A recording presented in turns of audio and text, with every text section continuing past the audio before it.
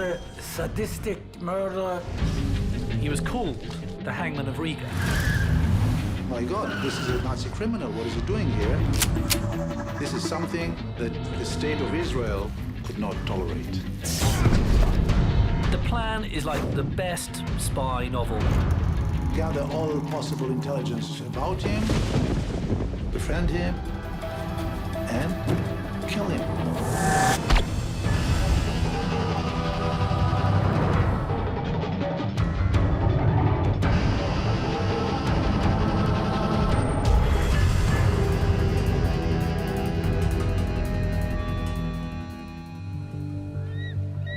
Summer 1964, Brazil.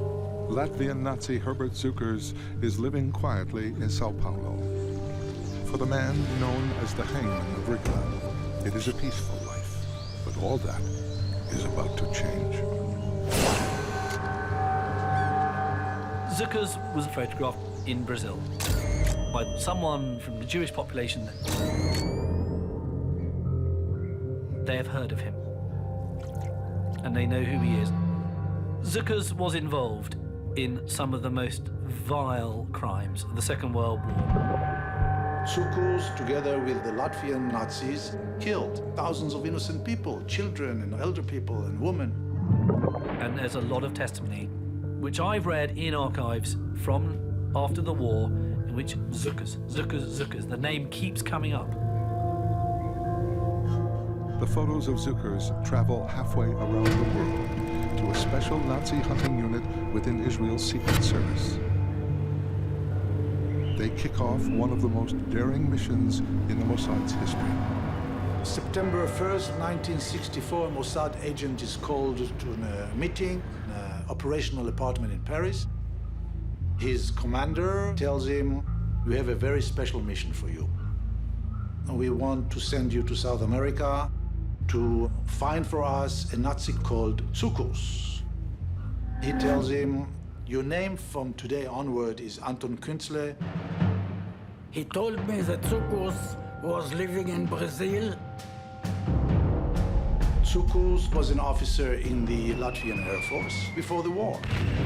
Mid-1941, Hitler invades Latvia.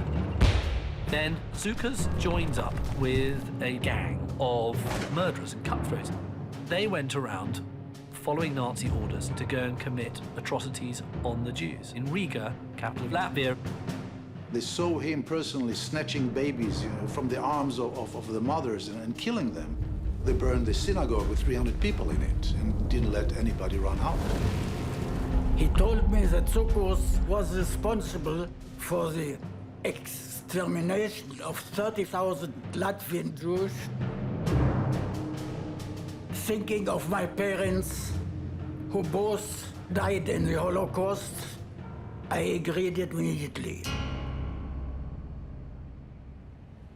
Anton Künzle was the perfect choice for this kind of operation. First of all, because of his background. Künzle grew up in Germany when the Nazis came to power. German was his mother tongue. He was part of the team that kidnapped Eichmann 4 years earlier. unlike a desk murderer such as Adolf Eichmann, Zuckers literally had blood on his hands. And they think, what are we going to do? Are we going to do another Eichmann? Are we going to kidnap him? Conduct a trial? Or are we going to do something quite different? They decided this time not to kidnap him and not to put him on trial, but to execute him and have the public reaction to it. The plan: Künzle will befriend Zuckers and lure him out of Brazil. Assassinating him on Brazilian soil is risky. There could be retaliation against the large Jewish population. If Künzle is caught, he could be executed.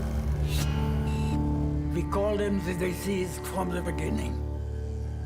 We were confident the mission will succeed. They wanted to make Nazis all over the world fear of their life. Despite the danger, the Mossad agent has one condition. I asked to go only alone. No squad to watch about me. If it was discovered that somebody was guarding me, it might be my end. But to work alone, he needs a cover story. I became an Austrian businessman, untold, who was a former Nazi, who intended to develop tourism to Brazil. I started growing a mustache.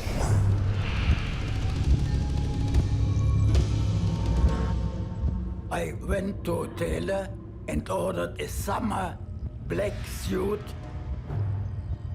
At the oculist, I faked the result of my examination so that I could get prescription glasses.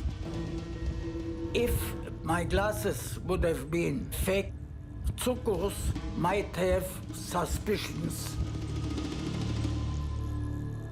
Kunzel looks like your classic, anonymous, Western European guy. He's sort of balding, he's got a moustache, he's got glasses, he's a little bit tubby. If you walk past him in the street, you wouldn't remember him. And he's the perfect spy. My bald head and my belly are the means which make me trusted to everybody I meet.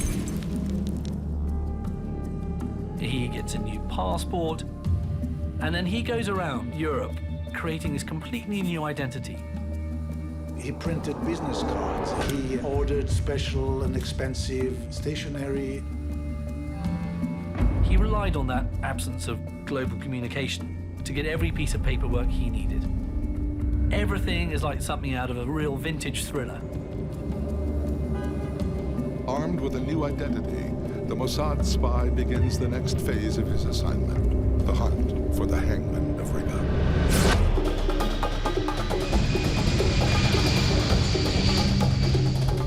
I booked a ticket to Rio de Janeiro.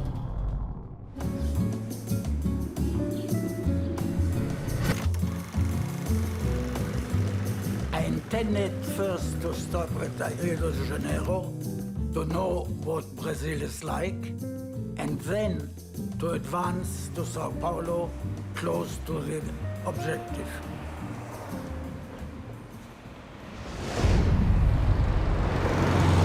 He toured around a couple of days to establish his cover story, tried to build up some contact to the local tourist industry.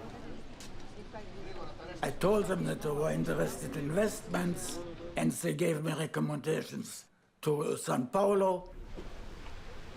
I got their personal cards, names and their addresses. I left signs in every corner to assure my identity. When Anton Kienzler was given the mission of finding Zuckers, he really felt that he's doing a holy mission. His mother was killed in Auschwitz. His father died in concentration camp of Theresienstadt. I feel a certain debt to my parents. But the mission isn't just about revenge. Many European countries are about to formally declare that the time for prosecuting Nazi war crimes is over. Israel will never accept this. Even though 20 years have passed, some people don't forget.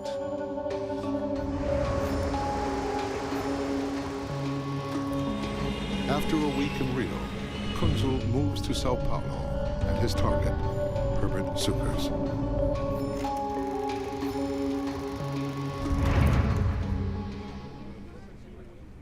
I went to the place where Zuckers was. I saw him. Zuckers at the time was renting boats, and also he was running a plane service. He flew little seaplanes, and he would give people tours of Sao Paulo. Zuckers is living in Brazil for the last 20 years. Like many high-ranking Nazis, After the war, Zuckers escaped to Brazil. The Brazilian government is fanatically anti-communist and turns a blind eye. Kunzel knows if he is caught, they will be far less sympathetic to an Israeli spy. Kunzel understood that this is something never done before in the Mossad, because he was sent to Brazil without a backup team, and he was working solo by himself in order to approach Zuckers, gain his confidence, and eventually bring his death. He seemed very strong, quite physically fit. I would have to take this into account. I decided to return when I was sure I was ready.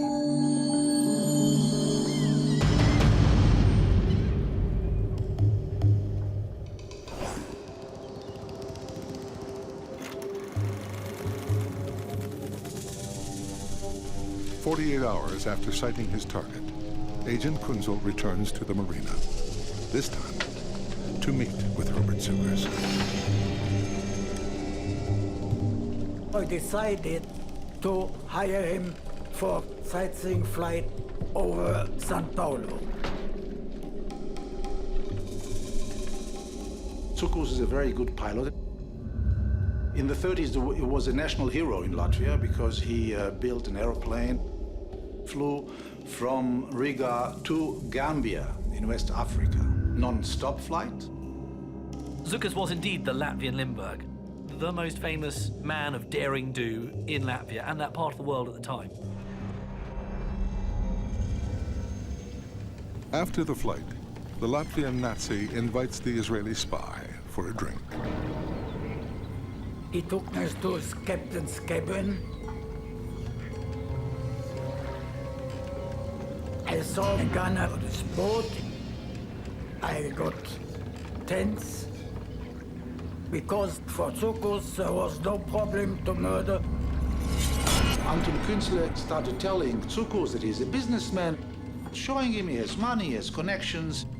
Zuckers sees Kunzel's obviously a man seemingly of great wealth. Zuckers, on the other hand, has made very, very little money running his flying boat hire pleasure flight business. But he lived extremely modestly, and he had financially a very, very tough time. I told him that I had come to invest capital in South America and tourist business. You are connected to it. It would interest me to talk to you. And that's his way of tugging at Zuckers' greed. Zuckers admits quite quickly to Kunzel that he has this incredibly dark past. He said, you know, they say I am a war criminal. His remark that I'm a Nazi criminal could be a way of testing to see who is the guy in front of him. And Kunzel should no, he didn't react, you know. He said, okay, so people say you are a Nazi criminal, I mean, okay. He asked Kunzel, what were you doing during the war? I knew he was a captain. In this case, I decided I was a little lower, so I made myself a lieutenant. And he said, and I also was wounded on the Eastern Front. And Zuckers said, really? I opened my shirt where I had an operation in Tel Aviv hospital, and I said I got wounded on the Russian front. He had some sort of mole or something removed. And of course he claimed this was some sort of wound that he had received. And of course all this helped build up the story that he had indeed been a serving officer of the fatherland. And Zuckers started to believe it all. He said, you know, why don't you come to see me during the week in my home? I said, I don't know when I shall come back. Kunzel knows in order to get his man, he doesn't want to, like the suitor at a disco, go in straight away and lay his intentions straight up. So he plays the long game. I wanted to let him boil in his oil. Not so quick. Chi va piano, a vol va lontano, va sano. Who goes slow, goes far and goes safe.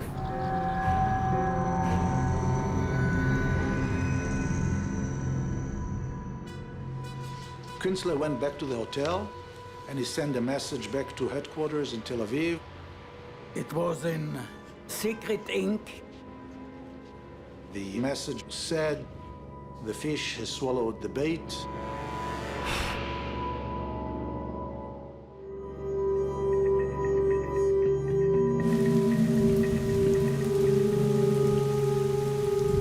I left him in doubt, and after a week or so, came back. Tsukos invites Künstler to have dinner with his family. He lived in a house which looked like a fortress. It's a fortified house with barbed wires around, and dogs and the searchlights. It was defined enough to show him, look, I'm well protected. It's really going into the lion's lair. No backup team, no protection. If the family is suspicious that he's maybe a Mossad agent, they can kill him, throw away his body, nobody will know about it.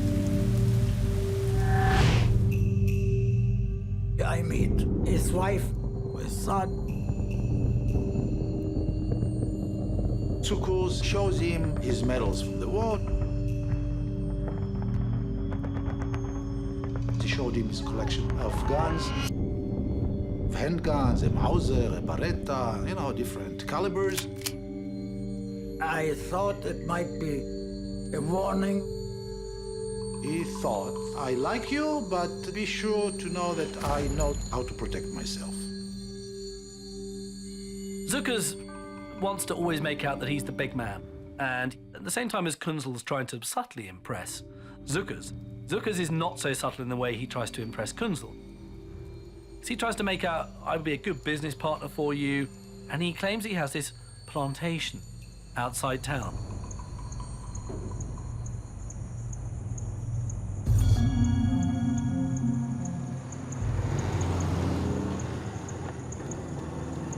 He took me close to the jungle. It's quite a long drive, and obviously, you know, people will need a little rest break. Kunzel suddenly realizes, because he's circumcised, this could be a problem if Zuckers sees this when they urinate on the side of the road. Kunzel was very cunning about it, and he worked out that if Zuckers actually had seen his penis and inquired as to why it lacked a foreskin, he was going to say, well, I caught gonorrhea in a military brothel on the Russian front, and one of the forms of treatment was to be circumcised.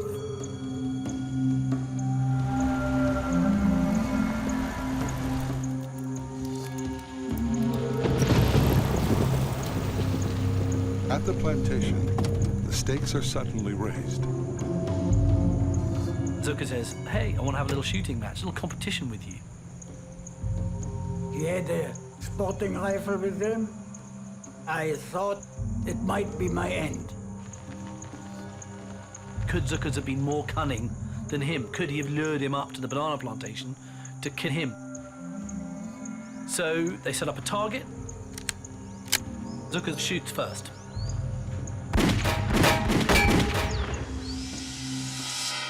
And he gets a very nice grouping. And Kunzel goes, well, it's the type of practice Zuckers got from shooting Jews running away from him on the streets of Riga. Kunzel then is given the rifle. And said, do you still know how to shoot? I said, yes. Tsukos didn't know that Anton was a real marksman. I was the first in Israel to volunteer for the British Army.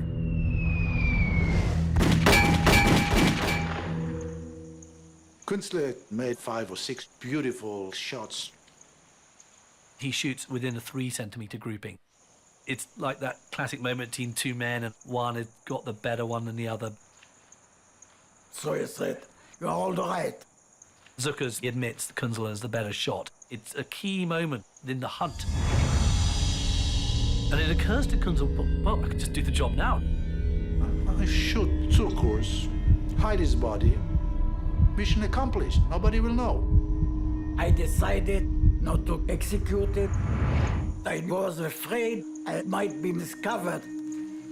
In Brazil at the time, there was still capital punishment.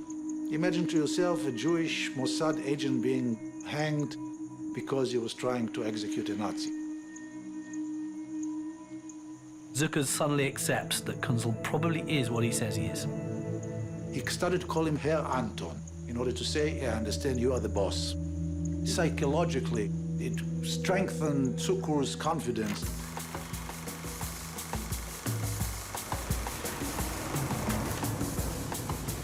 Over the following weeks, the Israeli spy gets closer to the marked man.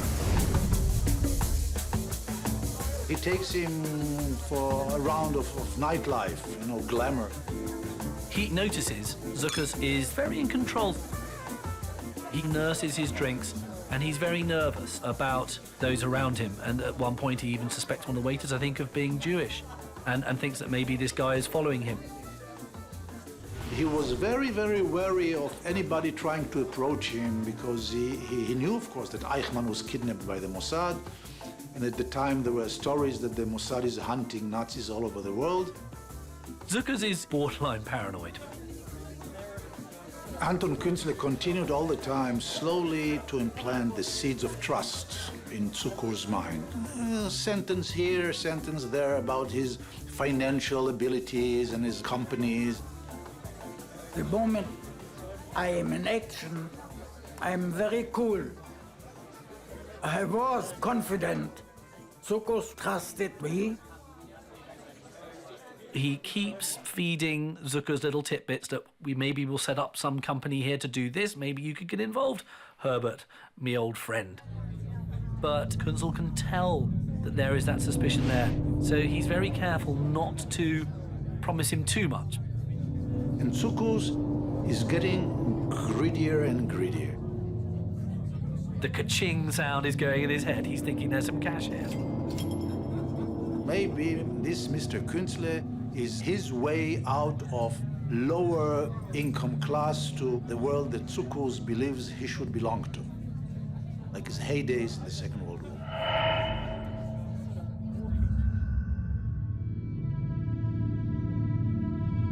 On the first day of the occupation, I was 16 years old. And there was a knock at the door, and there was Herbert Zuckers. And they said, "You're a Jew, you get outside, doesn't matter what you were." That's the last time I saw her dad. And that was the beginning of the end. Zuckers came in and threw us out of my apartment. He took all our belongings. They built a ghetto in the outskirts of town. Bob wired it, called the Riga Ghetto, where they shoved us into the ghetto, and I kissed my mom goodbye for the last time. The next morning, they were gone. The Jews were driven out of the ghetto at Riga by Zuckers and his men to the forest where tens of thousands of people were murdered. 3 people survived, and luckily we have the testimony of some of those. He wouldn't just shoot adults, he would shoot children in front of their parents. And there are testimonies which has him shooting a baby in front of its mother. Within 4 months, I lost my mother and father. My entire family was wiped out. They were killed in the mass graves. You could hear screaming and hollering. The children were hollering, the women was crying. We could actually hear the guns. Later on, Zuckers occupied my apartment. And at nighttime, he would have me come upstairs to my own apartment and play the piano while he was entertaining his girlfriends. I could hear Zuckers laughing and drinking and having fun, and there I am sitting and playing. It was horrible. Even though I survived, it's something I can never get over.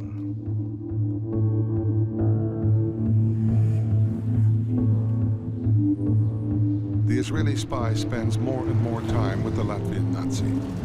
They scout for new investments. They plan future businesses. Kunzel realizes after many more meetings with Zuckers that things are going extremely well. And he realizes that things are now getting into place in order to actually perform the final part of the mission, i.e. the execution. 3 weeks after their first meeting, Kunzel tells Zuckers he has to return to Europe to take care of business.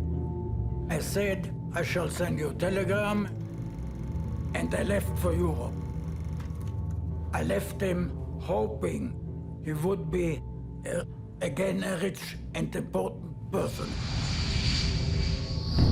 But when Anton Kunzel returns to South America, he will not be alone. In Europe, Anton Kunzel plans the next phase of his operation against Nazi Herbert Zuckers. Kunzel goes back to Paris where he discusses with his fellow agents what's the best place to kill him. We decided that if we shall execute him, it would not be in Brazil, but in Uruguay. There's a big Jewish community in Brazil. And if this is seen as Jews killing a Nazi, then there's going to be a backlash against the Jewish population. Uruguay was more democratic than Brazil at the time. A very small Jewish minority. It wouldn't cause such a repercussion. And also important, no capital punishment. Montevideo, the capital of Uruguay, they decide that's the best place. They decide to lure him into an isolated place. Someone from the team would read to him a charge that he was personally responsible for the murder of 30,000 Jews of Riga and execute him on the spot. He's a very big, solid guy. And you see pictures of him, and he's got forearms the size of, a boxer's. He's a fierce proposition. They were expecting to have some kind of a fight. A hit team was built up. Our 4 Mossad people, they are giving course in man-to-man combat. They spend a lot of time practicing their karate moves and how to do their martial arts. The hit squad is primed. The balding spy sends the hangman of Riga a letter urging him to come to Montevideo. As an incentive, he includes a check for plane tickets and expenses. Kunzel decides, I can say that we have a business opportunity we want to explore there. We're a big business, we can do this. Zuckers is reluctant because he's very worried about leaving the country. He feels threatened, he feels unsafe because he won't have the protection of his friends and family around. He was always suspicious. But for the impoverished Nazi, the money proves irresistible. Zuckers had no passport, so he had to file for a Brazilian passport.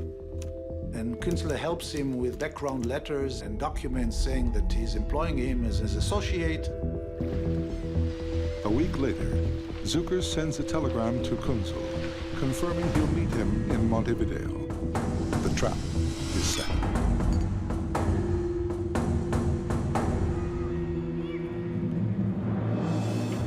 The team of Mossad agents fly out, and they fly into different places at different times, but they all meet in Montevideo in order to plan the next part of this mission.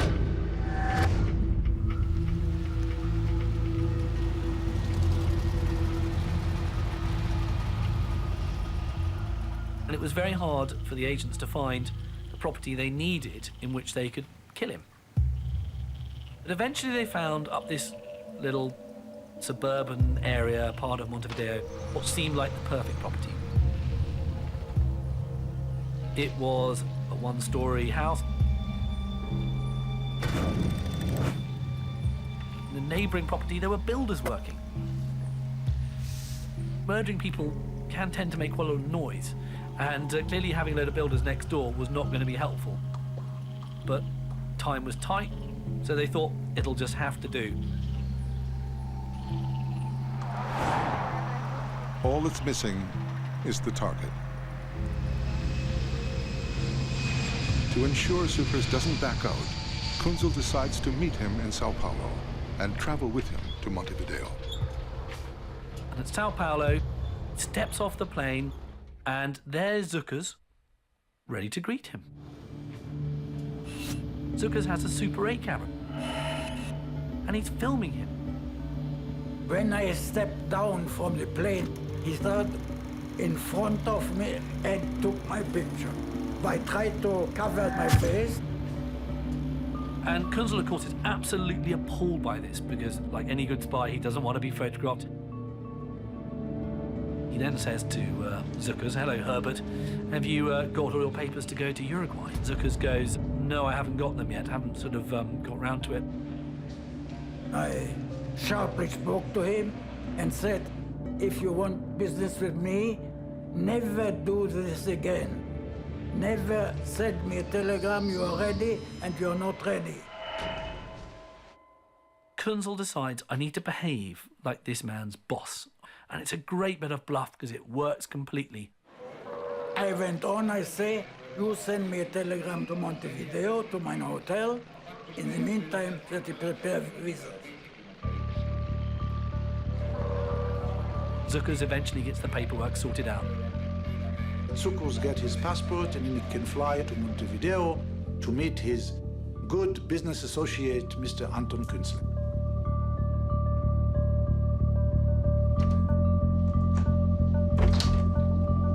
Before he leaves, Zuckers does something odd. He gives his wife the Super 8 film he took of Kunzel at the airport. Was it because he just wanted, to have some footage of a short, balding, moustached man? No. Zuckers had this cunning. He was always suspicious of Kunzel. Zuckers told his wife, "If anything happens to me, this is the man who is responsible."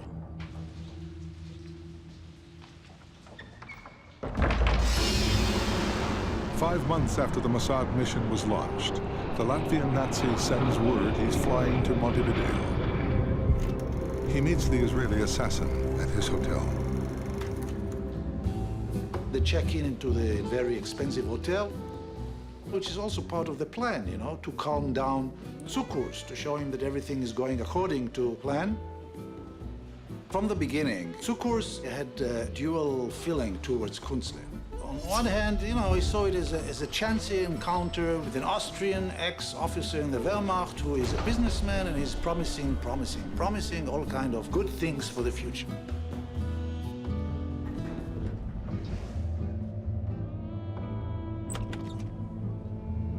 On the other hand, Zuckers was a very clever person. He was alert all the time. He knew that after the war, he will have to pay for his crimes. He knew that he is not innocent.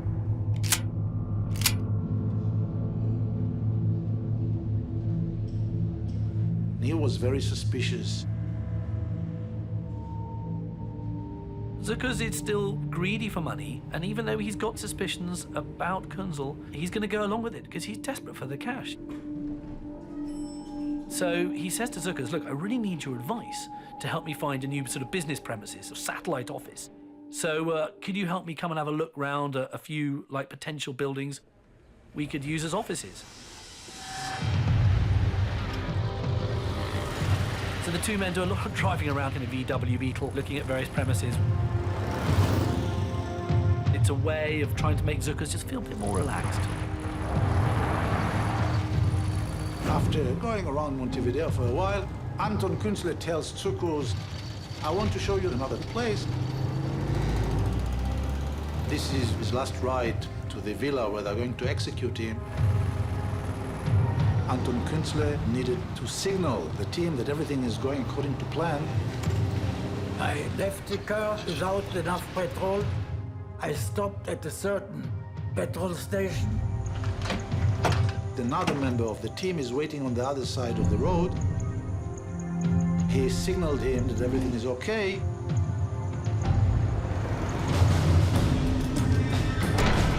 The lookout alerts the hit squad to meet at the house.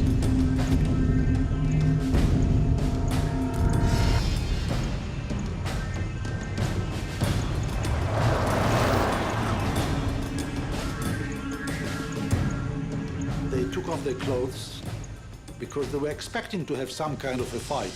They knew it will not pass without violent reaction from Zuckers. Things could be very messy and very bloody.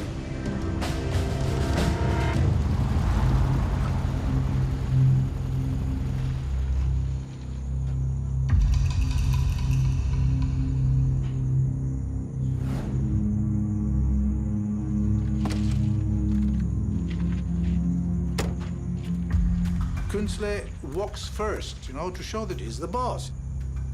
If I open the door and say, go in, he will not. If I go in, he will come after me. And he's thinking, I can't hear him behind me.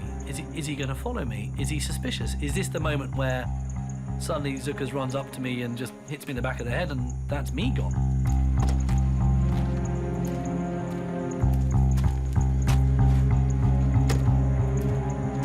And eventually he hears footsteps. And Zuckers is walking up behind him and he thinks it's going to happen.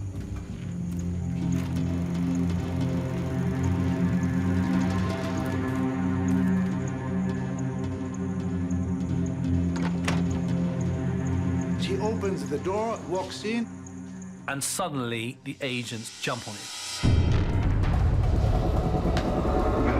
Zuckers is fighting for his life. He managed to rush to the door. And the most horrendous fight takes place. One jumped him and they immediately threw him down. He fought like a lion. All these young Mossad agents were all being, held off by Zuckers. Zuckers reached to his own gun. A hammer is produced. Zuckers pretty much crumples, but he's not dead. He started shouting, "Lass mich sprechen. Let me speak." And 2 shots are fired into his head. And that was the end of Herbert Zuckers. Agents in underpants, covered in blood, looking down at the hangman of Riga. He was gone.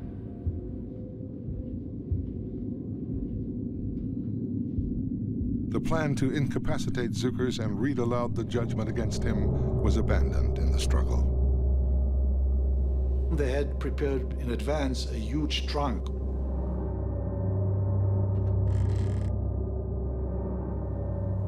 He was put in a box. They attach a note to his blood-stained body, saying, considering the gravity of the crimes of which Herbert Zuckers is accused, notably his personal responsibility in the murder of 30,000 men, women, and children, and considering the terrible cruelty shown by Herbert Zuckers, is carried out his crimes, we condemn the said Zuckers to death. He was executed on 23rd February 1965 by those who will never forget. He dressed up, and each one went his own way according to plan. And then they all make their way back to Paris. The job is done.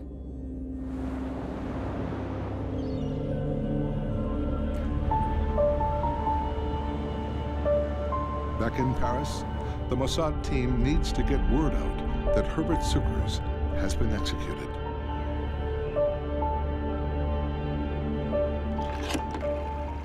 We contacted paper agencies in Uruguay to tell them that the body of this gruesome murderer will be found in a house in Montevideo. He called a newspaper in Paraguay.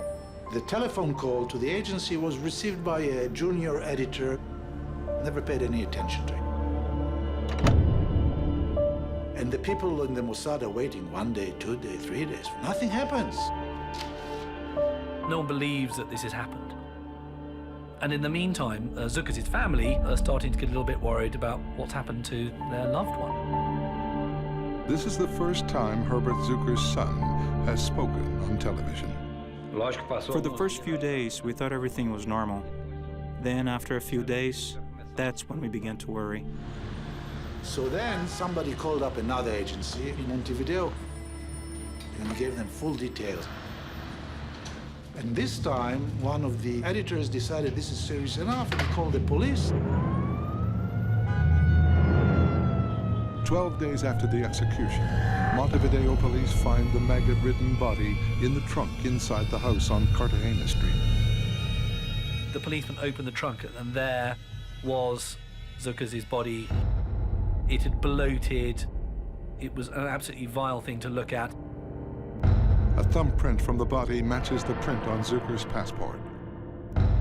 As intended, the news travels like wildfire. I was listening to the radio and heard they found a body in Uruguay. I got this terrible feeling. A wave of anti-Semitism breaks out. Synagogues were burnt down in both Uruguay and in Sao Paulo. There were lots of random acts of low-level violence, but there wasn't any sort of massive reprisal carried out. It seems Israel's message is heard loud and clear. 4 days after the body is found, the German government reacts. They extend the deadline on prosecuting Nazi war criminals. But in Montevideo, police have a homicide to solve. The family showed pictures of Kunzel to the world's media. We gave them the picture that was taken at the airport. It was all we had. But it was too late.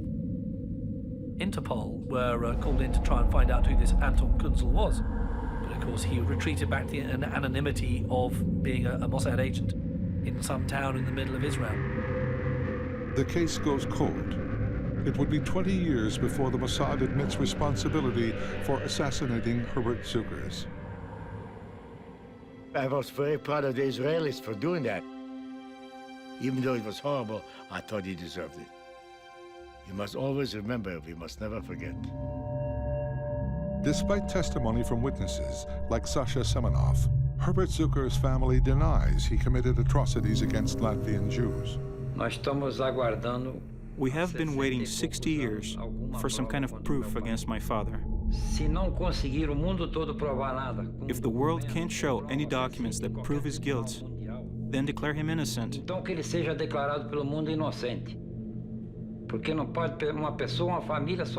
My family has been suffering their entire life because of these lies. To this day, the man responsible for Herbert Zucker's death has never revealed his true identity. Anton Kunzel came back to Israel. Of course, his mustache was shaven off, glasses thrown away. He continued to work for many years in the Mossad. They got their man, they did it efficiently. Morally it's problematic, but it is nevertheless brilliantly done. So it was, in many ways, the perfect mission. I am very satisfied. It was never dull in a moment.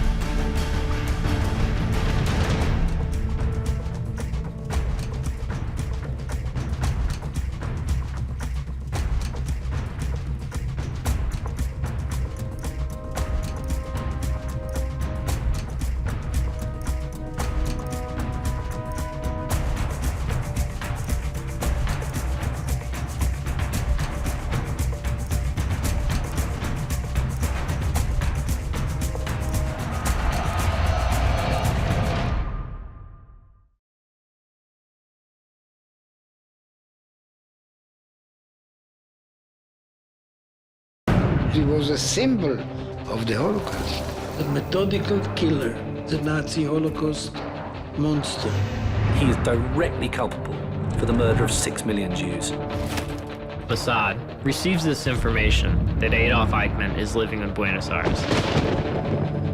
We were sure that this man was Eichmann. The Mossad agents were running a terrible personal risk in going on this operation. The order was very simple: to capture him, to bring him to Israel alive.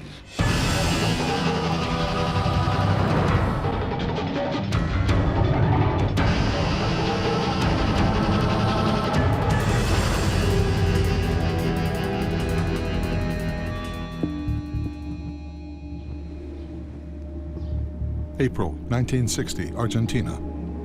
One of the world's most notorious Nazi war criminals, Adolf Eichmann, is living incognito with his family near Buenos Aires. The family have in fact moved to a street on the outskirts of Buenos Aires called Garibaldi Street. But a blind Jewish piano tuner whose daughter briefly dated Eichmann's son has tipped off Israel's Secret Service. Now, the man branded the architect of the final solution is in the Mossad's sights.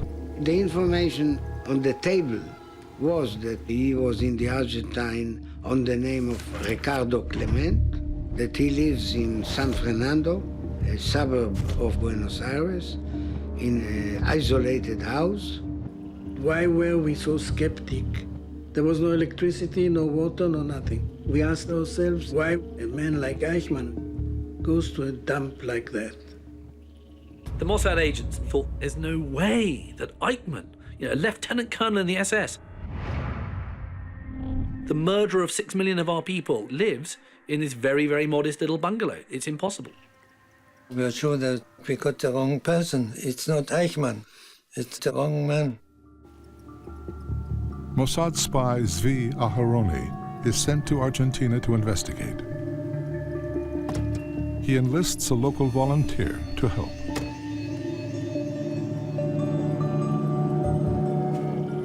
So Aharoni goes to rather extraordinary steps with one of his people going up to the house, speaking to him about trying to buy land in the adjoining district. We had a camera hidden in a case so you can't see it. You would press certain buttons on the handle and it would click these photographs. You can make pictures and the man doesn't know that you've been photographed. And that's how we got these pictures. He gets the pictures of the man he thinks to be Eichmann. He looks at it, compares it to old portraits of Eichmann. The left ear is like a fingerprint. They photographed this man with his left ear. And we had a photograph of Eichmann in SS uniform with his left ear. We were almost sure, I can't say 100%, that the man was Eichmann.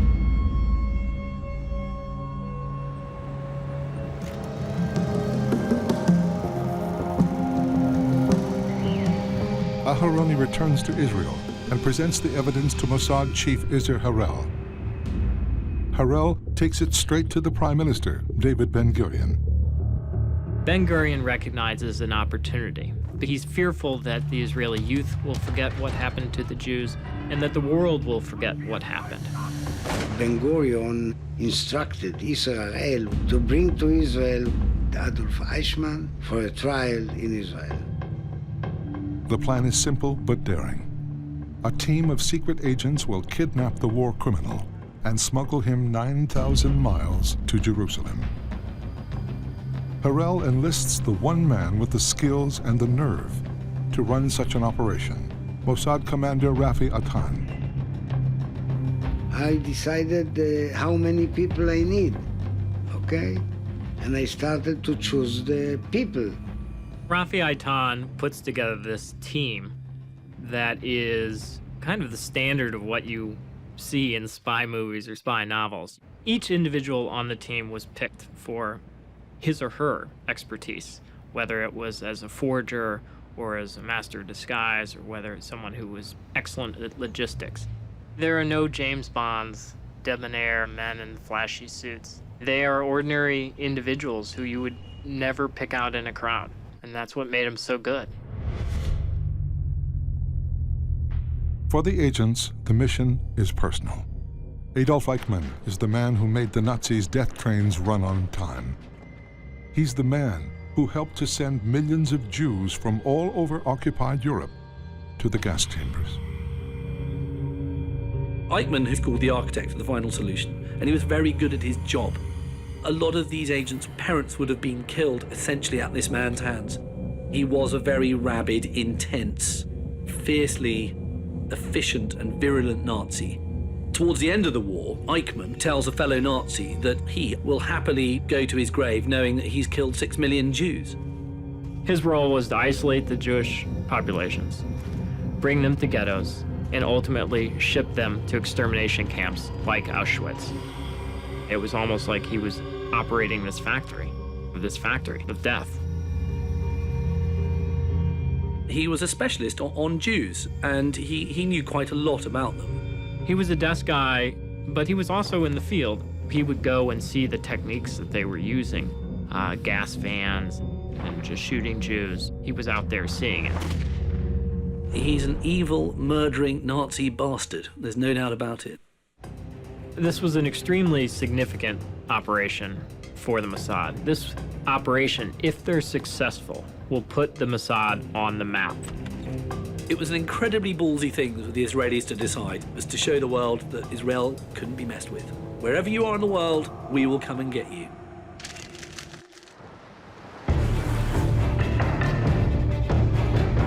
Two weeks after Adolf Eichmann was photographed, an advanced team of Mossad agents arrives in Argentina on separate flights on different days. We all traveled on false passports, on languages we didn't master, in countries we didn't know. And we had nobody to turn to.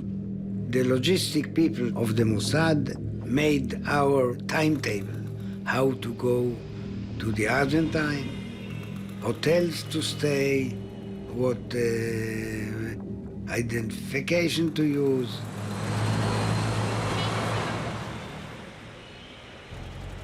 Their task: confirm the man in the photograph is still at the same address. Surveillance expert Abraham Ben-Dor heads to Garibaldi Street. I wanted to see the area and the surroundings. He was driving, I sat near him. By chance, we came when the bus came. And suddenly I saw a man walking, and I said to Tzvi, "That's him in the photo. It's Eichmann, it's Eichmann." Tzvi got so excited that he slammed the brakes. It was a lousy car, and the brakes were screeching. I said, "Don't do that, he might get suspicious." When Tzvi hit the brakes, I thought that he could never be in my team because he's so nervous. Eichmann, he went on for 150 meters and he turned left. And another 50 minutes he turned left into the house. That was the only house anyway.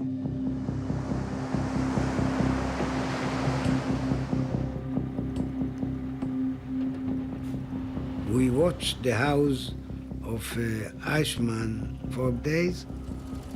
They begin finding out exactly what Eichmann did, what time he woke up, when he left for work, what bus he took, how long he stayed at work, when he came home, what he did when he came home, when the lights finally went out at night. A single word is telexed back to Mossad headquarters in Israel.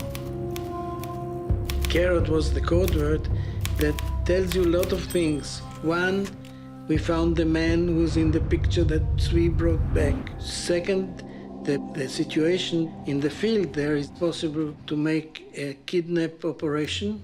Third, we are going to continue the surveillance of the house.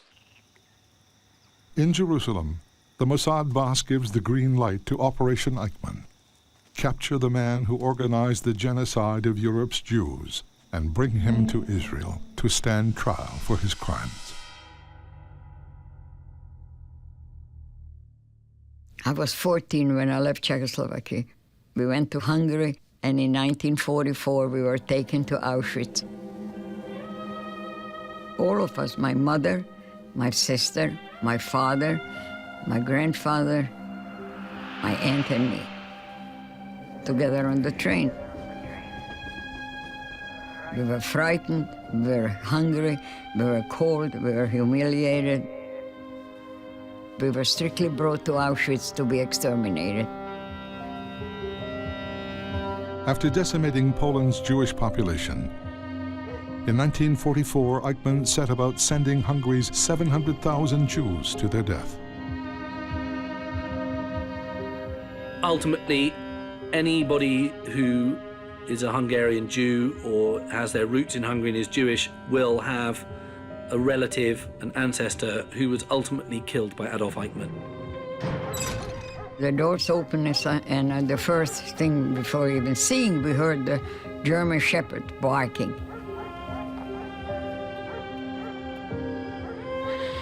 And couldn't believe it, that here we were in this horrible, horrible place.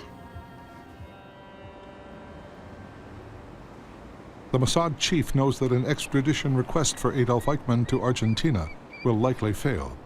It would also send the Nazi into hiding. The kidnap team arrives, but they've got lots of things to be getting on with. I mean, it's not just a case of just like hitting him over the head, putting him in a car, putting him in an airplane, let's go home, job done. You've got to work out, if we hold him, where are we going to hold him? So they've got to rent a house. Now, renting a house in 1960 in Argentina is not the easiest thing to just go around doing. There's a lot of things like that which one doesn't think about they had to try and achieve. That task is given to Master of Disguise Yitzhak Nesher. Posing as a tenant, he finds a villa an hour's drive from Buenos Aires. They picked this house because the neighbors were not too close. It had an enclosed backyard. It had several rooms big enough to keep all these agents. It was a normal house in a quiet neighborhood in Buenos Aires. So that was the first factor. The second was they needed to get Eichmann out of the country. It was Harold who came up with the idea that maybe they would fly Eichmann out with an El Al jet. But Israel's national airline does not fly to Buenos Aires, with one extraordinary exception. Luckily, and it's one of those bits of coincidence, there's the anniversary of Argentina's founding, and the Israelis say we want to send a delegation of dignitaries out to come and help celebrate. And Argentina says, yes, well, of course, you must send this special flight. And it's this special flight that's going to take Eichmann out of the country. So the schedule of when the operation proceeded was based on when that plane was arriving and could take off from Buenos Aires. The plane is set to arrive on May 12th and depart the next day. This means they have a week to kidnap the war criminal. The clock is ticking. We saw him every day, the same time, except Sunday. Same bus, same hour, everything the same. Eichmann is a character of habit. He likes to get off the bus, the 202 bus, at the same time every day, back from this big car factory where he's working. The road near the house wasn't very busy. There were no people walking on it, and very few driving on it. Garibaldi Street in 1960 was the worst street in the whole of the Southern Hemisphere to conduct a kidnap. It was completely exposed. The Eichmann house is just this concrete block. It's like putting a dice on a pool table. It's just there, and there's not much else around. So if you're walking along and you look different, you're going to be noticed straight away. It was a strange place to conduct a kidnap, but where else were they going to do it? So we thought, that's it. After watching him and his way of doing things, we were convinced that the easiest and the best way to get him was just when he gets out of the bus, walking home. Now, orchestrating that to come off flawlessly is an entirely different game.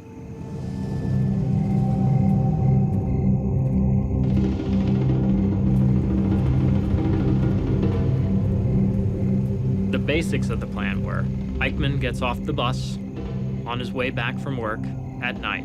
As soon as he turns the corner onto the smaller road leading to his house, they would grab him. The plan was J. Malshin to walk between the house and the bus. Eichmann walked between the bus and the house, and they should meet somewhere in 2/3 of the way. Zvi Malshin had to tell him, Momentito, senor, I would like to ask you a question. That was the plan from the beginning. To get the mechanism and the tactics together, we did it about 300-400 times. They practiced throwing Eichmann into the car, putting him down on the floorboard, and driving off. In 20 seconds, we wanted to do that. They practiced the route that they would escape from numerous times in case the police were chasing them. We didn't carry weapons because it was incriminating. Why do we need the weapons for? We don't want to shoot anybody? We knew that the only enemy that we could face were the Argentine police or the Argentine military. So we said, we don't need any weapons. And that's a risk we took. The Mossad agents are running a terrible personal risk in going on this operation. If you were caught in Argentina in 1960 as a known foreign spy, you wouldn't have been executed, but you would have been in prison for ages and ages. And of course, your mission probably would have been denied back home, as is the great tradition of most spy stories. So yes, it was a terrible risk. Since the war, Argentina has offered a safe haven to high-ranking Nazis like Eichmann. There was a network that Juan Perón, the president of Argentina, put together to bring Nazis to Argentina. It was widely known within the network of underground former Nazis that if they found a way to Argentina, that the Argentinian government would help support them. With the Allies' victory in 1945, Eichmann became a wanted man and went on the run. He makes his way up to Hamburg and then ends up in a little town called Everson, where he works as a forester. Then forestry business goes bankrupt, and he finds this old Nazi guide to manage a chicken farm and ends up running what is quite a lucrative chicken business. But in 1950, fearing capture, Nazi sympathizers in the Catholic Church helped to organize Eichmann's passage to South America from the port of Genoa under the name Ricardo Clement. The route he's been using is a very well-trodden escape route. Some people call it a rat line. Eichmann's given all the paperwork he needs, such as landing permits for Argentina, exit permits from Italy, and so on and so forth. And eventually, Eichmann set sail with a third-class ticket to go to a new life in Argentina. Eichmann was certainly not the only senior Nazi to end up going to Argentina. There was almost a great tradition of Nazis going there. Some of them brought some money, some of them brought some technical expertise, and so on and so forth. The former SS officer has a string of jobs, from running a laundry to raising rabbits. None are a success. He finally finds steady employment in a Mercedes-Benz car plant.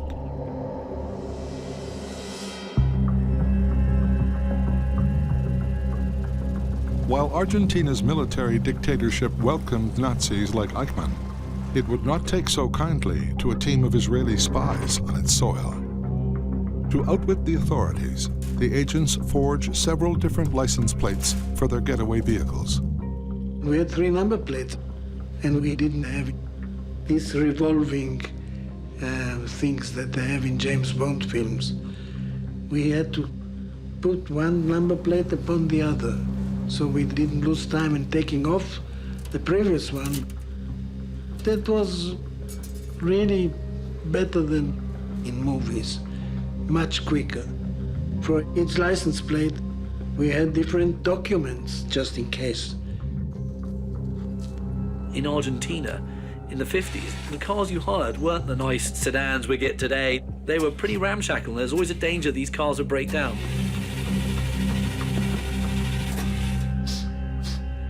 The cars were in a terrible condition, all of them. Once we had to push them. Of course, anything could happen. Operation Eichmann moves into high gear. From the second Eichmann went underground after the war, he was constantly worried about being found. He was constantly worried about every footstep behind him was someone coming after him. They're constantly fearful that if they let the operation go just one more day, that day was the one that Eichmann would figure out he was being followed and he would vanish. There was a danger that he would try to escape and get away from us. Of course, was a danger. One way or the other, struggle or not, this was the moment to go.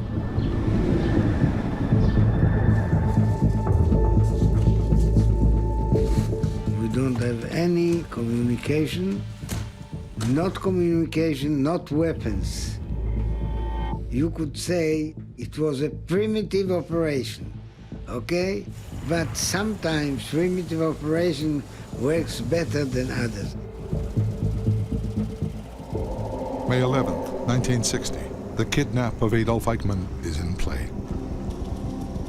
The Mossad agents arrived in the dark about 30 minutes before Eichmann was to return home from work to get their cars in place. They have two cars, one to capture him, the other to act not only as a backup car, but as an interference car in case they were being pursued by the police. There are 4 agents in the front car, and they're the snatch squad. They're going to grab him. They get out the car, and they have the hood up, and they're tinkering. It's the classic tactic, isn't it, of keeping cover, is playing with your broken car. And they're waiting.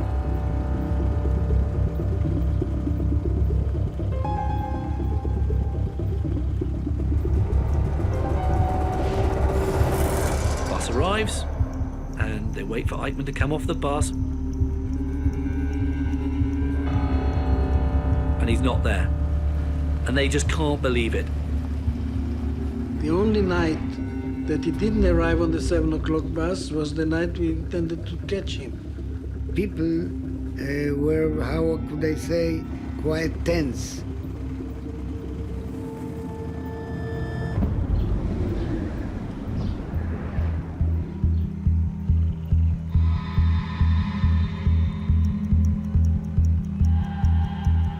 Every night, Eichmann has been on the same bus. And the night of the kidnap, he's not. And they wait, and they wait, and there's no Eichmann. And after 20 minutes to half an hour, the group are getting very nervous. Some bicycle went by and asked questions, and some men came by and asked questions. So the people became tensed. Tzvi Aharoni asked me, "What do you decide? Maybe we go." I said, "No, we stay." And you've got to remember Garibaldi Street, this desolate, empty place, they're looking very, very obvious. And then, suddenly, another bus comes. And out of it is the unmistakable little 5'7" figure of the little man walking along. Adolf Eichmann. There can be no doubt about it. We saw Eichmann coming, and then the operation started. When he comes with his flashlight, I blind him with my headlights so he doesn't see the other car. And he's walking towards them. And one of the agents, Malkin, the only Spanish he knows is the Spanish for a moment, or a little moment. A momentito, senor, I would like to ask you a question. You know, trying to get Eichmann over to come and see him. And he says this to Eichmann. But Eichmann was frightened. And Eichmann reaches into his pocket. And they think, he's got a gun. And then Malkin jumped on him and took him by his neck instead of his mouth. He tried to hold his hand in his pocket, and therefore Eichmann was free to shout. He started screaming, and I made a lot of noise with the engine to overshadow this noise. And at that point, Malcolm grabs Eichmann, and they wrestle their way into this ditch. We jumped on him, legs, belly, head. We put him into the car. But they tell him to shut up. And this is the first order that Eichmann has ever been given by a Jew. Moshe Tavor immediately went to the front. Tzvi Aharoni was already inside the car with the engine running, and I and myself was in the back, his head on my knees, and we covered him with blanket. And then Tzvi Aharoni told him in German, "If your life dear to you, be quiet." And then he said, "You should cooperate with our people, otherwise we're going to kill you." He said, ich habe mich schon in mein Schicksal ergeben. I mean, I have surrendered to my fate.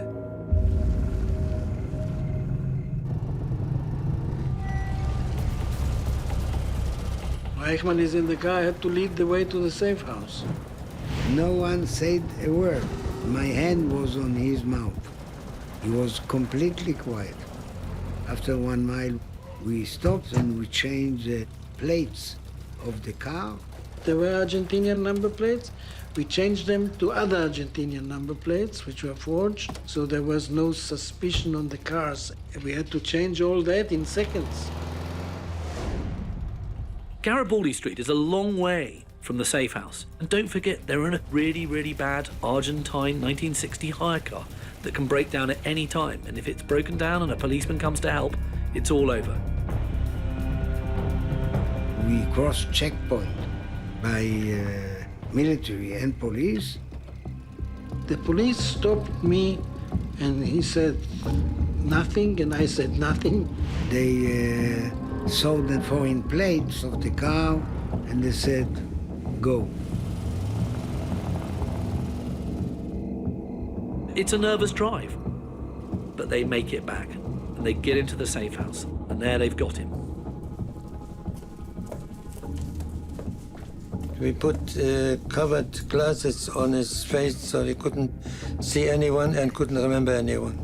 We didn't speak one syllable, nothing. We didn't talk to him, he didn't talk to us. We took off his clothes to make sure that he doesn't got any weapon or razor blade to kill himself.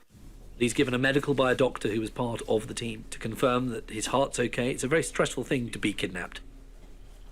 One thing they have to do, they're 90% sure they've got Eichmann, but they're not 100% sure, and they've got to make sure they're not kidnapping the wrong guy. Before we went to the Argentine, we studied the SS file that we had in our archive, and we knew Eichmann, his measurements, his facial scars, things like that. And all these helped us to identify him before we talked with him. One of the agents, Via Haroni, was given the job of interrogating Eichmann in order to establish exactly who he was, what he'd been up to, and so on and so forth. I asked him, what's your name? And he said, Ricardo Clement. And is that your real true name? And he refused to answer them.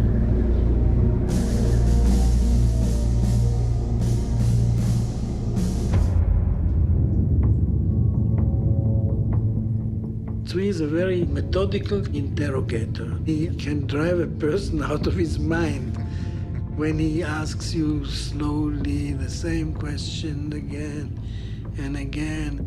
Ricardo Clement. Was that always your name? What was your name before?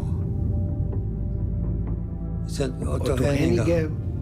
Otto Henniger, that was the name that he used in Germany after the war. The agents know Eichmann's SS identification number. They find the scar where his telltale SS tattoo should be. But Eichmann began to burn that off directly after the war ended, because he knew that it was the chief identifier.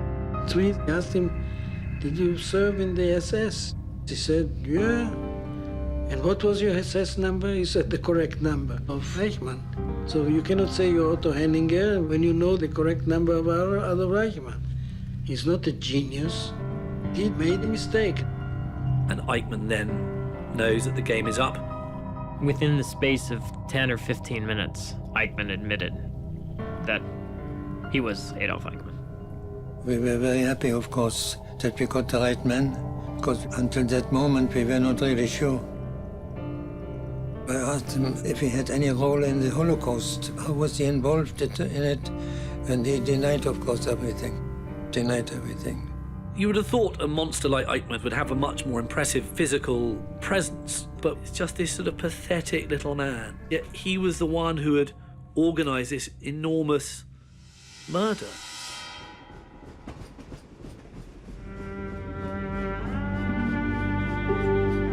I hate trains. Then when I hear that sound, I'm immediately transported back to 1944 and the trip to Auschwitz. We had to jump off the train And then we saw the soldier there, and we saw that people were standing on line, and one went to the left, one went to the right. We went to the right, and the elderly, they went immediately to the gas chambers. I didn't see my grandmother anymore. I never saw her actually leaving, mercifully. And they purposely always separated families. My aunt and me on one side, my sister and mother on the other, and that's the last time that I had seen them. The mission has gone like clockwork until now. Argentine officials delay the special Israeli plane that will take Eichmann out of the country. The team have a real problem now. They're stuck in this house with this figure of evil thousands of miles away from home with some very hot property. And that is not a good situation to be in. The Mossad agents holding Adolf Eichmann have hit a serious problem. They thought they were going to be there in the safe house for 2 or 3 days. In fact, the special El Al flight was going to be delayed by up to a week. We knew that the flight would come to the Argentine something between 20 and 21st of May. And there's not much they can do until their means of escape, this El Al jet, will be able to take them back across the Atlantic. They're stuck in the safe house. And like any people living close together under times of great stress, a lot of members of the team are, having goes at each other. They were constantly worried in the safe house about people coming after them, whether the police or Eichmann's friends, and most importantly, his family. His family are running around trying to find him, with various friends of theirs sympathetic to the Nazis. The risks were definitely the German community of Buenos Aires. The less happens, the more you get worried. Rafi, who was in charge, had most of the burden on him. He thought that it's impossible that the Nazis don't look for him or the family. He was really, really, really worried. They've got this very tense time. And what's not helped is they don't want to let Eichmann out of their sight, or he might commit suicide or try and escape. These agents, and this is what's really unpleasant, they even have to help him go to the lavatory, and I mean help him do everything.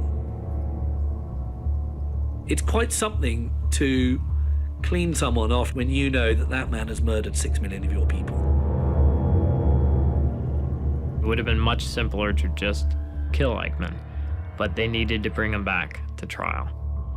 All the people in the house, though some of them were Holocaust survivors, all of them knew the importance of bringing Eichmann alive to Israel. All of them. They knew it, they understood it, and they fully agreed with it.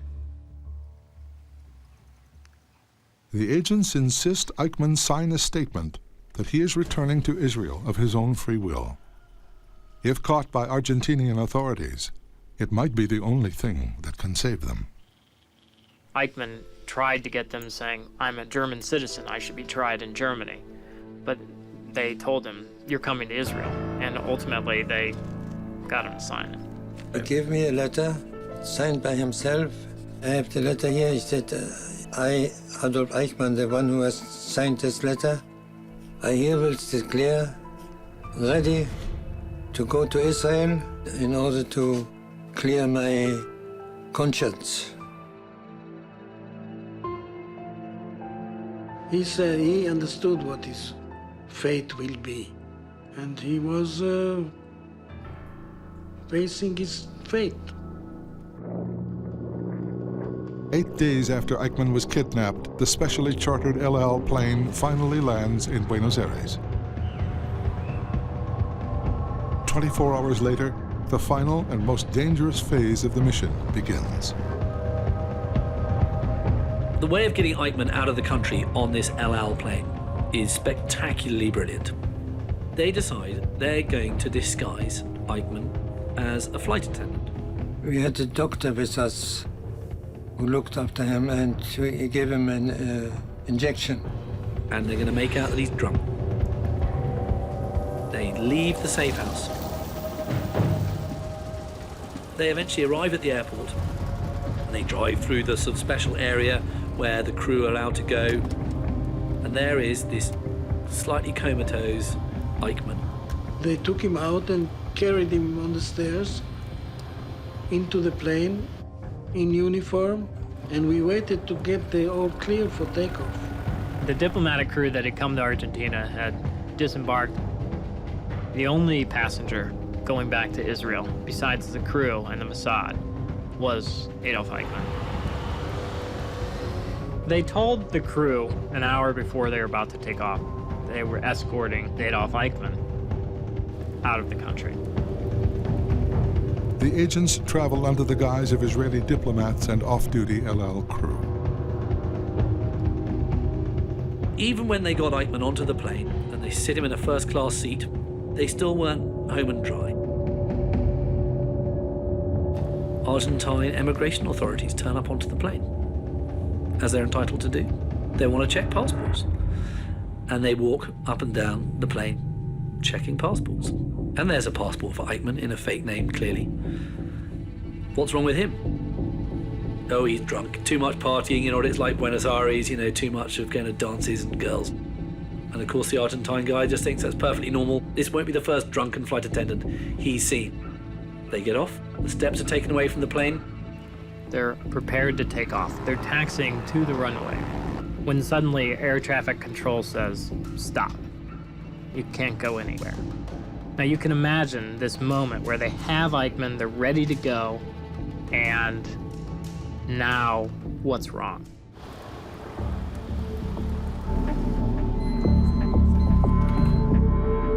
Moments before takeoff, the plane carrying Adolf Eichmann to Israel is grounded. They said 5 minutes and then 10 minutes and 20 minutes. But we were suspicious of everything. We were also tense. Have the authorities been alerted that Eichmann is on board? Is this operation about to unravel? Israel wants to take off and risk the prowess of the Argentinian Air Force. And an individual named Shaul, who's the navigator of the plane, says, I will go. I will check out and see what's wrong. So this normal navigator is told by Israel, if you're not back in 10 minutes, we're taking off without you. And he steps off the plane, his heart sinking into his shoes, thinking, I may never come back.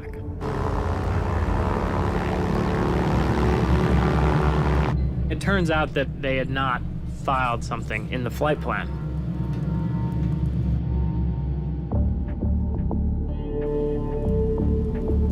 The navigator gets back on the plane, then they take off. Well, of course, it was a great relief and satisfaction. Then we finally took off and we were up in the air with Eichmann in the plane. The pilot announces that the plane has left Argentinian airspace. It was actually almost a celebration that they had accomplished this. But they still weren't home and dry. Normally, in those days, you would fly north up to Brazil from Buenos Aires, refuel at Recife, make your way across the Atlantic to Dakar in Africa, where you would then refuel and head on to Israel. Now, of course, the Israelis did not want to stay in South America at all in case someone was onto them. So they had to try and get this plane across the Atlantic all the way to Dakar on a single tank of fuel. And it was touch and go. They're almost flying on vapor when they land.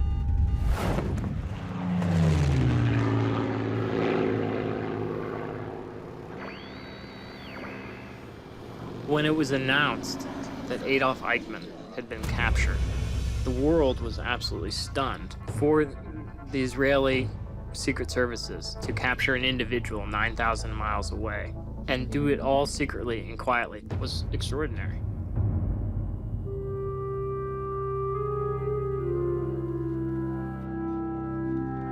The Eichmann trial was, in many ways, more than iconic. It in fact put the Holocaust on the cultural map. It reminded the world of what had happened in the Holocaust and launched this whole investigation of the Jewish experience during the war. Without the trial, people may have swept the Holocaust under the rug.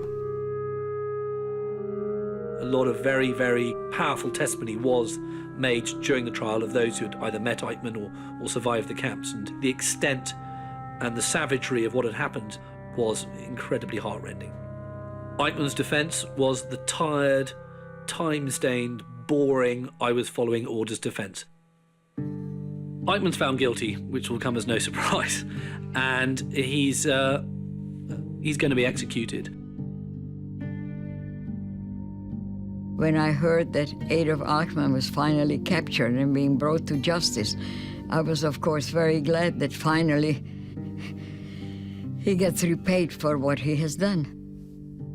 It was difficult to understand how such a man, who doesn't look like a big personality, was responsible for the death of millions of people. I don't know the answer.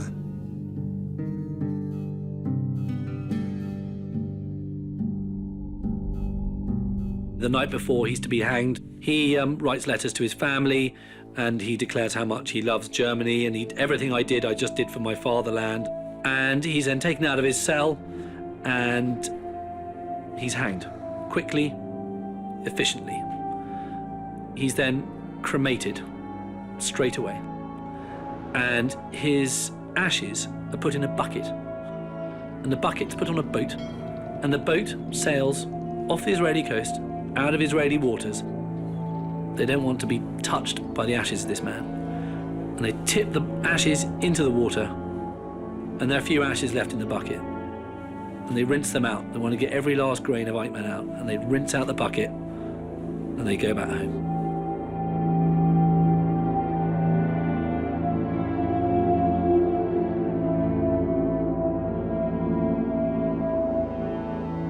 The end was just.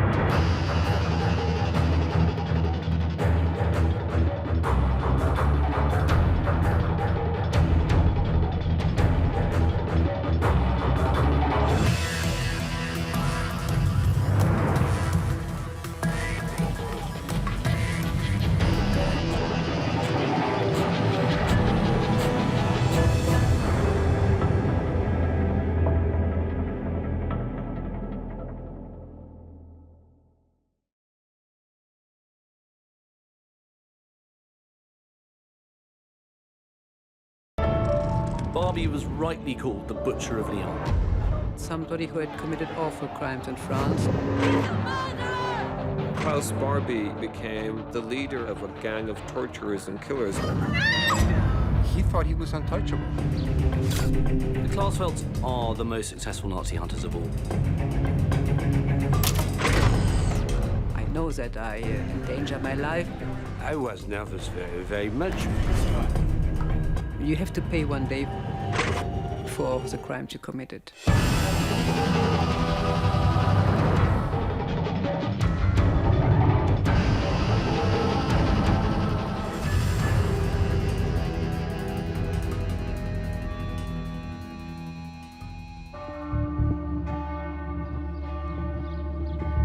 September 1971.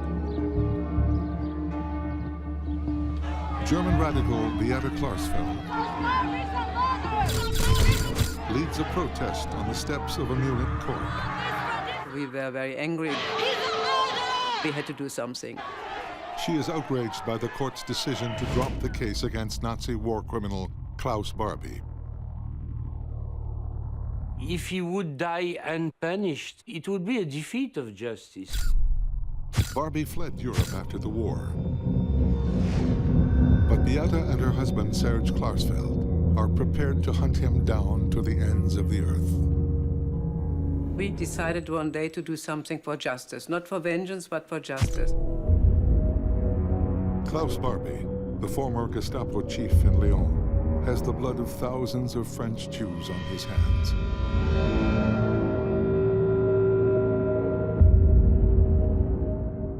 It was known that he was no more in Germany, that he was somewhere else in South America. The prosecutor in Munich, he said, you know, there's no way to pursue Barbie. We have not the proof. We hope that with the demonstration, the prosecutor would change his mind.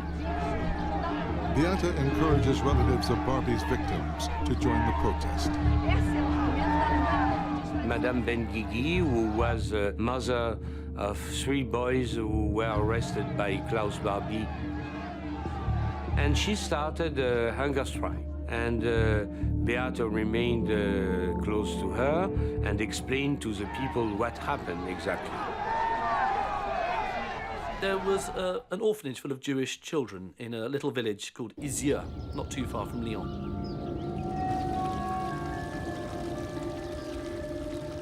And one day in 1944, Barbie arranges for the entire orphanage to be cleared out.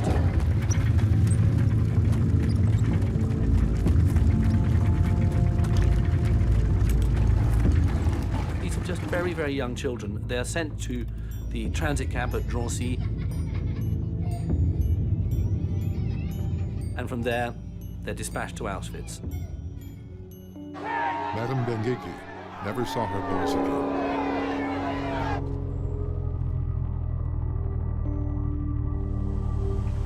Qu'est-ce qu'ils ont fait, ces enfants, pour les déporter et les envoyer au four?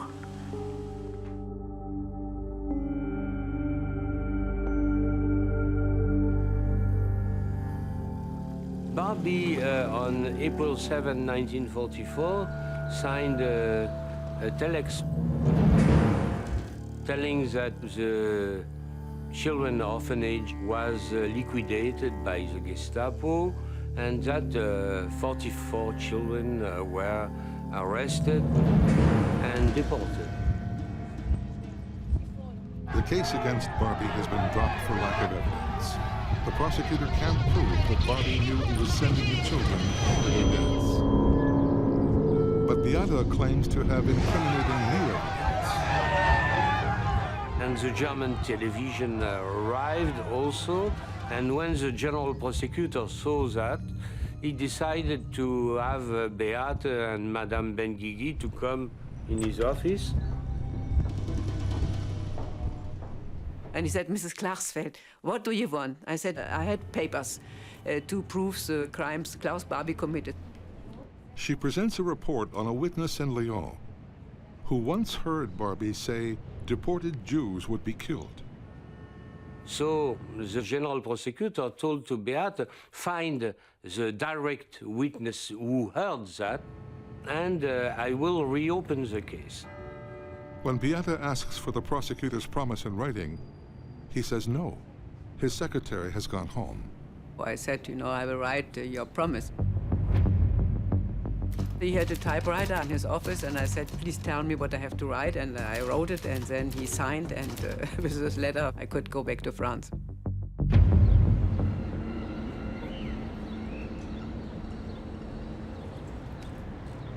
Beate and her husband, Serge, have dedicated their lives to hunting down Nazi criminals. They're an extraordinary couple. Serge is French, and his father had been taken away by the Gestapo for being Jewish and had died in the camps.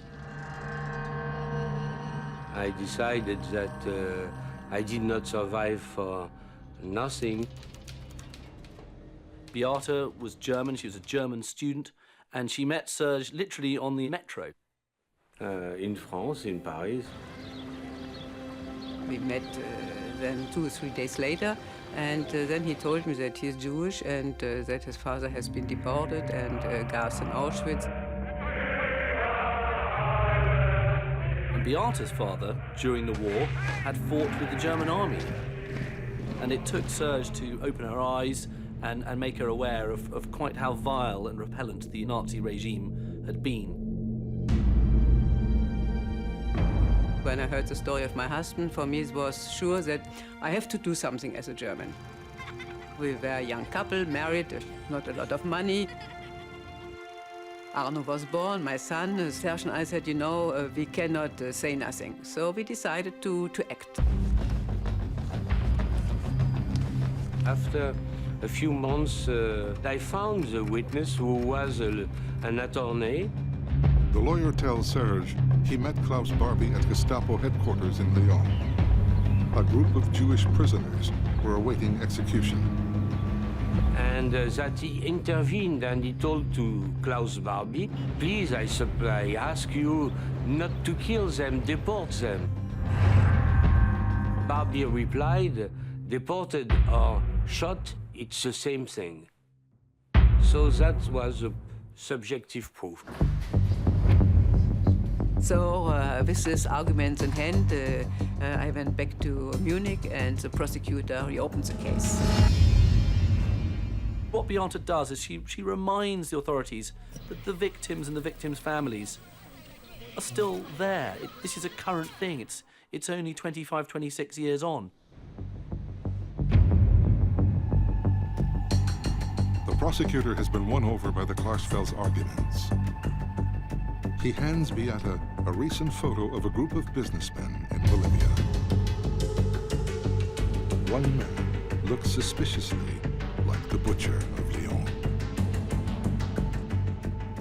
Prosecutor said, you know, I give you this photo, you go back to France and you ask survivors to compare, to see this photo and to ask them if they think it's Klaus Barbie.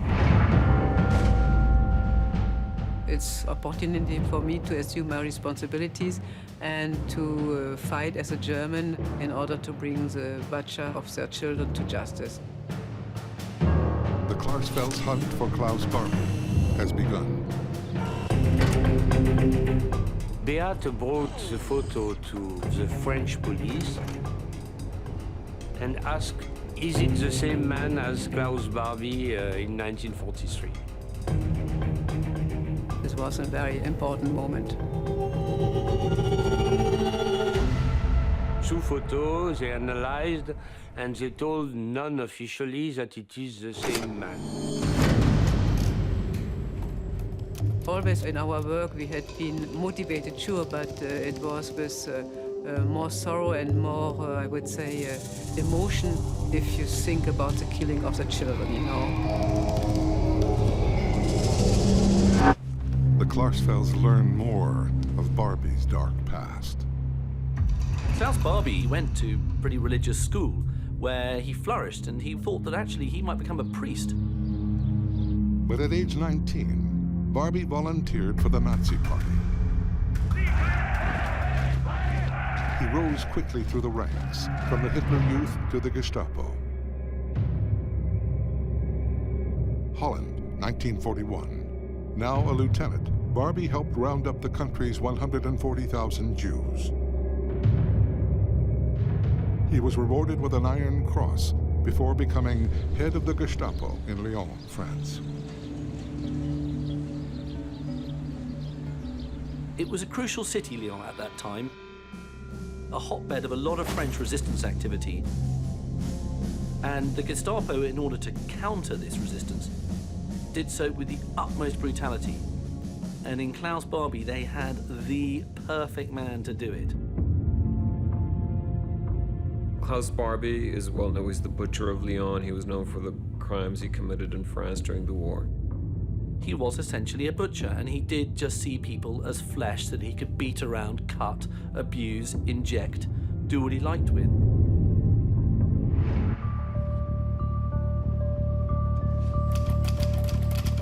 Beata's next move is to go public with the Barbie photos. Beata made such a noise in Germany that the photo of Klaus Barbie appeared in all the German newspapers. But the reaction they're hoping for doesn't come from Germany. It comes from halfway around the world. A phone call from Lima, Peru. And a man living in Lima told us that he suspected this businessman whose name was Klaus Eichmann to be, in fact, Klaus Barbie. He got a picture of Klaus Eichmann and he sent this photo and saying, you know, this Eichmann, certainly Barbie, is living here in Lima. And this His photos were analyzed, and he was the same man. So we were sure that Barbie and Eichmann were the same. There's no doubt for us, no doubt at all.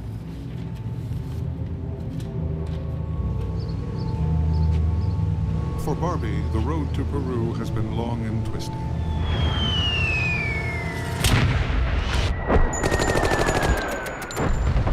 In 1944, with Allied forces closing in, he fled to Germany, desperate to evade capture by the French.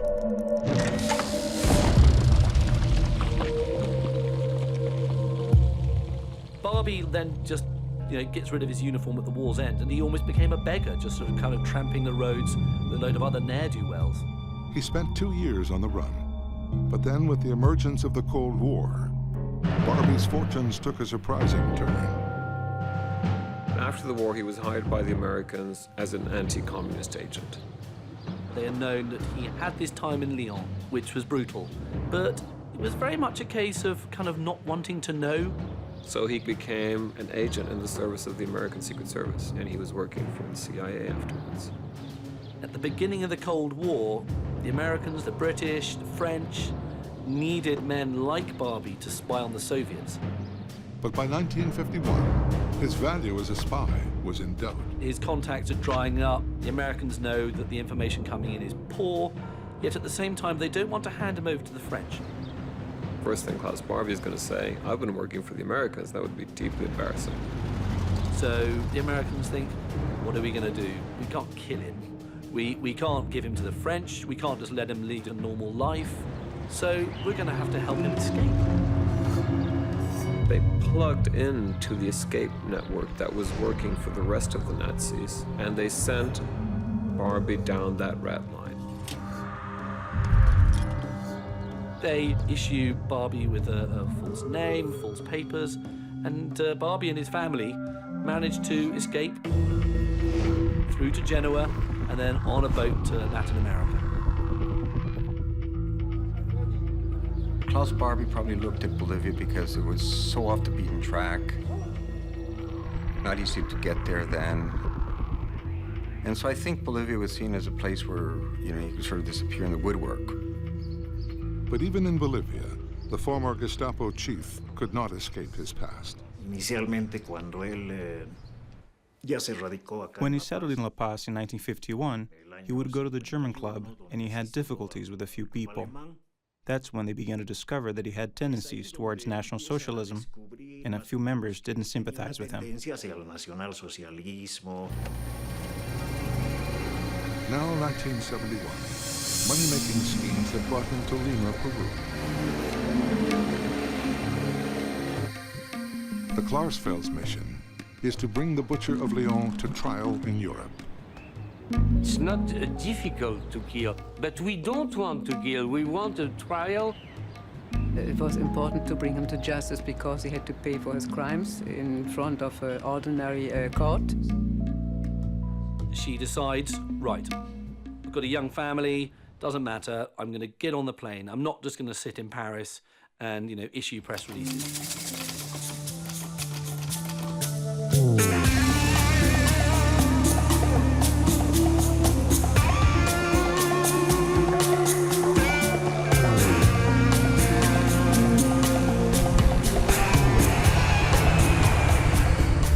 I'm going to Lima to ask on the spot the extradition of Klaus Barbie. What started out as a fight for justice in Europe has become a chase across continents.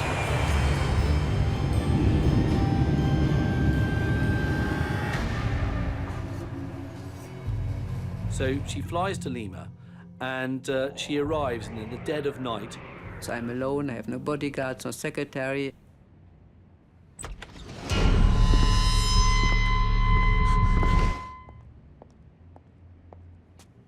But nevertheless, she's a woman of immense energy. She decides that she's going to give, countless statements to the press.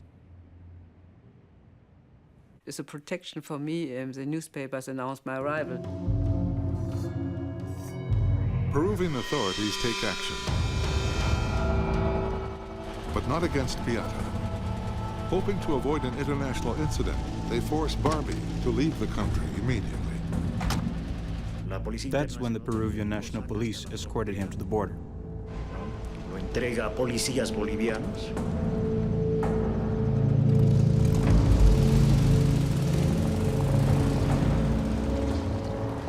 He fled to Bolivia as he was a Bolivian citizen.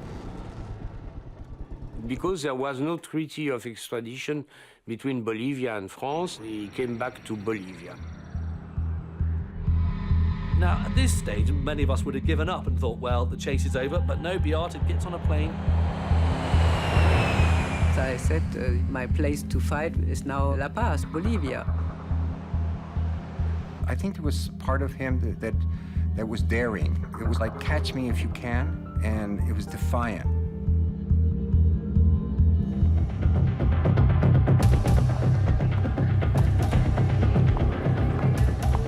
My aim was to make public who is this man they're hiding. I had a file about his past, and I delivered to the newspapers and also to the Minister of Justice, the Chief of the Police, in order to tell them Klaus Altmann is Klaus Barbie, and you have to extradite him. But in seeking to expose a mass murderer, she exposes herself to danger.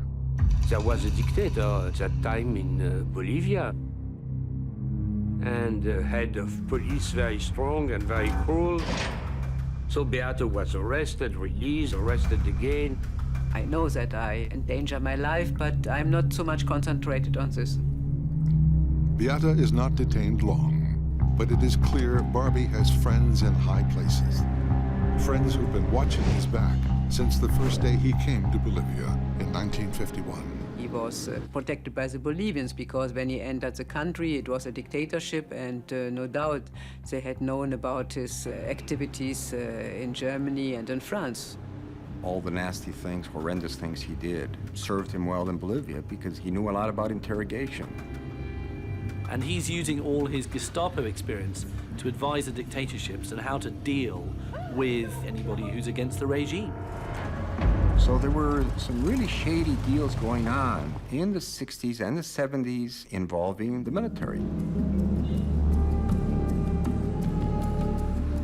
Barbie becomes an arms dealer, and he manages to do so by setting up his own little maritime business. It's called Transmaritima Boliviana. He uses it basically to launder money, sell arms. He was accused of trafficking arms, but he was never proven.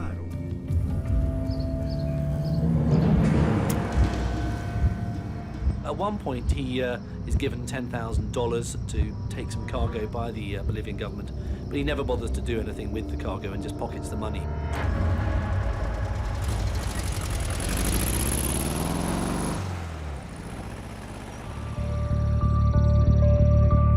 After 4 days in La Paz, Beata's campaign gained some traction.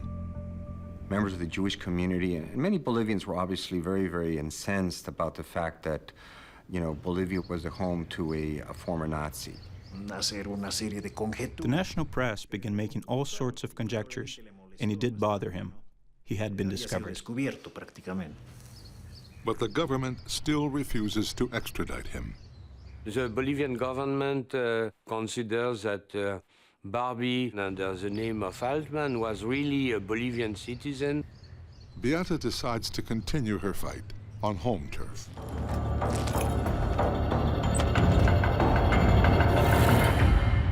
On her way to Paris, she has a stopover in Lima, where government authorities are waiting.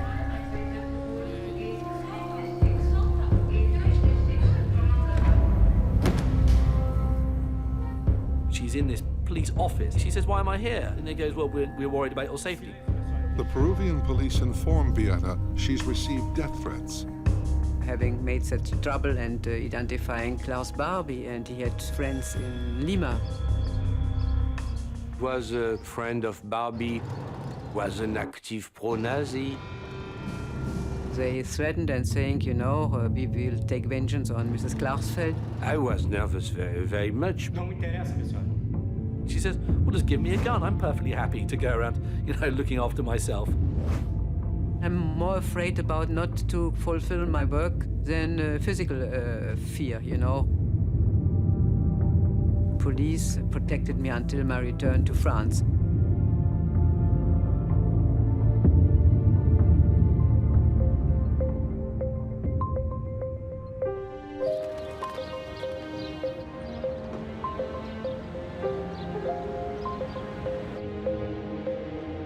She comes back home to the Paris apartment and finds that Serge has left it in a mess with the children. So as soon as she gets back, she goes straight back into the domestic role of washing their clothes, cleaning and cooking. So it's extraordinary to think this sort of middle-class Parisian housewife is also conducting this great fight for justice. That fight will soon gain an unexpected ally. Klaus Barbie's past is about to catch up with him.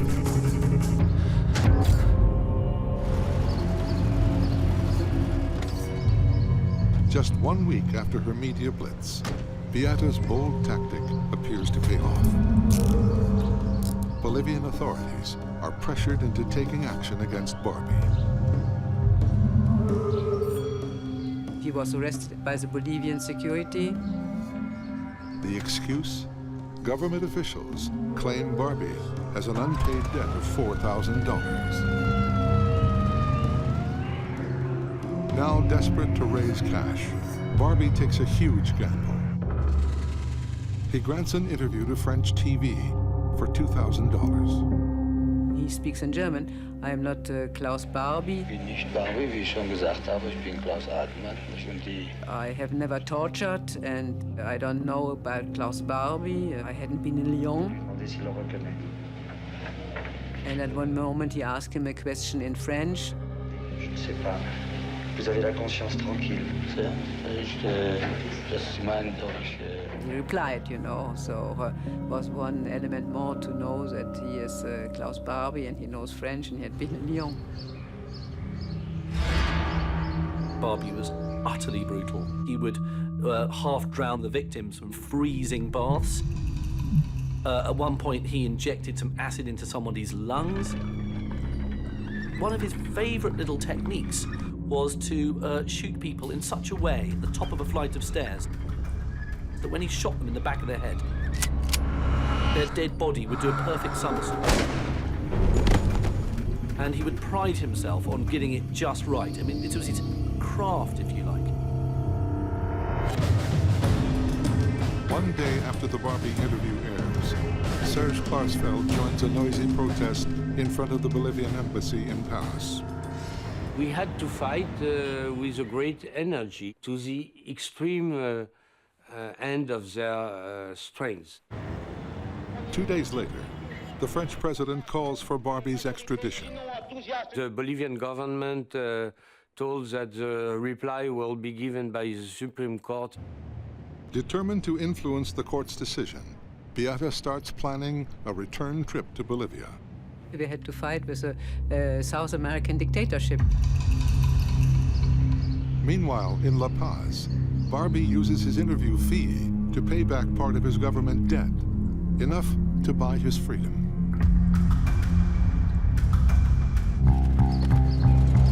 Two weeks later, Beata arrives, armed with a new strategy. Beata went back to Bolivia with the mother of 3 children who were arrested in his year. The only surviving brother of those children is Alexandra Hallenbrenner. My mother didn't hesitate for a second. She said, "For the love of the children, I will go." We had the poster saying, Bolivian population, I'm the mother of the children deported by Klaus Barbie. We ask you to send Klaus Barbie back to justice to France. The government said to Beata, "If you speak to the press, we'll put you in prison." Doing that in a military dictatorship takes a lot of guts, and especially in the 70s. You don't want to end up in a prison at that point in that country, but she did. Bolivian authorities are desperate to shut her up, but realizing her arrest could lead to more media attention, they decide to let her go. In the 3 weeks they were there, every day they were on the front page. On every newspaper, they were talking about Beate Klarsfeld and Mrs. Hallenbrenner. On their last day in Bolivia, Beate makes her strongest stand yet. They chained themselves to a bench until nighttime. We have always to take spectacular actions because if not, the newspapers wouldn't speak about it. We gave them what they wanted. The police came several times and ripped up the posters, and each time the Bolivians remade them. These two very brave women chaining themselves to a bench. I mean, it was a very, very brave protest.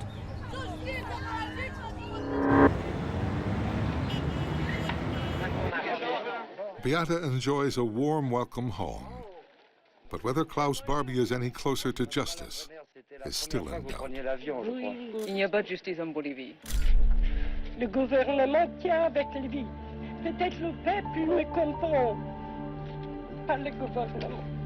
Non.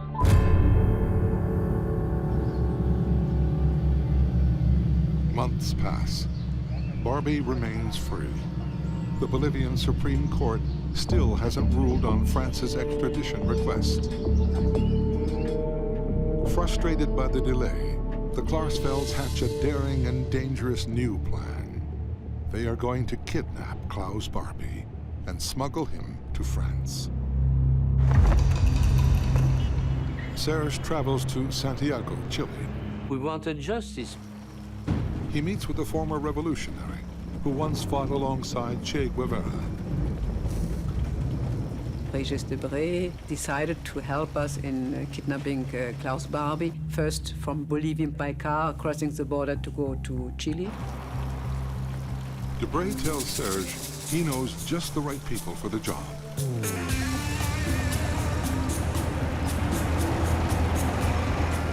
We arrived at the border of Chile and Bolivia, and we met Gustavo Sanchez Salazar, who is his friend from the army. He told us that an attempt of kidnapping is possible between La Paz and Cochabamba, because Barbie had a business in Cochabamba. We had to pay the money to buy a car, and the car was needed in order to capture Klaus Barbie. I gave the money, $5,000.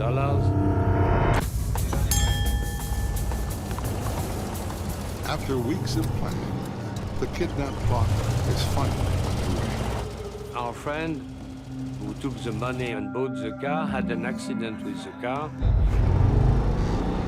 And so we had to abandon this plan. It was impossible to make the attempt. It is a stunning blow for the Klarsfelds. Barbie may never be tried for his crimes. Despite the setbacks, Serge and Beate never waver. Through the 70s, they remain determined to bring Klaus Barbie to trial. It's very, very hard during 10 years to have the same strength and the same will. Their life since then has just been one long, very, very hardly fought campaign against injustice.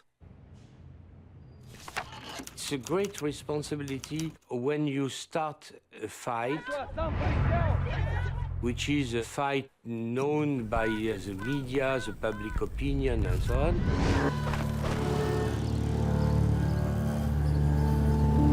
August 1981. Klaus Barbie has new hunters on his trail. New York Times photographer Marissa Bell Schumacher and freelance reporter Peter McFerrin. I began investigating the links between the Nazis, the paramilitary, military, and cocaine traffickers. Barbie is now living in Cochabamba, a city 400 kilometers southeast of La Paz. In recent years, he's made himself a key figure in the Bolivian underworld, aiding the cocaine barons who now control the government. Klaus Barbie became the leader of a gang of torturers and killers working for the military dictatorship. And they're called the fiancés of death. Barbie issues them with orders to go and do what they like and basically murder and pillage. Capturing political opponents, torturing them and murdering them for a group of right-wing generals in Bolivia. These were criminals. And Barbie worked with these criminals and opened doors for them. He's like a pig in clover. He's made an honorary colonel, and he starts becoming in charge of suppressing resistance movements in Bolivia. And it's even rumored that Klaus Barbie played a role in the capture and assassination of Che Guevara.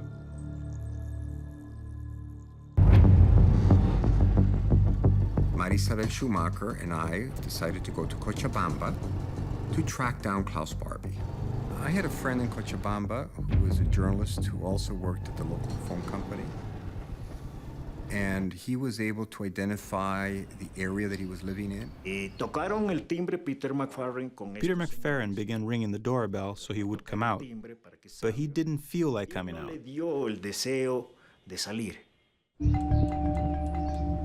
We probably were standing in front of Klaus Barbie or Klaus Altmann's home for about half an hour. You know, knocking on the door, you know, hoping for him to come out. Police are from New York Times. You saw them through the window and realized they were journalists. After a while, Klaus Barbie came to the window. And we told him we'd like to interview him. And it was a matter of seconds later that a couple vans pulled out and people came out with machine guns. The military police arrived, detained them, and confiscated their photos. It was a complete surprise, a shock for us. We were obviously terrified, especially because Marisabel Schumacher was expecting. And they took us to the military headquarters. But it just happened so fast. Before we realized that we were in military barracks. They basically threatened to torture us, and they were obviously very threatening in their tone. And their big concern was, how were we able to track down Barbie? Who was our source? How did we find him? The worst part was the threatening to take our fingernails out. And then I think they soon realized that they made a big mistake arresting two people who were working on this story for the New York Times. So after a few hours we were let go. We got out on the first flight we could.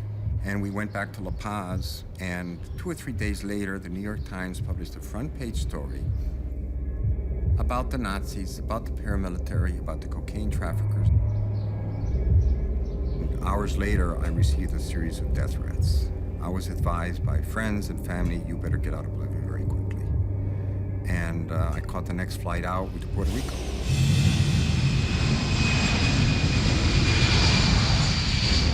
Barbie didn't disappear from Bolivia because he did not believe that he will be arrested. He thought he was untouchable. And he also made sure that he had relationships that allowed him to stay in Bolivia. The fall of 1981 brings political upheaval to Bolivia. A pro-democracy movement forces out the country's authoritarian regime. The president who took over was left of center, Hernán Siles Suazo. And it was clear that he was not going to allow Barbie to continue in Bolivia. When times get liberal, things aren't so good for someone like Klaus Barbie. The Klausfelds realized that it might be possible to try and get either the French or the West Germans to extradite Barbie. The fact that democracy returned to Bolivia was the beginning of his end.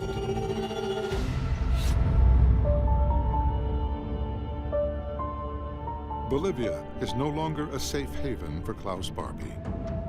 Seizing the moment, Serge turns to the most powerful man in France, President Francois Mitterrand. We convinced Mitterrand to support an operation to arrest Barbie and to send him back to France. But to pull it off, they need help from the new democratic Bolivian government. The Bolivians realise actually they've got something they can pick Barbie up on. He owes them $10,000 for not shipping these supplies that he was meant to have shipped. He says, well, I'll pay you. And they go, well, pay us now. And he says, well, I don't have the money on me. He says, right, you're under arrest. Klaus didn't have that kind of money. He had about $5,000. So he gets sent to prison, and he can't quite believe this has happened.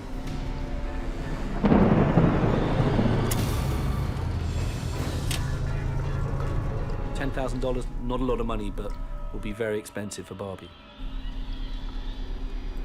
I spoke to the lawyer to find some way to solve that problem, but I couldn't. Finally, I had to ask for a loan. Al final conseguí un préstamo. Eventually the money's paid. The Bolivians then say, well, you've paid the money, but you owe us the interest. And he goes, well, we can't get the interest, it's the weekend. Well, too bad. If you can't get us the money, you're going to have to be kicked out of this country. Barbie knows that they're out to get him. Now, Serge finds that the new Bolivian regime has some familiar faces. Our friend Salazar, who had been in exile in Chile, came back in this new government. Gustavo Sanchez Salazar, head of the Ministry of Security, canceled his Bolivian naturalization because he lied when he arrived on his Nazi pass. Like that, he could be expelled from Bolivia. And he thinks it's not a problem, because in some way, like Barbie always does, he'll wriggle out of it, or if he's brought to trial, he'll be able to convince the jury that he's innocent. But Klaus Barbie's long exile in South America is at an end. Officers escort a decoy from the jail, while Barbie is quietly taken out a side entrance. He thinks he's going to Germany, where he assumes he'll get a sympathetic hearing. He's taken to the airport. There's a Bolivian justice minister says to him, what do you think of, all the evil you've done? And Barbie's very non-committal. So he gets on this plane. Pero sin embargo usted sabe que los pueblos de Europa y particularmente Francia no han olvidado. Yo olvidé. Si ellos no han olvidado es otro asunto. The plane lands, destination unknown for Barbie as yet. And the only voices he heard, they aren't German voices, they're French voices. And it's at that point he realizes that the game is up for him. He is in the land of his enemy now. It's not actually France, it's French Guyana, but it's French territory. On the airport tarmac in Cayenne, Guyana, Klaus Barbie is officially charged with crimes against humanity. No me puede dar un juicio, no se condena, no condena, eso no me corresponde. The final leg of the journey takes Barbie to Lyon, France, scene of his atrocities 40 years before.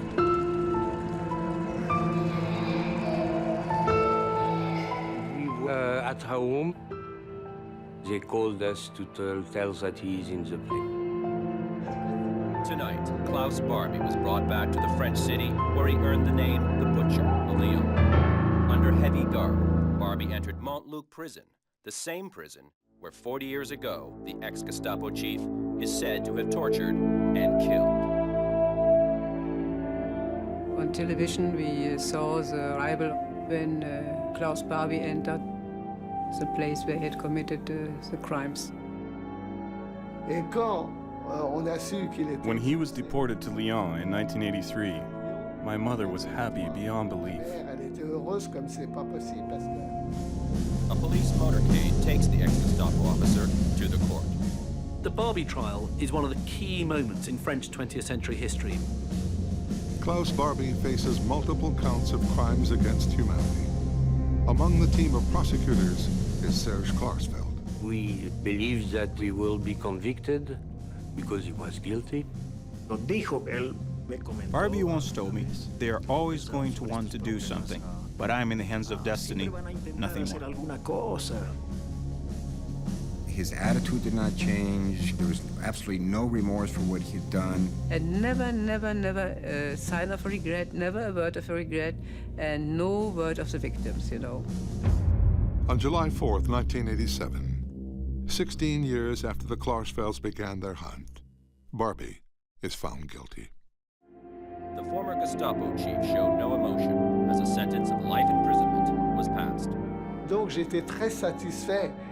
I was satisfied, but I wasn't filled with hatred or vengeance.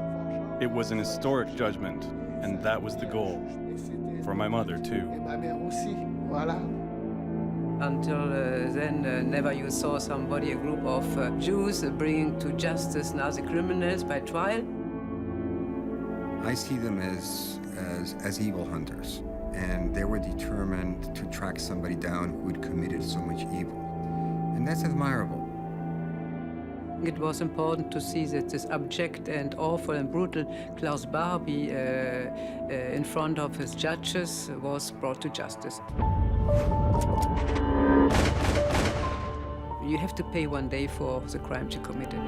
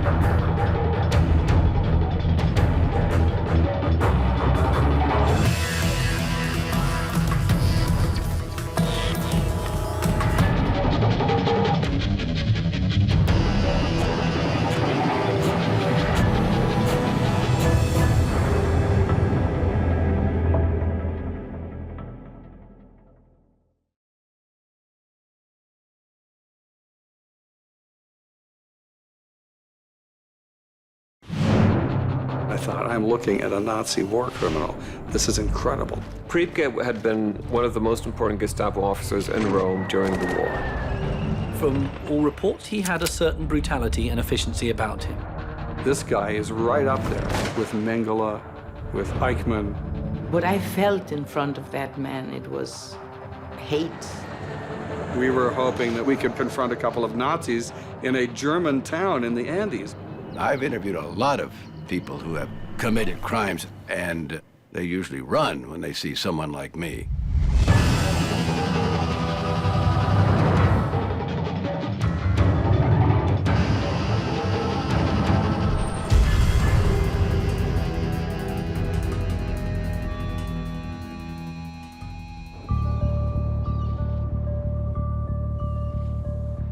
Argentina. For half a century, a haven for Nazi war criminals. Until now. In a historic move, the government opens its post-war archives to the world. One day in early 1994, at a program Primetime Live, someone said, why don't we do the story of how Nazi war criminals came to Argentina after World War II?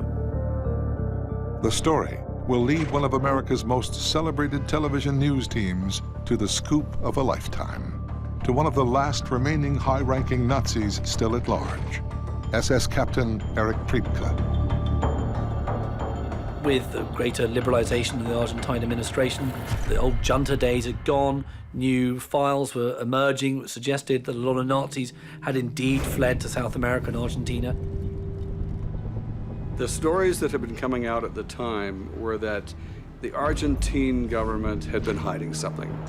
Then I thought, okay, well, can I go down there and find a Nazi who's still alive, perhaps?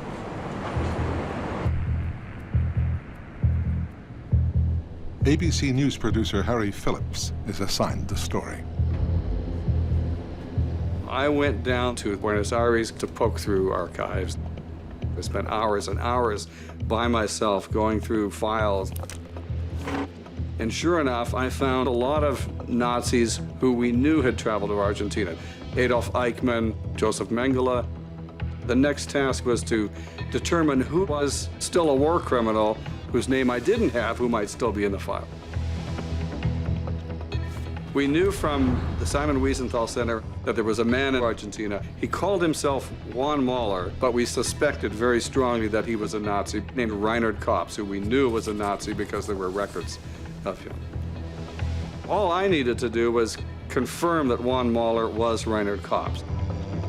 Thanks to the Simon Wiesenthal Center, we knew that Juan Mahler was in Bariloche, living in hiding deep in the Andes in this small German town.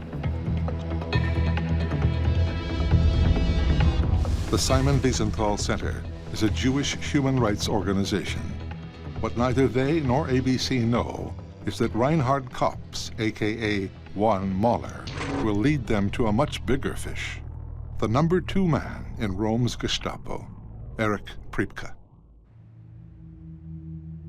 I worked with a woman in Buenos Aires named Dalila Herbst. I hired her as a translator and a fixer and to do research with me. And so we began asking questions. Harry called me and asked me to go down to Bariloche to get in touch with a guy called Juan Mahler. We knew that Kops was in Bariloche, and we also knew that Bariloche was a haven for German migrants. They built this German town in the Andes. Bariloche is essentially an Austrian German alpine resort in Argentina. For many Germans and Austrians, Bariloche was a real home from home. The lakes were there, the mountains were there, the Germans were there, and a lot of them were Nazis. Reinhard Kops and various other SS men settled in Bariloche. For these Austrian and German people, they felt like they were in Bavaria or in the Alps somewhere. They lived very openly. They went to the opera, they went to the cafes, they had their restaurants. For them, it was like a home away from home. There were probably some covert toasts to Hitler's birthday there. I don't think it was an out-and-out sort of Fourth Reich, but I think certainly it was a place where a lot of former Nazis lived. In Bariloche, I was quite afraid of asking who he was. I knew that he had a small hotel, and I called there and said if I could talk to Mr. Juan Mahler. And they said he rented this hotel to us, and they wouldn't give any sort of information. And then I began to try to see where I could get this guy. So I phoned his house, and a German woman told me, we don't know when he's coming back. So I said, well, this is going to be a hard work. I called Harry and said, we don't know when he's coming back. After the war, Captain Reinhard Kops fled to Argentina, but not before helping thousands of his fellow Nazis escape the Allies. Reinhard Kops was the spy. He was the man going around handing out landing permits to Argentina to his fellow Nazis. The rat line became the term used by the Nazis who were, running off the sinking ship of the Third Reich, seeking safety. The rat line ran from Germany into either Austria or Switzerland, from there to Italy, where they boarded ships to come to South America. From his office in Rome, Kops handled thousands of Nazis on the run. Before long, he orchestrated his own escape to Bariloche, Argentina. So I'm in contact with Dalila a lot. She stayed in Bariloche while I had returned to the US for a time. I remember asking Dalila to check names out all the time, with the local community and so forth.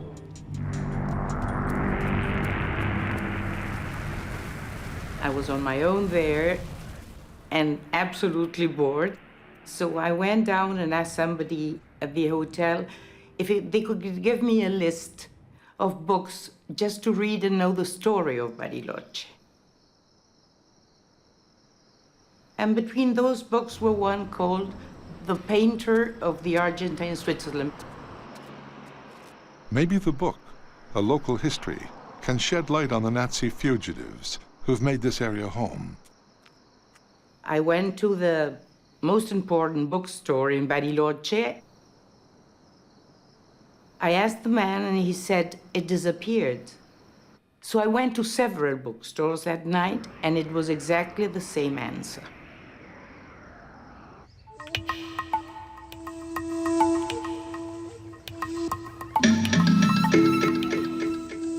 The next morning, it was a beautiful day.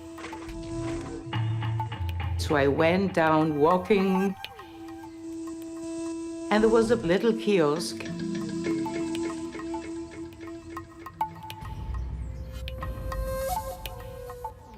And there it was. I couldn't believe that.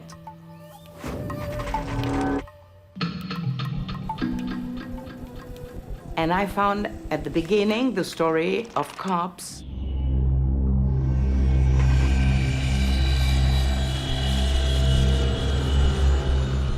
And 3 pages later, there was a story of a man called Erich Priebke. It was very shocking for me.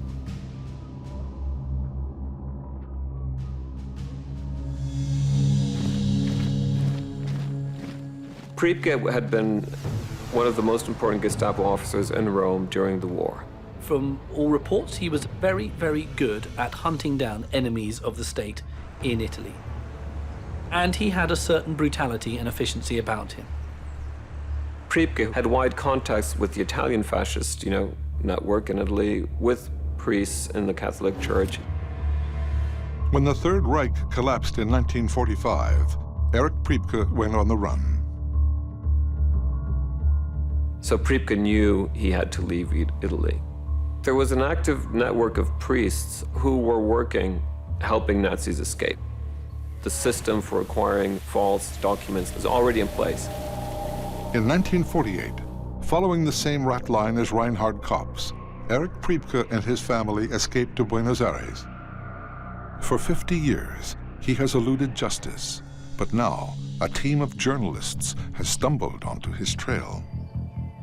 Every day we're on the phone talking about names. And finally, Dalila said to me, I think you might be interested in a guy named Erich Priebke. And I said, is that name on our list? She said, no, that name's not on our list. But I found his name in a bookstore, and I don't know if it's true, but this thesis talks about him being involved in some massacre in Europe. At first, I was a little skeptical. But after the second or third conversation we had on this, I thought, you know what, this sounds really promising. But is the guy alive? And she said, I don't know. And I said, well, find a phone book. So I went and wanted to see if I could get his telephone number. And I just got, a directory. And sure enough, I brought the phone book home because in the phone book, she found him under his own name. It was his name, Erich Priebke, his address, and his phone number. Erich Priebke, except he had made one change. Instead of the H at the end of Erich, he was listed as E-R-I-C-O, Errico Priebke. It had to be the same guy. So I called, and a German woman again got me on the phone and said, hold on a second. And when he came to the phone and said hello, I got afraid and hanged. I couldn't, react. He was alive and perhaps even a war criminal living in hiding deep in the Andes in this small German town. It really was a heart-stopping moment. The ABC News team now hopes to expose not one, but 2 Nazis. Well, we knew we were going to do a large story. We had to do a total workup of research on Erich Priebke just to see if indeed this man was a war criminal. Argentina had admitted a huge number of Nazis after World War II. The exact number no one knows to this date. Producer Harry Phillips returns to Bariloche. To stay under the radar, his team needs a cover story. Dalila Herbst came in as a small businesswoman from Buenos Aires who was interested in perhaps moving to Bariloche and looking at business prospects. I was obviously going to be an American or a Canadian tourist. That's the only thing I could do and pull off. And I went out as a guy who was in town to do some fly fishing.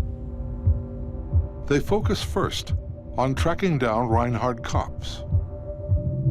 Ultimately, I want to prove that Juan Mahler is Reinhard Kopp's. So I went to his house, and I just kind of surveyed the area myself.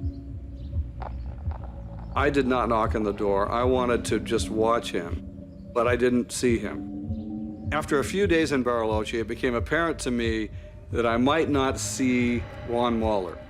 He hadn't come out of his house if he was in there. He hadn't gone to his business. I didn't know for sure if he was in town. Phillips worries Priebke may have left town as well. He digs deeper into his past. We had to find out if the allegations against Priebke were true. So we had to do a lot of research about his past in Nazi Germany. We were shocked with the results. We discovered records that showed that he was part of one of the worst atrocities, perhaps the worst atrocity that occurred in the country of Italy during the war.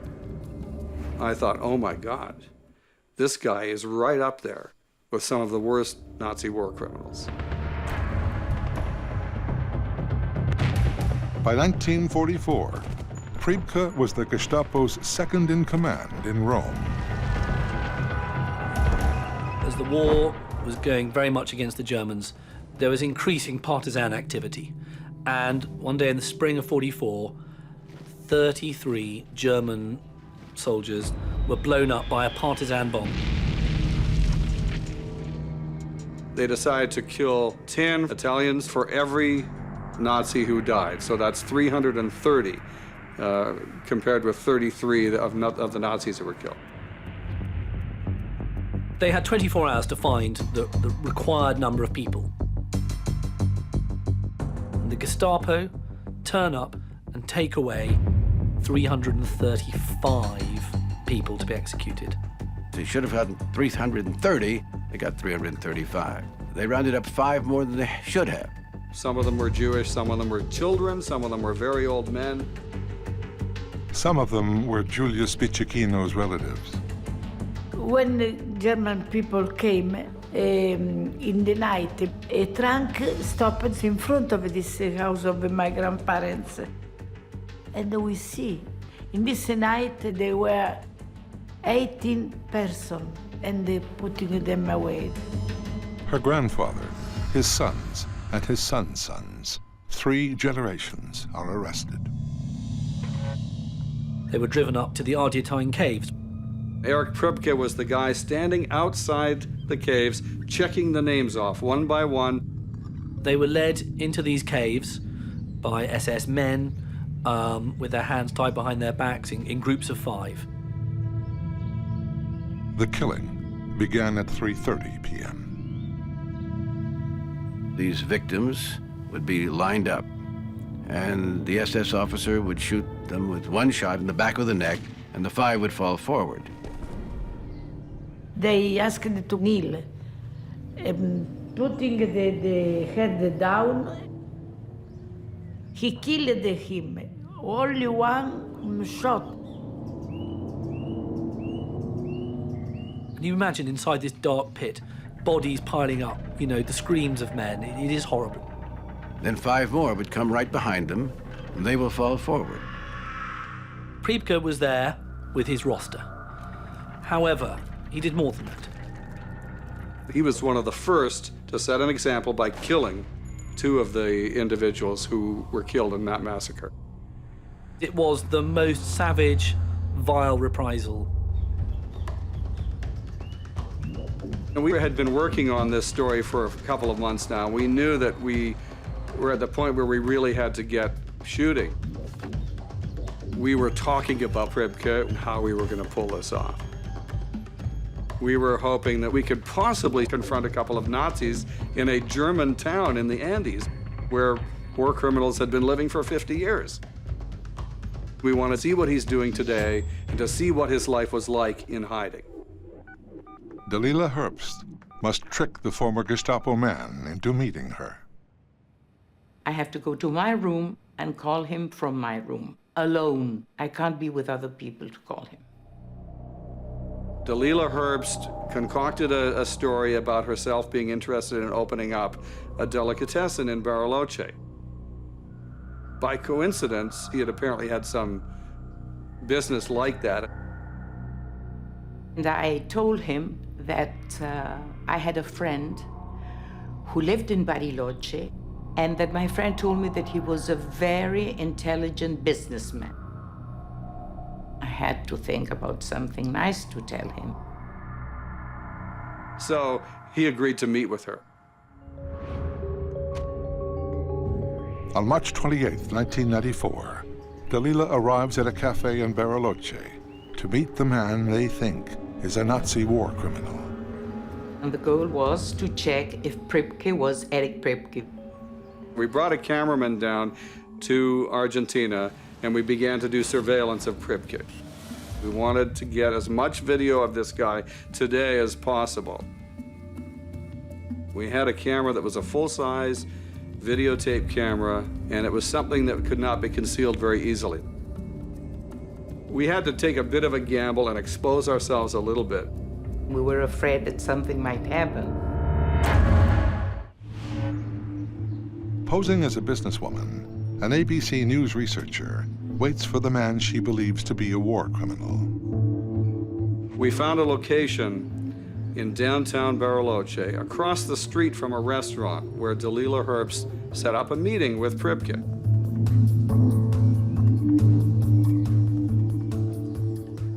I had to take a coffee alone with Pripke, and I had to check that Pripke was Pripke. She was presenting herself as a possible investor in a business in Bariloche.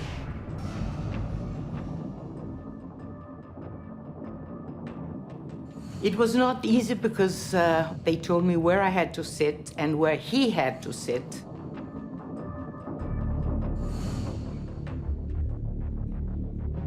Our cameras were across the street. We were in a kind of a stairwell, and we were one floor above the street. I remember worrying that Pripke would see us.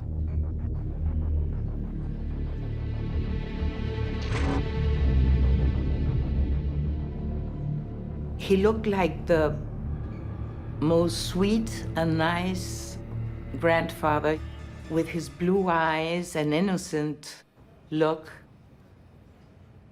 And I began talking about war, and then I said, you know, my grandfather was born in Berlin, and his face changed. Berlin, he said. I'm from Berlin. I said, what a coincidence.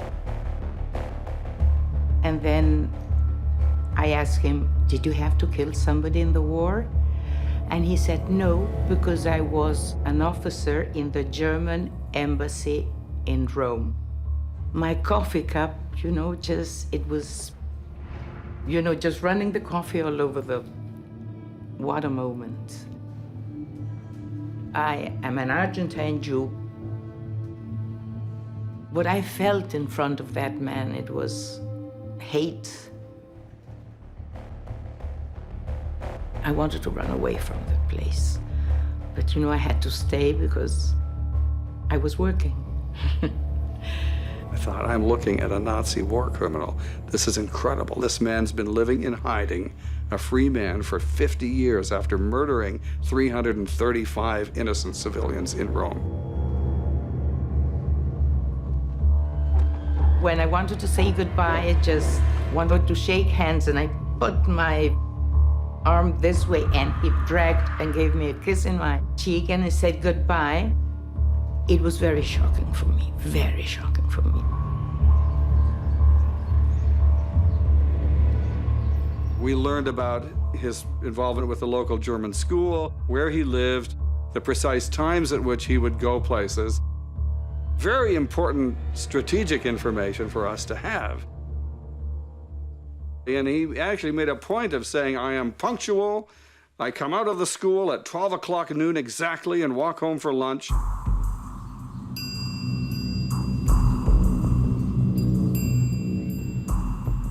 I called New York and I said, I don't want to sound too certain of myself at this point, but I think we've got a big fish here. Harry Phillips, the producer, kept briefing me, of course, on his progress. And there came a time when he said, I think we're ready to go down to Argentina. And he laid out what he had. And at that point, we kicked into motion a plan to have Sam Donaldson come from Washington to confront Erich Priebke. The ABC team has failed to find Reinhard Koppes. They decide to go ahead with the story anyway, hoping Erich Priebke won't get wind of them and vanish too. I thought it was very important to bring Priebke to justice and to tell the story of this particular Nazi and what he did. Sam Donaldson was the host of a weekend show in Washington. We really only had a couple of days during the week where we could have him in Bariloche or in Argentina at all, for that matter. So we had to get him to Bariloche on a private jet. It was one of those rarefied moments where I'm putting down an American Express card to spend $10,000 for a private jet to fly deep into the Andes. We were very hot for this story. We felt that we were really on the verge of getting something possibly very big. So we came one evening to Bariloche. We stayed at some hotel in the outskirts of town.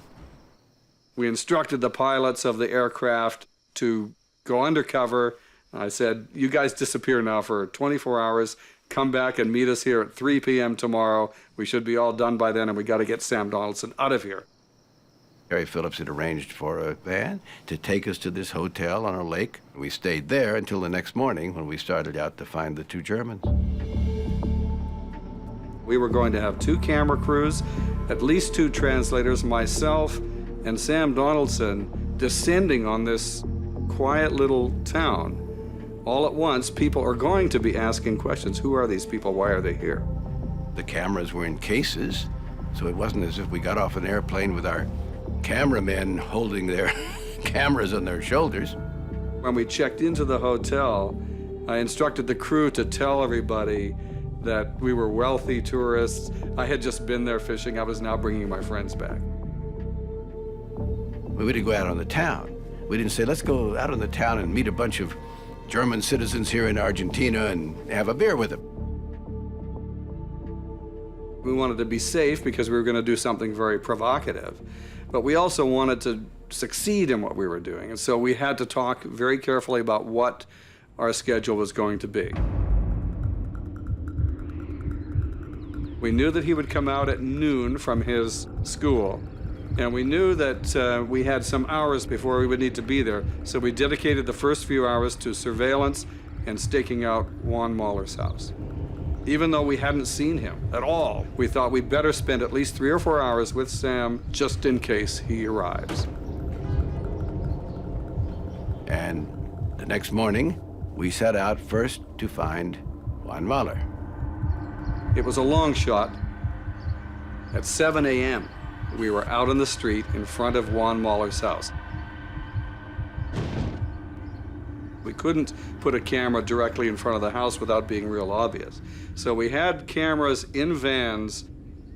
I'm bleary-eyed because I'd been up most of the night. Delilah is exhausted. Sam Donaldson, fortunately, is fresh, and our camera crew is wired, ready for something to happen.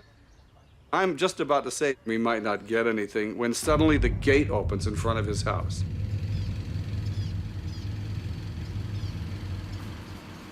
And out steps Juan Mahler.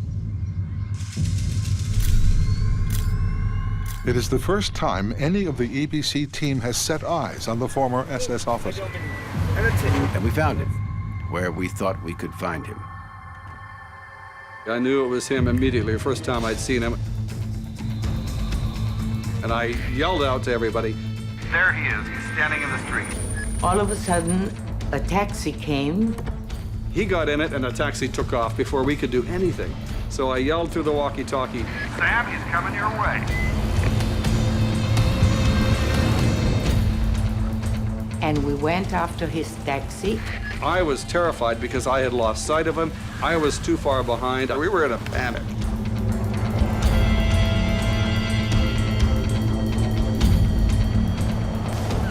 And fortunately, Sam was right behind him, as they pulled up to a pharmacy. And Donald said, when I say jump, all of you jump into the street. Sam and his crew leaped out of a vehicle and approached Juan Mahler, who was exiting the pharmacy. I was waiting on the sidewalk. Senor Mahler, I'm Sam Donaldson of American Television, ABC News. He introduced myself. He saw the cameras. He knew I was from American Television, and he knew that he was being videotaped. He looked like a rat who'd been caught with the cameras on all sides. But what do you know? What do you want? Well, is your name Reinhard Kops? Excuse me, but I have no time for such. Sam was asking him, are you also Reinhard Kops? And Juan Mahler said, no, I am not. So Harry Phillips took out a photo where you could see Kops dressed up as a Nazi. This is not a photostat of your membership in the Nazi Party. No, never had been a member of. I kept pressing him on this, and I had his picture, and I had other identifying marks from him as Reinhard Kops, who looked like the same guy. You are Reinhard Kops? No.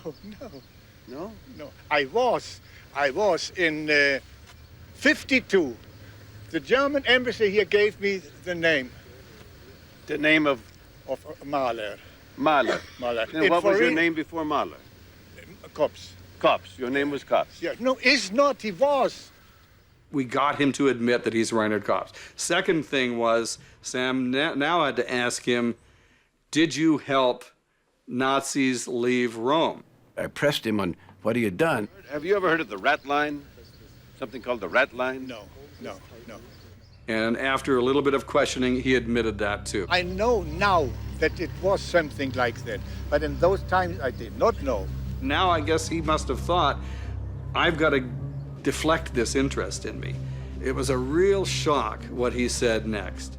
I was not in Yugoslavia, Albania, in the SS. Ambushed on the street by ABC News, former SS officer Reinhard Kops is growing desperate. There's a lot of people here still Nazi. A lot, I tell you. Who are they? He pulled me up the street as if to whisper to me. But I still had a microphone. I thought, wow, I don't know what he's going to say, but it's going to be very interesting. And he whispered in Sam's ear. His name is Pripke, P-R-I... Erich Pripke. He was nervous. He wanted out of there. He wanted to deflect attention, and so he decided to give up Erich Pripke. It was priceless. We were giddy, is the best word to describe it. It would be hours before they could confront Pripke at the German school. How quickly could word spread? You know, you have to realize this Nazi community in Argentina was full of rivalries and hatred. There'd already been the case of Adolf Eichmann, who was kidnapped in 1960. There was also lots of rumors that went around the Nazi community in Argentina that Eichmann had been betrayed by one of his fellow Nazis as well. So it's a community where everybody was very suspicious of each other, and they all lived in fear that they would be arrested or kidnapped. Who knows if these individuals are vindictive, or whether they want to stop us, or whether they feel that, you know, that we have just gotten something that could cause Reinhard Kops to be arrested and thrown in jail. But we only had half of our work done, and we were now planning for the home run. Erich Pripke. He was our next person to go to.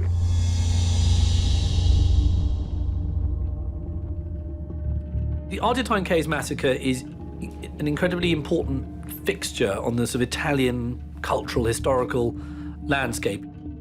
To hide their crimes, the Nazis used explosives to seal off the caves and entomb their victims. It was only after Rome's liberation that the true horror of the massacre came to light. The caves were opened later that year, and there's a lot of very gruesome photography taken and a lot of testimony from the archaeologists and scientists who were there who helped dig it up. It is totally emblematic of Nazi brutality. In June 1944, the Allies entered Rome. Pripke fled north to the Italian Alps.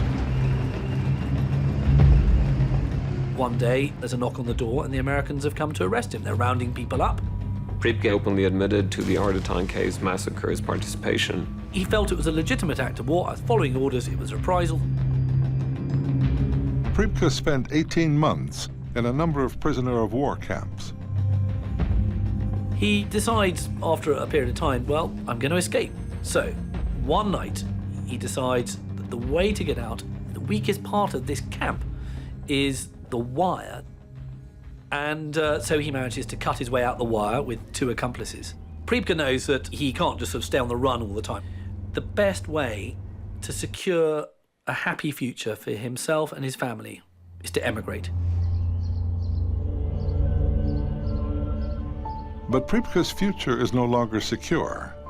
4 hours after confronting Reinhard Kops, the ABC News team stakes out the school, run by the former Gestapo captain. Dalila had done great work telling us about his daily movements. His schedule was so set that you could set your clock to it. We knew where he was. He was at the school, at the Primo Caprara school.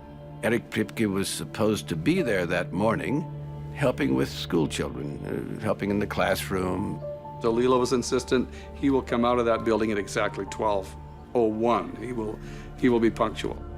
On 2 corners, we had a van with a camera in them. We had 4 walkie-talkies. We were all in communication. But for some reason, his car was parked outside the school. So now we knew that perhaps he would get into his car and drive somewhere, meaning that we would have a very small window of opportunity to catch him. We weren't ready for the fact that his car was parked outside the school. The tension is ratcheted up. And then at precisely 12:01, he steps out of the school. Go, go, go, go, go, go! All the doors fly open and we converge on him, fearful that he's going to jump into his car and drive away. I approached him. Again, I identified myself. American television. Senor Priebke, Sam Donaldson of American television. Sam is running across the street yelling, "Senor Priebke!" And I'm having a heart attack because I'm thinking, speak English, please. Don't invite him to speak a foreign language. Sam Donaldson said, "Erich Priebke?" And he turned round and smiled. Yes, Senor Priebke? Yes. Can we talk to you about what you did during World War II? I had no idea what he would say. Finally, ABC News anchor Sam Donaldson is face-to-face with fugitive Nazi war criminal Erich Priebke. I've interviewed a lot of people who have committed crimes, and they usually run when they see someone like me.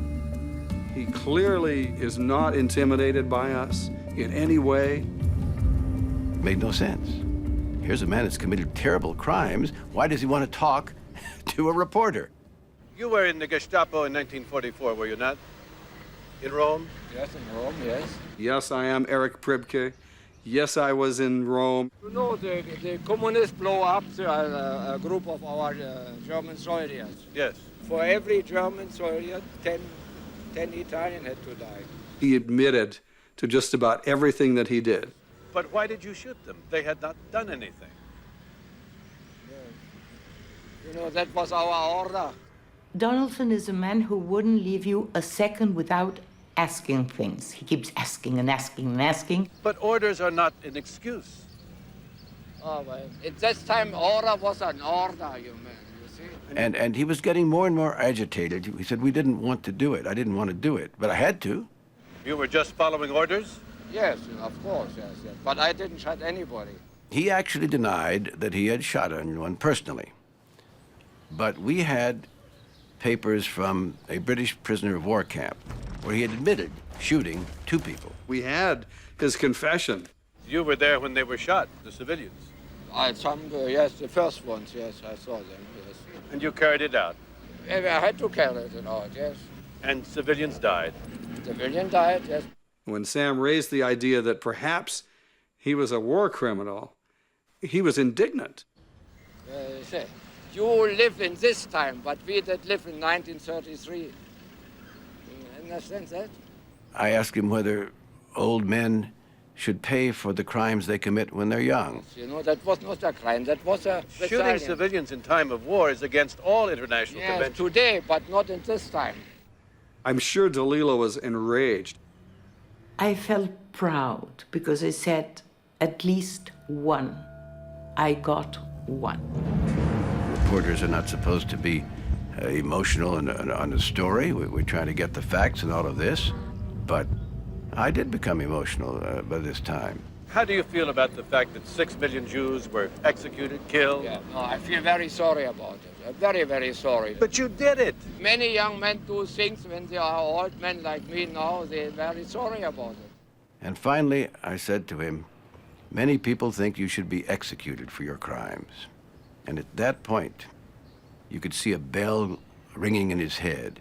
You know, is this a good idea, talking to this idiot? You came over me like that's it.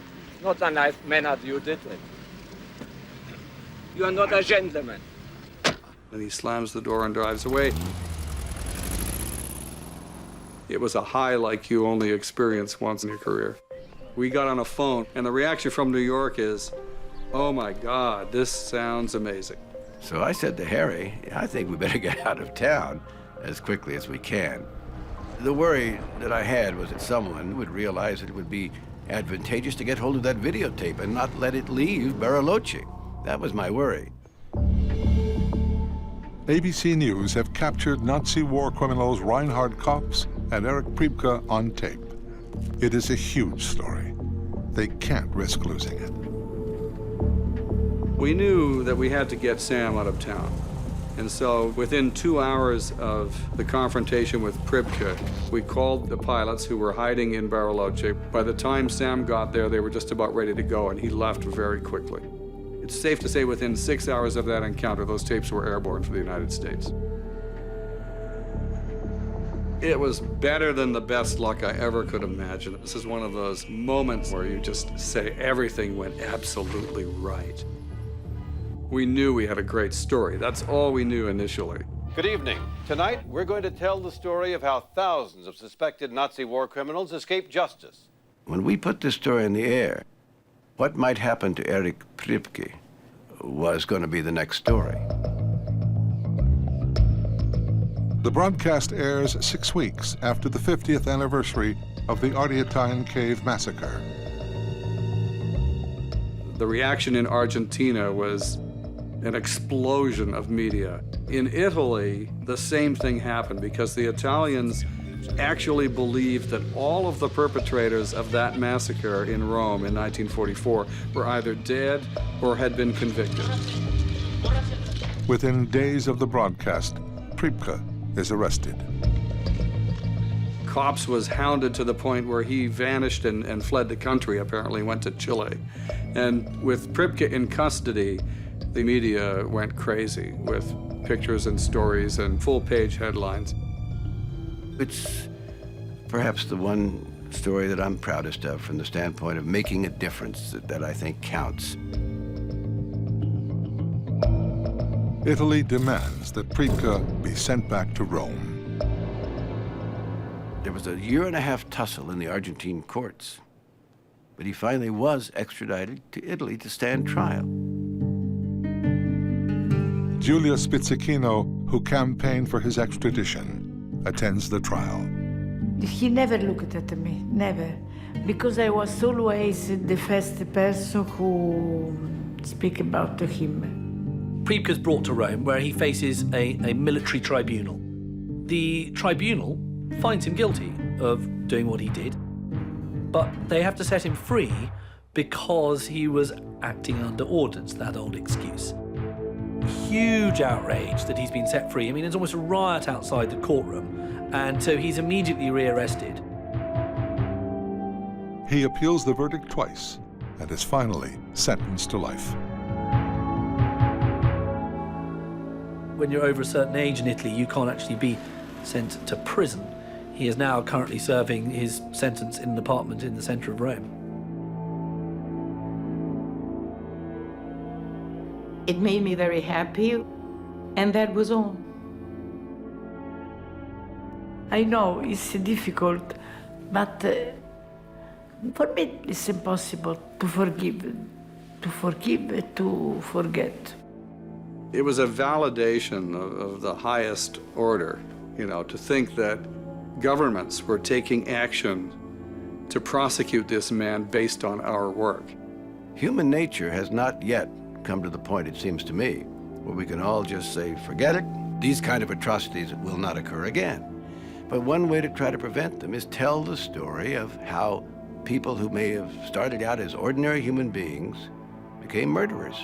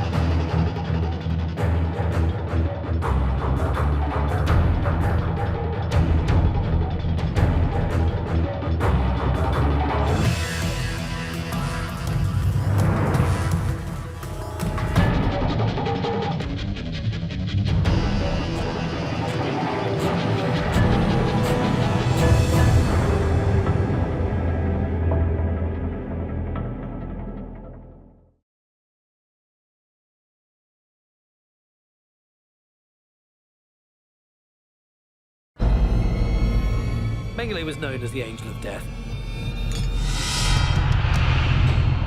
He wanted to improve the stock of the Aryan race. The idea was that I should go now and try to find Mengele. He was living in fear of being arrested. There are sightings everywhere of Mengele. They refused to give anything up. They said, no, it's not Mengele, it's not true. They lied, they denied it. There were many who believed that he could have staged a death. And there still are people who think that he's alive.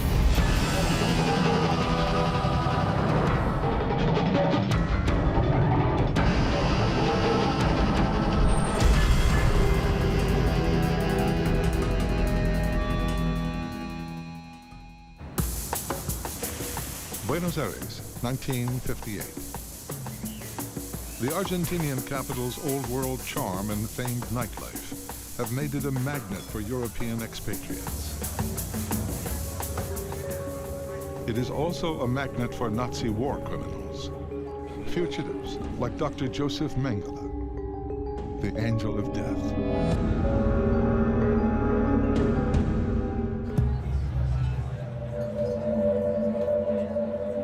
He liked Buenos Aires, and there was a large German community, some of whom were Nazis.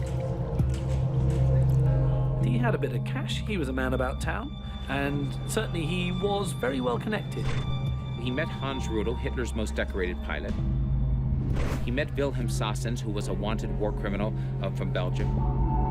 He was still very much a passionate Nazi. This was not a life on the run that was terrible. It was quite luxurious. And in 1958, the man that we think of as the Angel of Death, the most hunted man of the world, was in the telephone book in Argentina.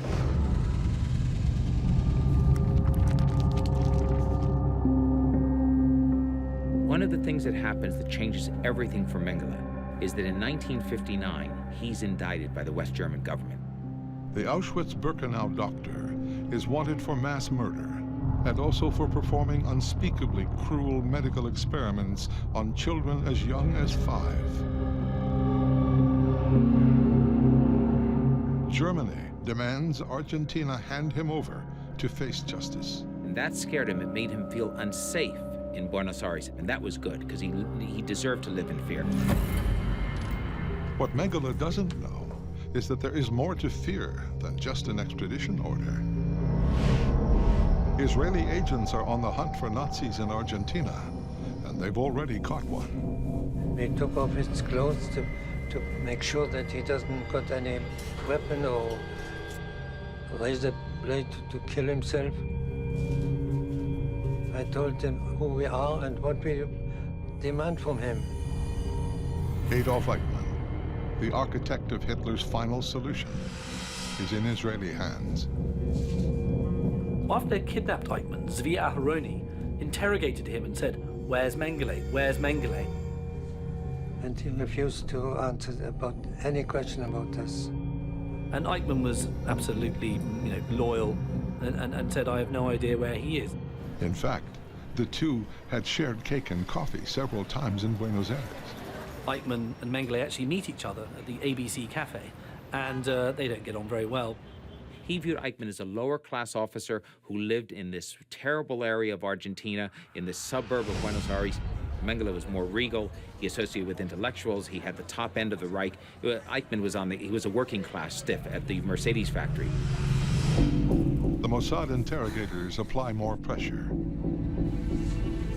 Finally, Eichmann cracks. He knew that Mengele was somewhere in the Argentine, maybe in Buenos Aires, but he had no contact with Mengele. He met him before, but he had no idea of his address and what he's doing now. For the Mossad, Mengele is right up there with Eichmann on their most wanted list.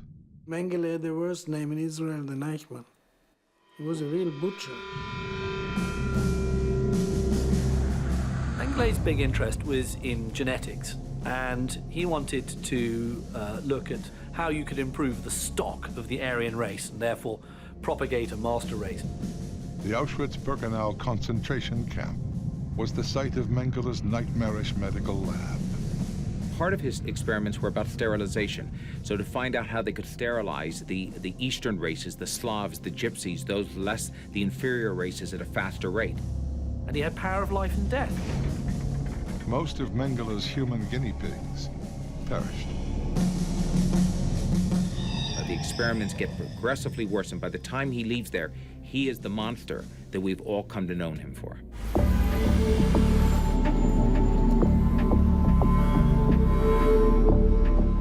Three days after the Eichmann abduction, Agent Aitan meets with Isser Harel. The Mossad chief has some good news. Isser Harel found the address of Mengele in Buenos Aires. Isser Harel was very keen to think, I can bring back two. I could get Mengele as well. The Mossad boss wants to mount a full-blown commando raid on the address.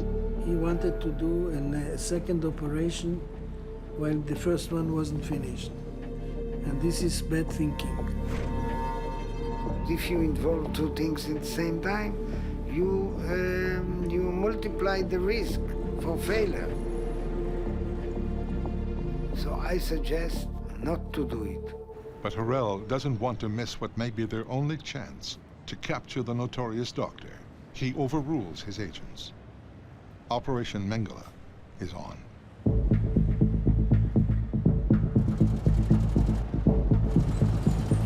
The Israelis actually went looking around Buenos Aires during that period in which they were holding Eichmann in the safe house.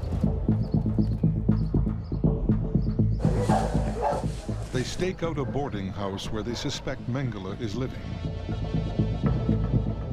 That was really risky because we all traveled on false passports, on languages we didn't master. If you were caught in Argentina in 1960 as a known foreign spy, you wouldn't have been executed, but you would have been the guest of the Argentine government for a very, very long time. Mossad agents have tracked Nazi war criminal Joseph Mengele to what they hope is his hideout in Buenos Aires. He sent few people to check his apartment.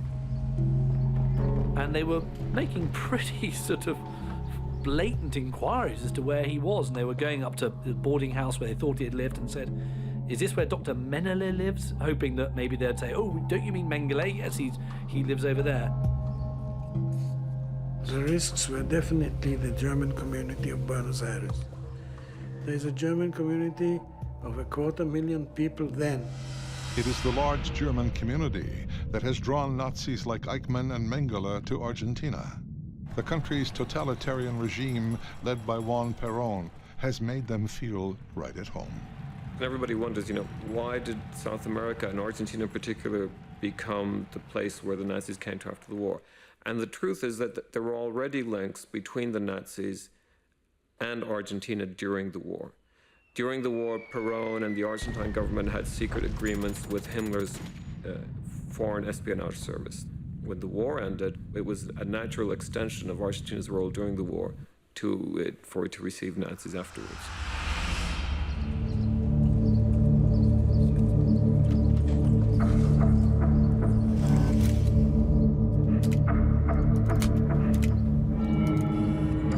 But he was not in the house.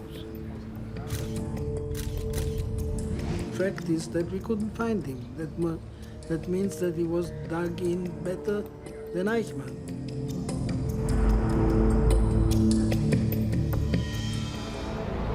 With no sign of the Nazi doctor, Harel decides to cut his losses and return to Israel with Eichmann alone.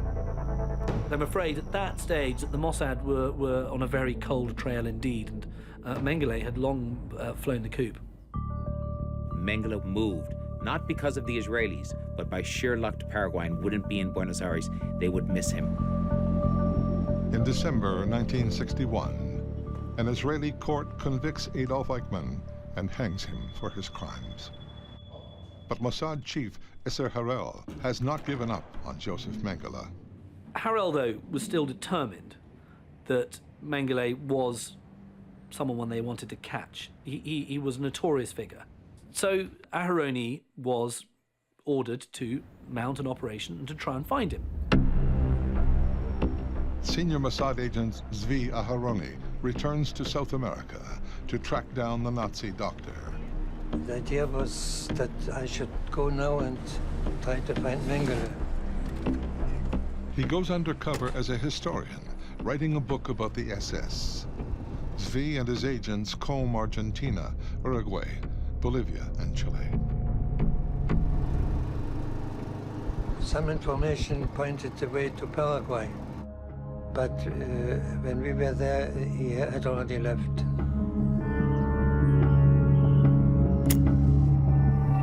The mission proves more challenging than even the Eichmann capture. It pushes the team to the limit. Finally, after 2 years of searching, they catch a break.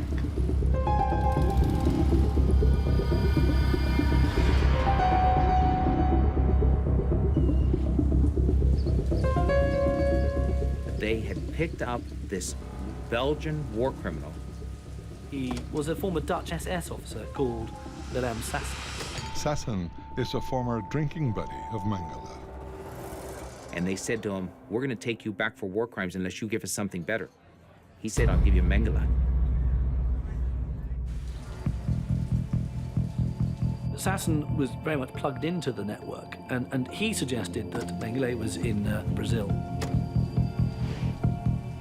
And so Aharoni and his team went there. He said he might be hiding in a house near Sao Paulo. But identifying the fugitive Nazi won't be easy. He changed his name more than once and had a relatively low profile.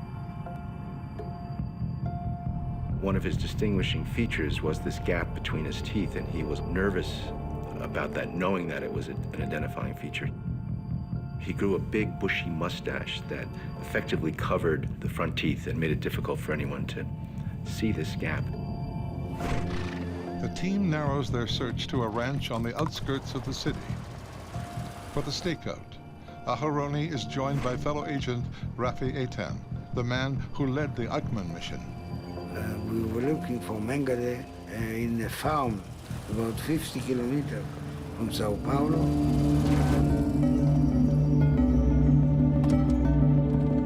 The Israeli spies spend days watching the ranch. The information provided by Sassen is beginning to look like another dead end.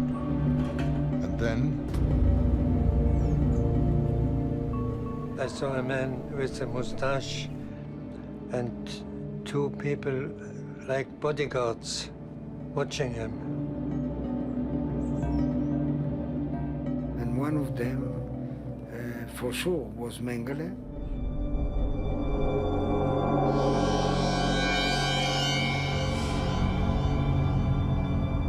Mengele was posted to Auschwitz in May of 1943. It was only a couple of months after he turned just 32 years old.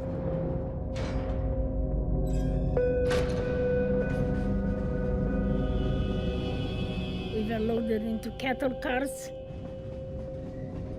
People were praying, crying. He's standing at the ramps when the trains pull in.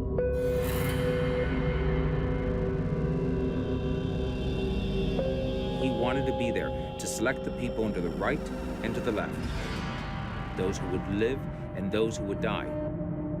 The strongest would be chosen for slave labor. Young children, the old and the infirm, would be sent straight to the gas chambers. And everybody understood that there was no longer any escape. He was looking for his experiment victims. What Mengele wanted were twins. One of the best ways of establishing how genes work is to look at identical twins. One you do the experiments on, the other is the control you do nothing on, and you can see the changes and measure them one against the other.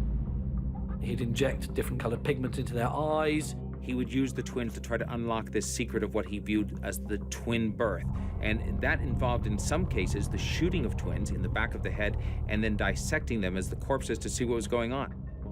It's not like, he was just the sort of surgical murderer. He was also a brute as well. My mother grabbed my twin sister and me by the hand, hoping that as long as she could hold on to us, that she could protect us.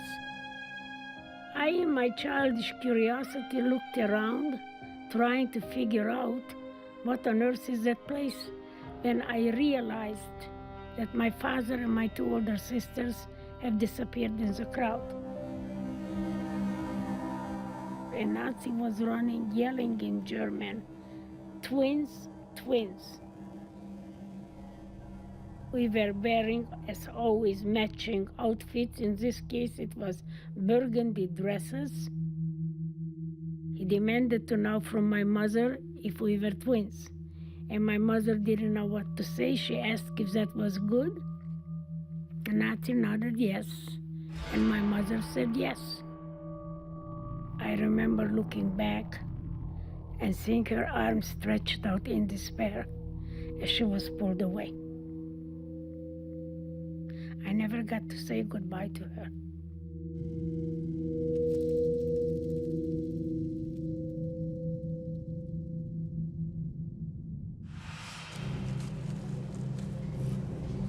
The Israelis went out and they looked at that farm, they staked it out, and Zvi Aharoni, the head of the Mossad team, told me these men walked past him, and one of them he was convinced was Mengele. After 18 years on the run, it appears the angel of death is in the crosshairs of the Mossad.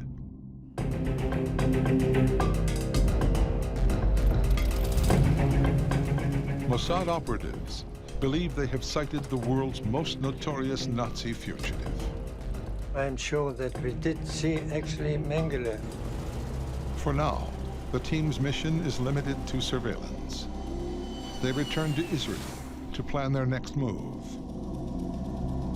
Agent Zvi Aharoni reports to Mossad Chief Isser Harel. Harel didn't believe their intelligence. Aharoni said as a field agent that he felt as though the man he saw was Mengele, and that was enough, therefore, to go. But what Harel was saying to him is, guess what? This is 1961. It's now 16 years after the end of the war. You're making a visual identification based upon somebody's SS photograph, which was taken in 1938. I need more evidence. Harel says, the operation's cancelled. We've got something else to do, and there were greater problems back at home. Because Nasser, head of Egypt, had just fired rockets capable of hitting Israel, and German rocket scientists were down there working on them. And Isser Harel spent the next year on an assassination plot of killing off the rocket scientists. Operation Mengele is shelved. The Mossad's Nazi hunting unit is quietly disbanded. And Mengele lived. But the Nazi doctor is no longer enjoying the good life. After 1959, when he had to flee Argentina because of the extradition request, his life went into a very sharp decline. Mengele was growing increasingly paranoid that he was going to be caught. He's living a very nervous life. Joseph Mengele has no idea that the Mossad have given up their chase. He remains terrified that, like Adolf Eichmann, he will be kidnapped and hanged for his crimes. He ended up on these little outback farms in the wilds of Brazil. He does build a watchtower in one of these farms he lives in, and he uses it to sort of survey, you know, the surrounding acres and kilometers around. That's his very commanding position. And he also had this whole pack of dogs with him. So he was a very, very paranoid, very edgy figure. Israel may have given up the hunt, but in West Germany, prosecutors continue to build a case against Mengele. There's a very loyal retainer of the Mengele family called Sedlmayr. Prosecutors suspect Hans Sedlmayr has provided Mengele support since his flight from Europe. A judge who was then running the office that would investigate Mengele decided to go ahead and swear Hans Sedlmayr in under sworn oath and question him about whether he was supporting Mengele, the family was, money was going to him, or anything else.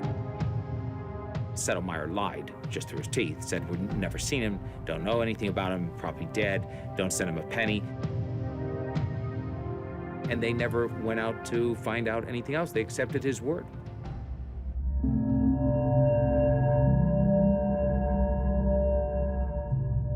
Mengele's long flight is now nearly 20 years in the making. Auschwitz is liberated in January 45, but before that happens, Mengele's made good his escape. He got away 10 days before the Red Army liberated the camp. It was complete and utter chaos. Tens of thousands of prisoners moving through the camps at the same time. Nobody quite sure of who was anybody.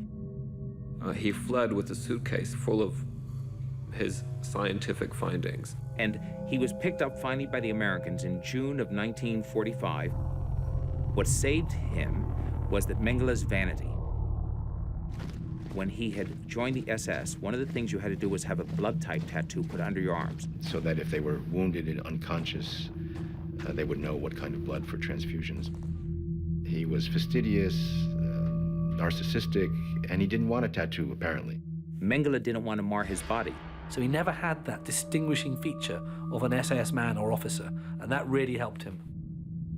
So in the days at the end of the war, and they had quite a simple litmus test. Take off your shirts, raise your hands. If they found a tattoo, they put you to one side and they would interrogate you. If there was no tattoo and you had some kind of reasonable story, then you were released, which is what happened with him. Mengele drifted homeward through Germany. Mengele did not go back and live openly under his own name in his hometown. He lived under an assumed name on a farm in Bavaria, where he works for 2 to 3 years. American investigators show up at his wife's home and say, do you know what happened to your husband? And she says, I hear he's dead on the Eastern Front. And they close the file. But Mengele's family knows that he is alive and well. They even sent him money via Hans Sedlmayr. He came from a very rich family. The Mengele family were a family who produced farm machinery in Germany. The Mengele family ran the largest business in Günzburg. Günzburg was a company town. But as long as Dr. Mengele stays in Germany, he remains at risk. He was living in fear of being arrested. He saw what happened to, the Nazis in the Nuremberg trials, where all the Nazi leaders were tried, convicted, and executed by hanging. He knew, as a former Auschwitz doctor, that this could very probably be his fate if he was caught. So he contacts his family back in Günzburg, and Sedlmayr puts him in touch with various people who can help him. If you had enough money, you could flee. So he crossed into Austria. From Austria, he crossed into Italy. And like many other Nazis, he reaches Genoa. He got an Argentine landing permit in the name of Helmut Gregor. He boarded a ship called the North King to Buenos Aires. Mengele arrived in Argentina in August 1949. Before long, he begins selling farm machinery across South America. His business thrives. From 49 till 59, those 10 years he spent in Argentina were actually very good years. But after fellow SS officer Adolf Eichmann is kidnapped and indicted, Mengele's world begins to crumble. And let me tell you, there is nothing that scared the Nazi war criminals in South America more than that indictment. It ruined everybody's day, and it especially ruined Mengele's. He's just going from a succession of farms, being an itinerant farm manager, effectively, in Paraguay, in Brazil, and at one point when he was on a farm in Brazil, there was a young calf, had a hernia, and Mengele got out his surgical tools and performed this incredibly delicate and successful operation on removing this hernia. And the farm workers realized that actually you're not just some Swiss farm manager you claim to be. You know, you're something else. Though the Mossad has failed to capture him, Mengele's carefree life is gone for good. So Mengele grows increasingly isolated, depressed, and he ends up in a very modest bungalow on the outskirts of Sao Paulo. Ironically, as Mengele's fortunes dwindle, his legend grows increasingly outlandish. Throughout the late 60s and early 70s, the reputation of Mengele grows out of all proportion. It's partly fueled by Simon Wiesenthal, who has kind of made Joseph Mengele his sort of poster boy. You know, this is the Nazi we all want to capture. This is the really bad one. This is Angel of Death. Private individuals such as Simon Wiesenthal, you know, the Klarsfelds in Paris, they were the ones who were keeping the flame alive. We had known that Mengele was living in Paraguay, and that's the reason I demonstrated it in front of the Ministry of Justice in order to get information about the fate of Mengele. The Klarsfelds did try to look for him, but probably a bit too late in the day.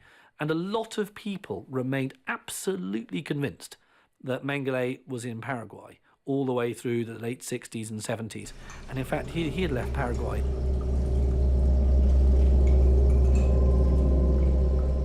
Everyone had this notion of Mengele living in some jungle fortress with, you know, dogs yapping at his boots and cigarette boats out on the river and minions following him around.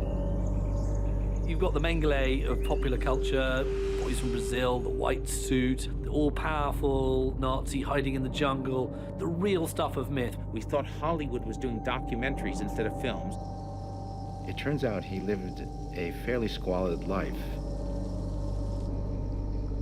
And he's got this terrible nervous habit of chewing the ends of his moustache. And he chews his moustache so much that he ends up with a hairball. His paranoid nature gets worse and worse. He's not a Nazi hiding in the jungle with a huge estate. He's a little old man with a hairball. 40 years have passed since the fall of the Third Reich. But Joseph Mengele, doctor of the Auschwitz-Birkenau concentration camp, remains at large.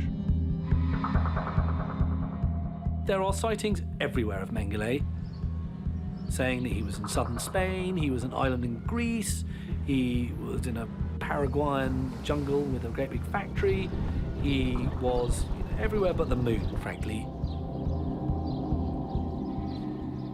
But no one was really hunting for him. If there had been any serious effort, particularly by the German government, to find these criminals, it would have been extremely easy to find them and locate them and have them arrested.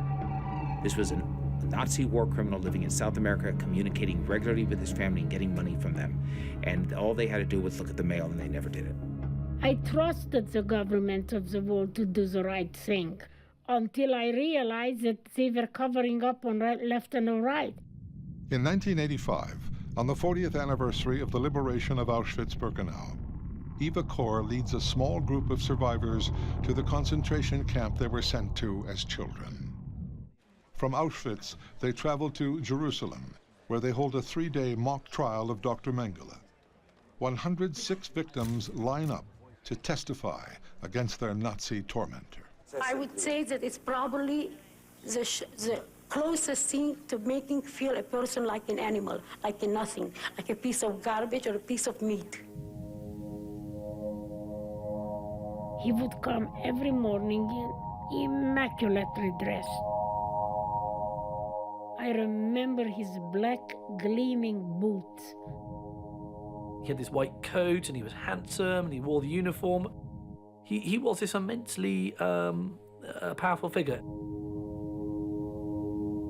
I was injected with something that made me very ill. He would deliberately infect them to see how long the infection would take in one and not the other. I had extremely high fever. My arms, my legs were swollen to twice the size with huge red patches all over. Painful, very painful. Mengele's twisted desire to create an Aryan master race led to torturous experiments on more than 3,000 twins. 200 survived. So when Mengele came in with the 4 other doctors, and he looked at the fever chart, and he declared, laughing sarcastically, "Too schwer, too young, 2 Wochen to labor. Too bad. She's so young. She has only 2 weeks to live." That much I understood in German. Against the odds, Eva and her sister Miriam lived to see the Red Army's liberation of Auschwitz. The rest of their family perished. To me, it seemed like a nightmare, that somehow if I could close my eyes and open them up again, the whole nightmare would disappear. But the nightmare did not disappear. In 1985, campaigning by Eva Kor and others converges with political will. The pressure is building on the German government, on the Americans, on the Israelis because of this mock trial. There started to be multi-million-dollar rewards offered for Mengele. Law enforcement officials from 3 nations meet to coordinate their efforts. The Germans were the hosts. There were several people from different agencies in Israel, and the U.S. Marshal Service was there. Days later, the international team decides to act on a promising tip. After drinking heavily at a restaurant, Mengele's fixer, Hans Sedlmayr, let it slip to a friend that he's been supporting Mengele for years. The friend alerted authorities. The chief prosecutor in Frankfurt secures a search warrant for Sedlmayr's home.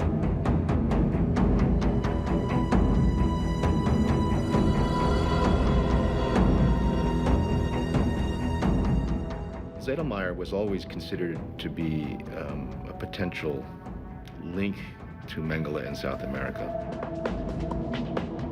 The hunt for the Nazi doctor moves into high gear. May 31st, 1985. German special agents raid the home of Mengele family fixer Hans Sedlmayr. They knew that if they told the local Bavarian police, there was bound to be an informer for the Mengele family who would then tip them off and, make sure they hid everything.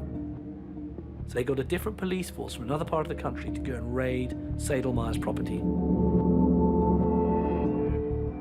The search was conducted by the Bundeskriminalamt, which is the German federal police. They do this search. He thinks he's safe. It's only by luck when they move this large sort of armoire, cabinet, that they find something. Behind the furniture, investigators unearth a secret stash of envelopes. There they found these letters that had been sent from Mengele. They found everything. All the letters, all the addresses of his helpers. Long had been rumored the fact that Sedlmayr's wife had a crush on Joseph Mengele early on. And Mengele had letters to her directly as well as to Hans Sedlmayr. Among the cache of letters, investigators find one that includes a stunning revelation. With deep sorrow, I tell you of the death of our common friend. That led the Germans to believe that Mengele had died in Brazil in 1979. Sedlmayr is arrested. A search of his address book links Mengele to a residence in Sao Paulo. David Marwell, an investigator with the U.S. Justice Department, is part of the international force now hunting Mengele. The Germans, after the discovery of the documentation in the Zedelmeier home, went directly to Sao Paulo.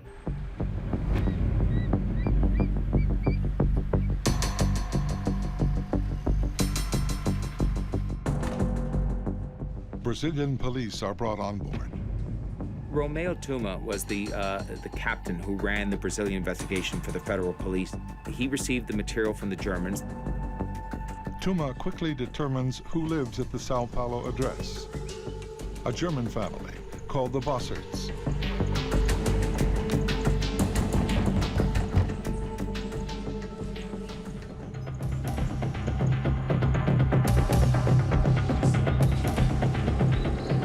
They're not quite so genteel about a search warrant. They really do come in with full force.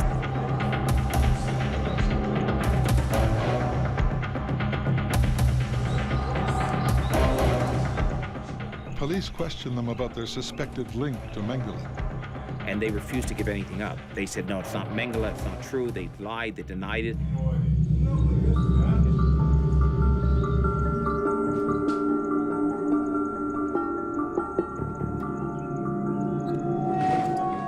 But Tuma soon finds a makeshift shrine to Mengele and a stash of his personal writing and photographs.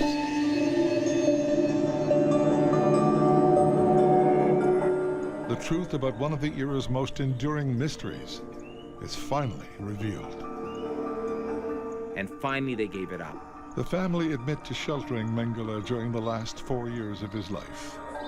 And then they said where he was dead, and then where they had buried him.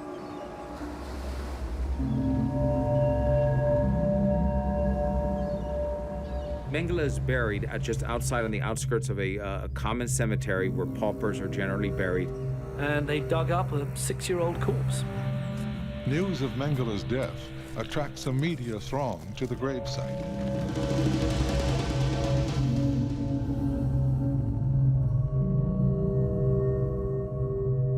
And there was Mengele's skull for everybody to see, and it was kind of held up for the cameras in a rather grisly way, and snap, snap, snap. But questions linger. There were many who believed that he could have staged a death, and he had the requisite medical knowledge and clearly the motive to stage a death. Because he had this diabolical reputation, because he had this image that he was this cunning scientist beyond, any form of natural justice, he was, this was all just some cunning thing. Even though Mengele's bones had been dug up, a lot of people thought that Mengele was still alive. An international task force from Germany, Brazil, Israel, and America believe they have found Joseph Mengele. Forensic scientists must now prove the exhumed corpse really is the Nazi doctor. We put together a top-flight team of pathologists and of radiologists and dental experts. The Israelis sent down the chief pathologist of the Israeli Defense Force. The forensic experts set out to compare what they knew about the living Mengele with what evidence could be derived from the skeletonized remains. They had compared the skull to a picture of Mengele's face, and they blended the two together. So it's very eerie, but very compelling as a piece of evidence. We spent a great deal of time examining the bones that were discovered in this grave, and I am absolutely confident that the bones were Joseph Mengele's. But for undeniable proof, they would have to wait for the advent of a new forensic technology.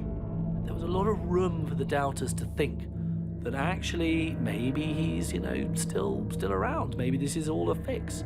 And it did take really genetic testing in the early 90s to fundamentally prove to people that these were indeed Mengele's bones. Science caught up with the Mengele case. bones from Brazil were sent to a laboratory in England. They were ground, and they were able to collect a tiny amount of DNA, enough to analyze it. The results are definitive. The bones are Joseph Mengele's. There he was dead.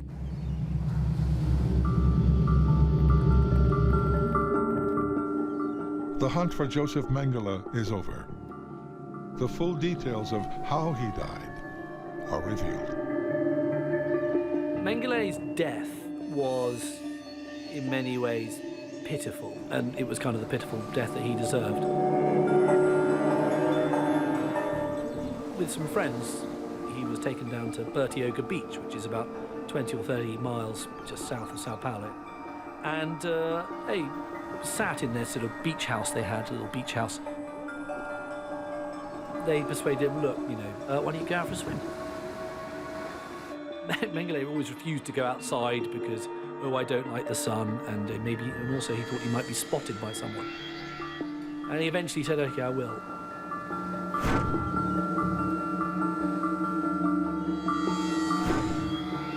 The current was very, very strong, as it is round there. On this hot summer day, Mengele swam out from the beach a little bit further than he should have.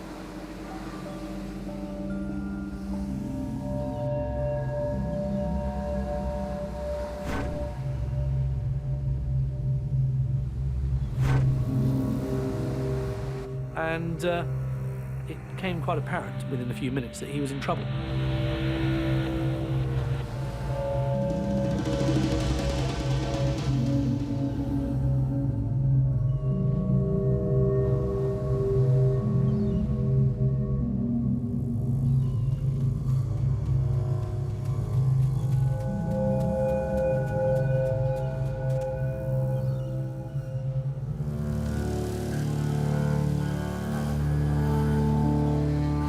Tried to resuscitate him. He had had a stroke, and if you have a stroke while you're swimming, the combination isn't great.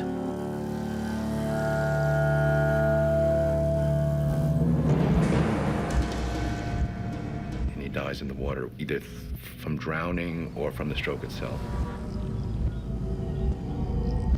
The interesting thing is that after his death, they talked about whether they should cremate him.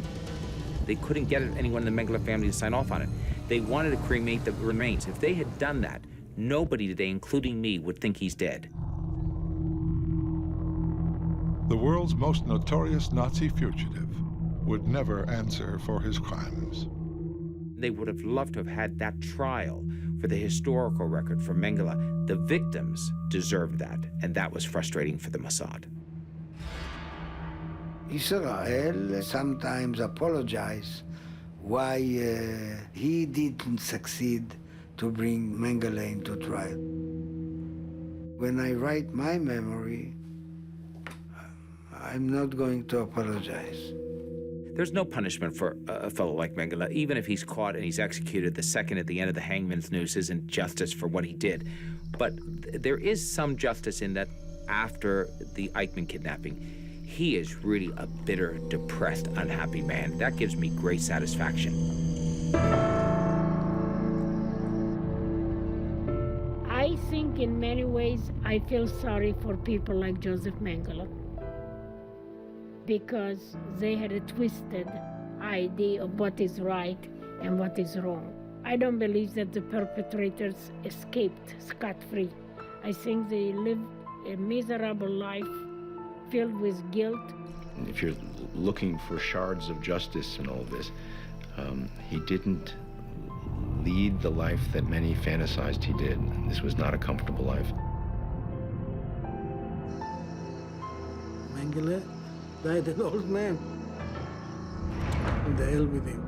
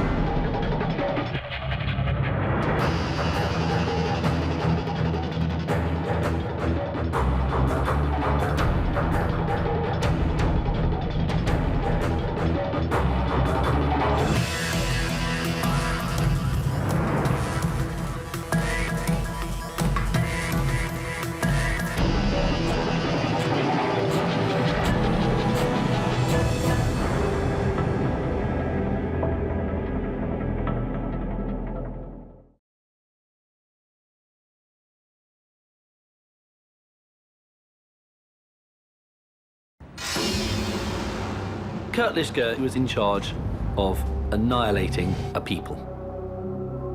It was a death factory, basically. You know, it was a death factory. There was no will to bring the Nazi criminals to justice. The Klarsfelds believe in action. We had to do something. There were plots in Germany to kill us. Nothing would stop them.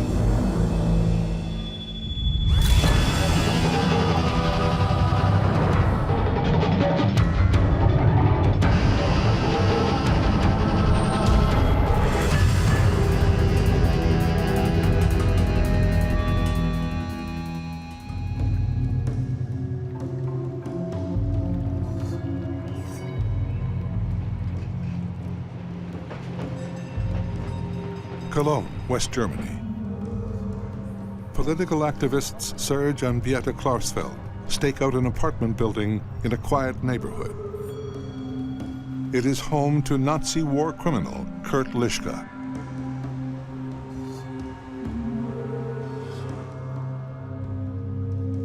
It is 100% Lischka's job to organize the arrests, deportation, and the ferrying of the Jews east, which of course was that great Nazi euphemism for exterminating people in camps such as Auschwitz. A legal loophole protects Nazis like Lischka from prosecution in Germany. The Klarsfelds are on a mission to change the law and make Lischka pay for his crimes. We had learned that most of the Nazi criminals who had been active in the deportation of the Jews of France had remained in Germany under their own names. We were very outraged by the fact that they became judges, businessmen, high officials. They wanted to force the Germans to see that they had in their midst a major Nazi criminal. The husband and wife team have traveled from their home in Paris to track down the war criminal. Beate called information in Cologne and had no problem immediately getting an address for Kurt Lischka. Kurt Lischka, this and this number, and his address, Bergisch-Gladbacher Straße. You know, it was as easy as this. For Serge, this isn't just about politics. A French Jew, he lost family in the Holocaust. We saw him leaving to go to work as an accountant.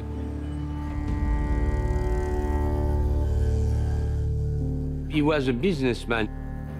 But 30 years ago, Lischka had a very different job. As Gestapo chief in Paris, he orchestrated the murder of 33,000 Jews.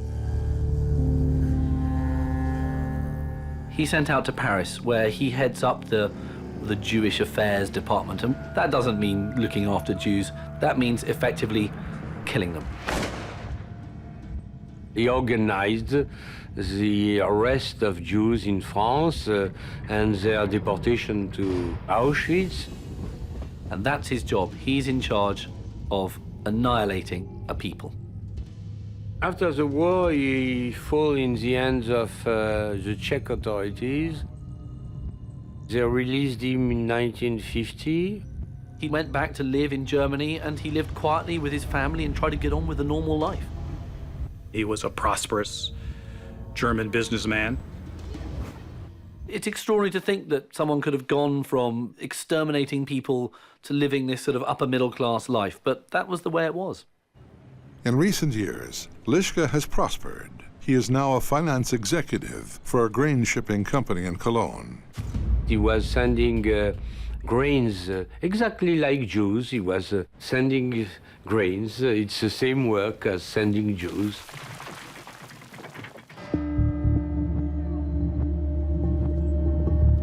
The next morning, the Klarsfelds are back on Lischka's street. This time, they've hired a cameraman to try to capture the Nazi on film. The Klarsfelds found out where he would walk on his way to the streetcar. He had to take the streetcar to get to work in Cologne. Lischka is not scuttling under rocks. Lischka is living very openly, und sind an einer Ecke ein bisschen andere Kante gegangen. And suddenly, we saw a tall man. He was wearing a black coat, carrying a briefcase, and was smoking a cigarette. Serge said, yes, that's him. Zigarette rauchend. Und Glasfeld sagte, ja, das ist er. It is the start of a dramatic cat-and-mouse chase that will last almost 9 years.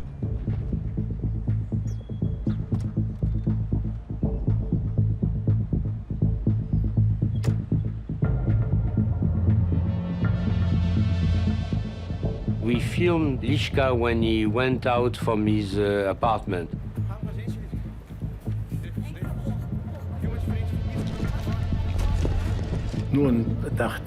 I started shooting him from one angle to keep him in the frame as long as possible.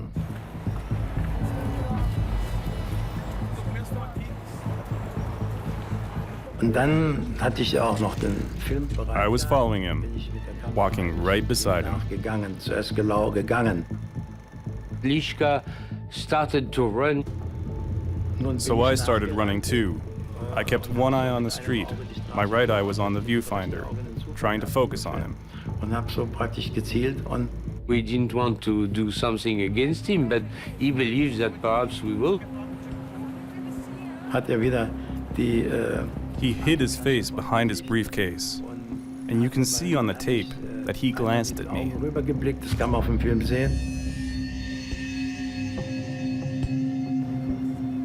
Well, they certainly became his worst nightmare when, in the famous footage, you see the great head of the Gestapo of Paris running like a squirrel, being chased by a dog. It was clear to me that this man was a criminal. You could tell by the way he acted. Fast vorgezeigt.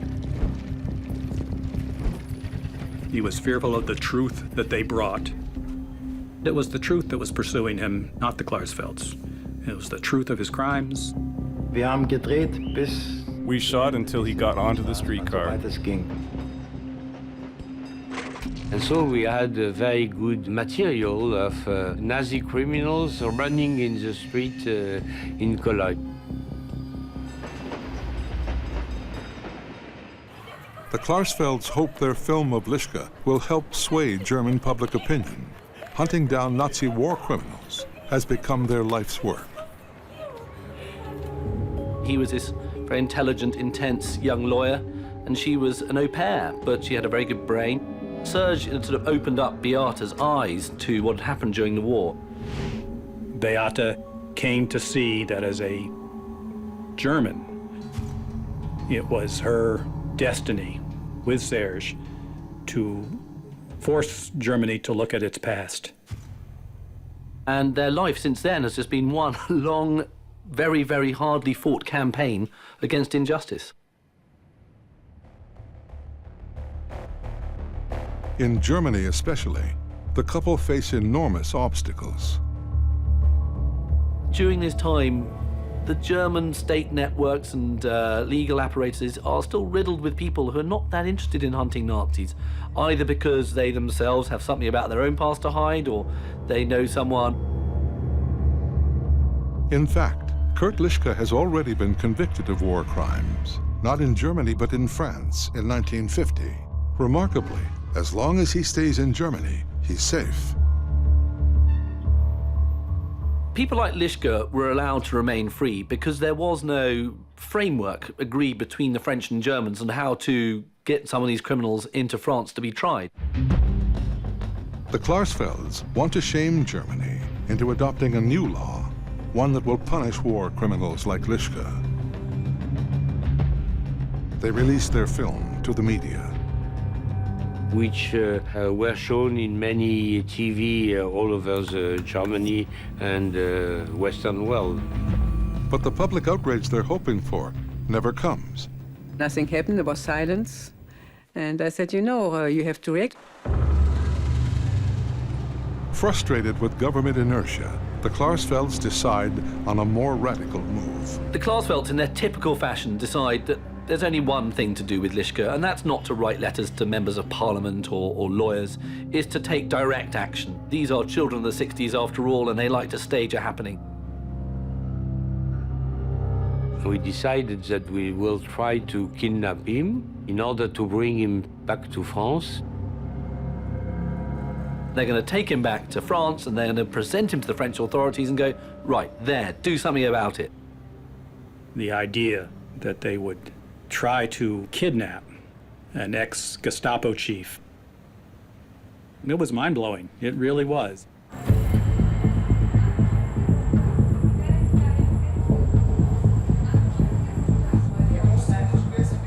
But to carry out their audacious plan, they need help. Eli is a photographer whose mother died in Auschwitz.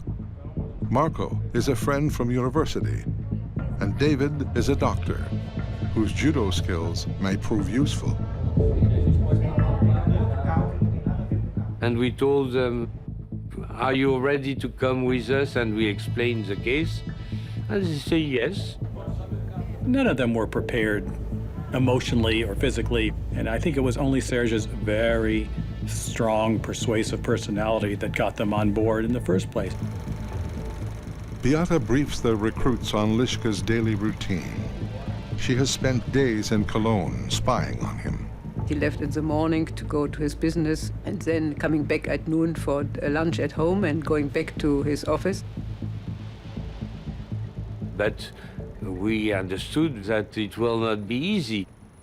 We knew if we will succeed, we will bring him in front of the Ministry of Police in Paris. If we do not succeed, it will be a case which will mobilize public opinion in Germany.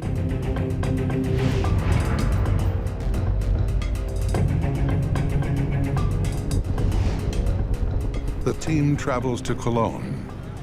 They rehearse the abduction and finalize last-minute details. But the plan hits a snag when the rental car they've booked isn't available. They want to rent a car. They've been promised they'll get a certain type which has 4 doors. And when they arrive, the car has only got 2 doors. A 2-door car is the worst type of car you can imagine trying to bundle someone into. Especially someone very tall like Lischke. You can't just shove him in. It's the first sign of trouble.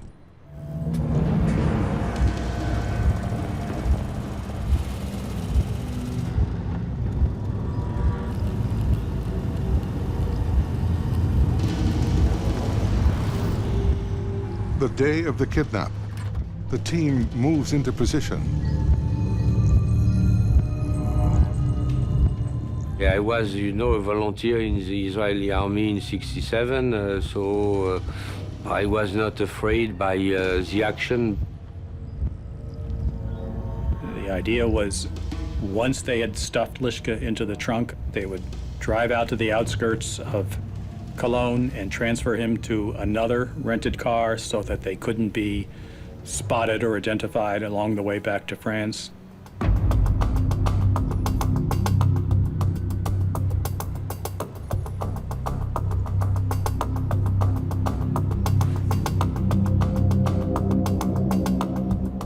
They understood that it was now the moment to go after him, you know.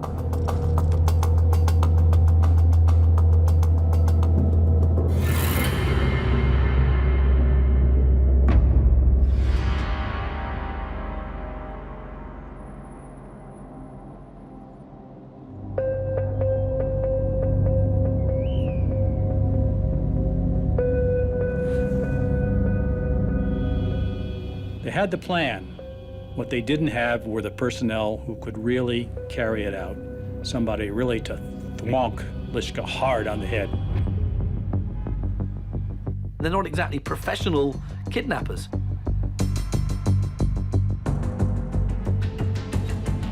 At the critical moment, Eli loses his nerve and freezes.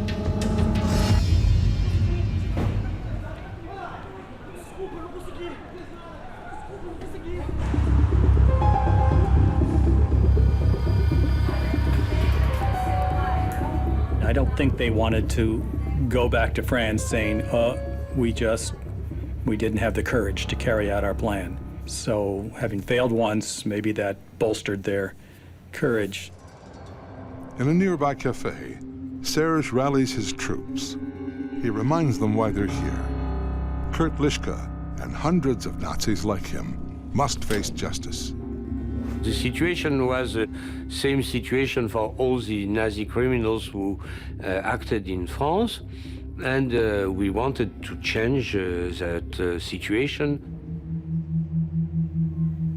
For Serge, in the back of his mind were the screams and the moans of children who first were subjected to terrible arrest,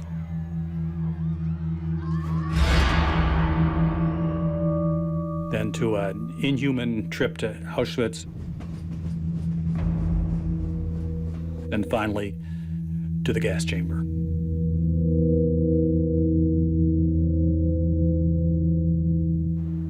And Lischke, more than anyone else, was central to that happening in France.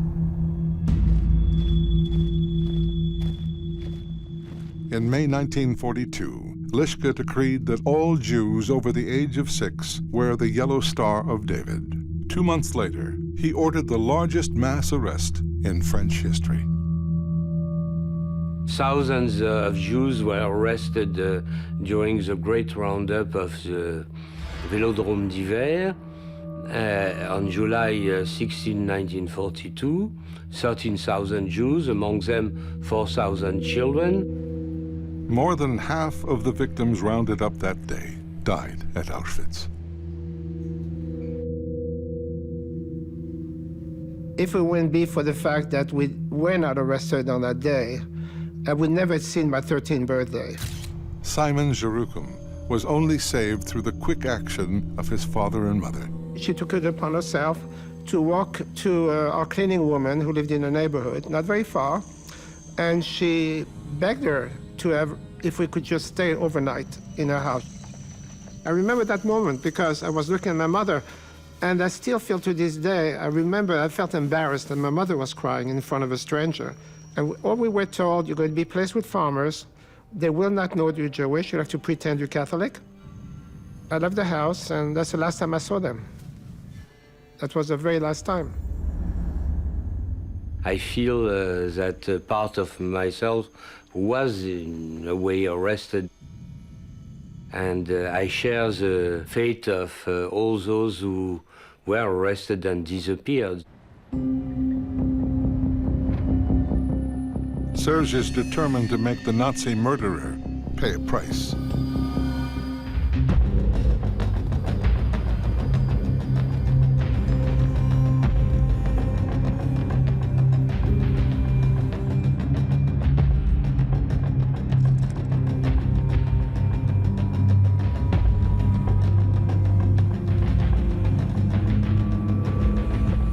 At 12:45 p.m., he leads a second kidnap attempt. So they go up to Lischke, and in the street, this very tall guy. We came close to him. One took one hand, one arm, another one took a second arm. And he's shocked. I mean, as you would be if just some random bloke came and jumped out at you. And he was very heavy, and it was very difficult to push him. And he started to shout, Hilfe, Hilfe, help, help.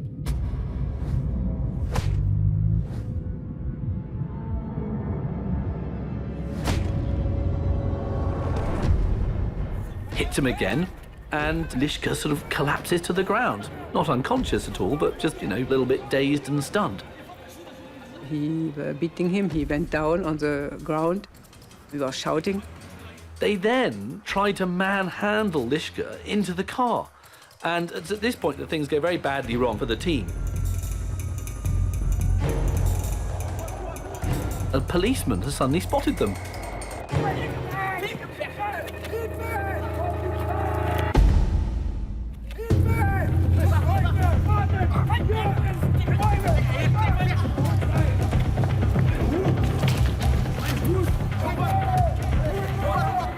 We ran to the car in order to escape the policeman.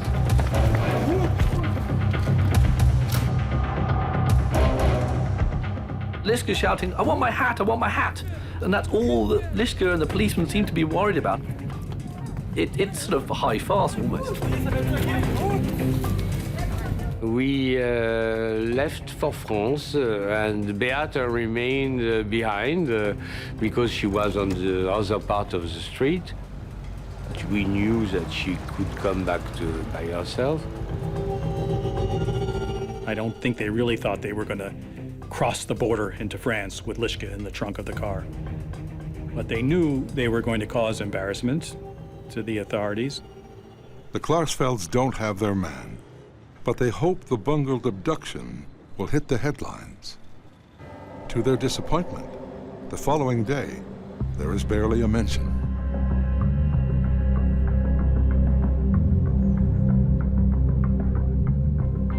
There was very few, and the next day a small article that a man was attacked in the street. So we called the newspapers. Beata called, like if she was a neighbor of Lischka. How is it possible that nothing is written while this poor Mr. Lischka was put on the ground and attacked by foreigners? I said, you know, these were French Jews who came to kidnap the former police, the chief of the Gestapo in France. The next day, it was full of news because the police was obliged to say that, yes, there was an attempt of kidnapping.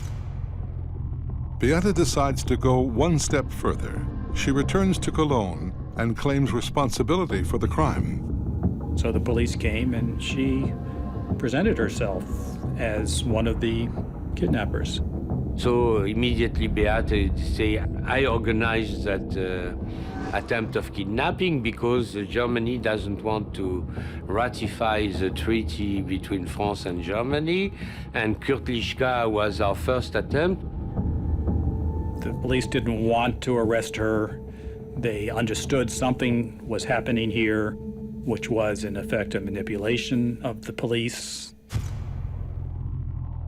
If Germany won't put a mass murderer behind bars, then Beata will sacrifice her own freedom.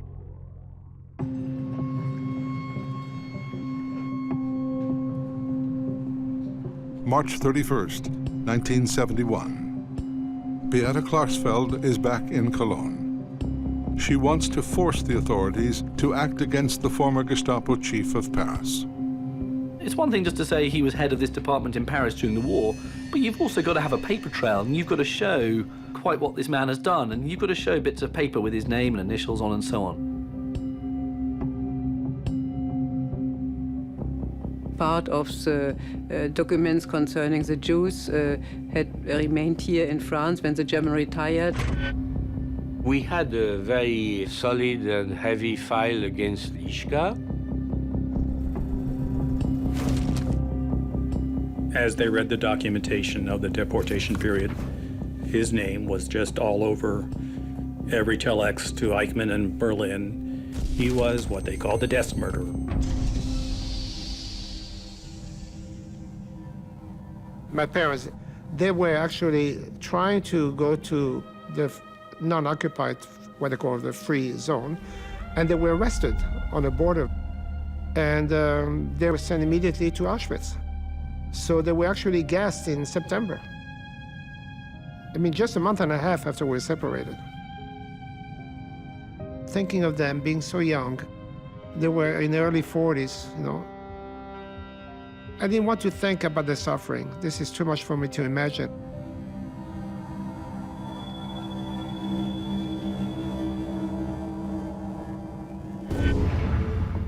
It was intolerable to them that criminals of that level should go on unrevenged.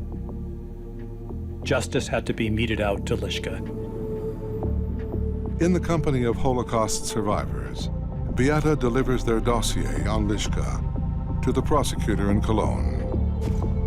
We met the prosecutor of the Lischka case and delivered him the documents, and I said, you know, here I am. I say to you, we wanted to kidnap Lischka. We could not succeed, but I bring in anyway the file about him.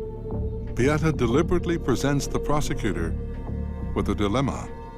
If he will arrest Beata, that will make a mobilization among the victims.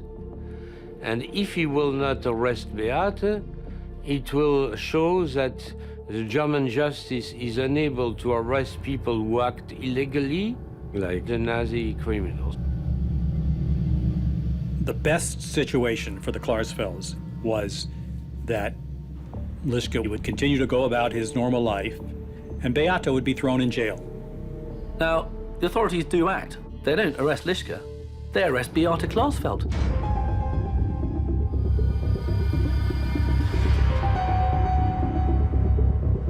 Beate spends the next 2 weeks in Ossendorf prison.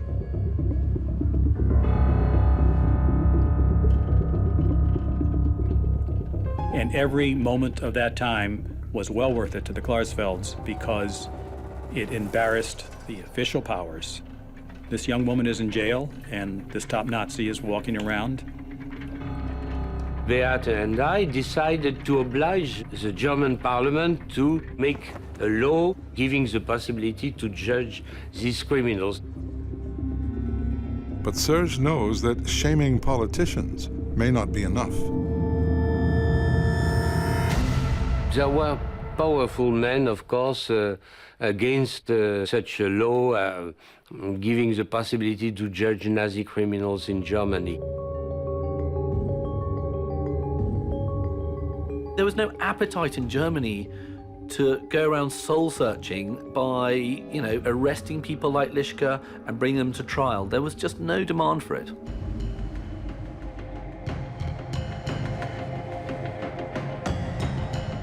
The injustice of Beate's incarceration becomes a cause célèbre. All the newspapers in France made huge articles. There are massive protests organized by Serge, free Beate. Without any powers of their own other than their own courage. It's amazing to think that they found ways to use the press to affirm their moral position. The authorities cave to public pressure and release Beate on bail.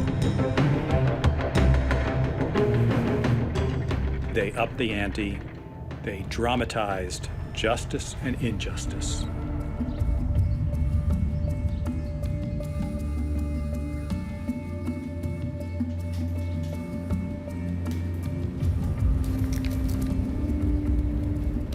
But for the Klarsfelds, the harder they fight to bring Nazis to justice, the more danger they face from those determined to stop them.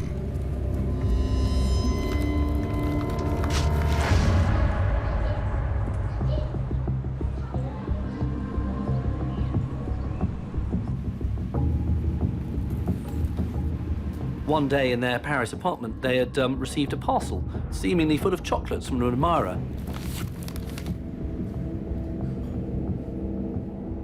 It was sent by somebody called Seagal, a Jewish name, but the initial of the first name and the name were SS.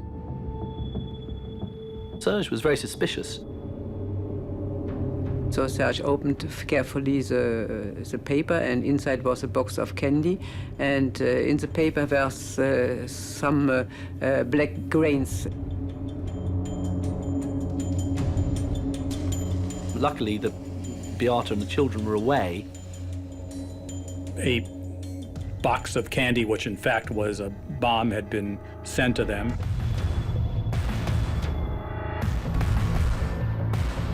So I took the parcel to the police. So he put it in a plastic shopping bag and walked it down to the police station. And then one of his friends said, "Hey, what do you got in there, Serge?" And he goes, "Hey, I've got a bomb." And the police examine it, and they say, "You are lucky to be alive." They discovered 300 grams of dynamite and 500 grams of nails. This is half a kilo of high explosives that would have just torn you, the flat, completely to bits. So, indeed, the Klarsfelds are very lucky.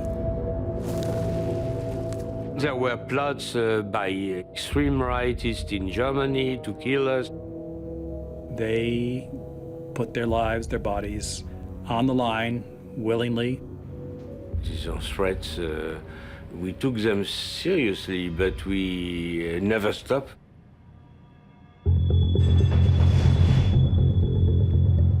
May 1973. Beata ups the ante again. 7 months pregnant and flanked by Auschwitz survivors, she marches into Lischke's office to stage a protest. She was never frightened. She was never, ever frightened.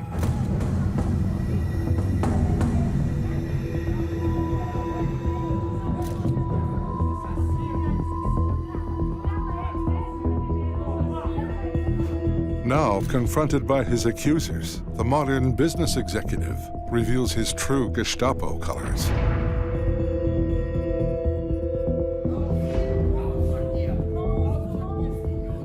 He took a gun to put one of the demonstrators against the wall. Did he hate the Klarsfelds? He certainly was fearful of them. He wouldn't have done this without the fact that he was afraid of being punished. Slowly, slowly, with our demonstrative actions, we put pressure on the German society. The Klarsfelds are really savvy manipulators, and they knew how to present a really good image to the public. They wanted Germany to deal with Lischke. That was our strategy.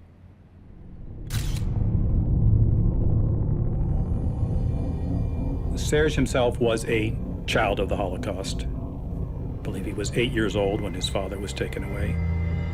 It was September 1943. The Gestapo burst into Serge's home. He, along with his sister and mother, hid in a secret compartment inside their closet.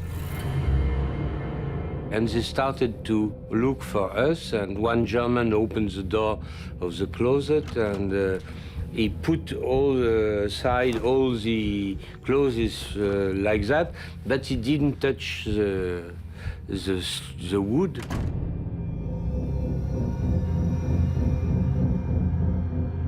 And in the morning, when the Germans were no more there, we escaped. The young Serge didn't know what had happened to his father. We phoned to the German prosecutor saying, you know, if you do nothing in order to judge these criminals, one day somebody will come with an armed weapon and kill Lischke. Despite the pressure, there is still no movement among German lawmakers. In December 1973, 3 years after their hunt began, Serge can wait no longer. He will take the law into his own hands. Serge traveled alone with a pistol to Cologne.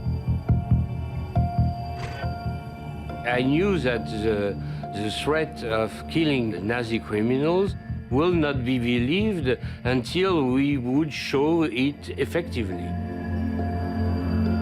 If he couldn't get justice through the court system, he would finally have to administer justice himself.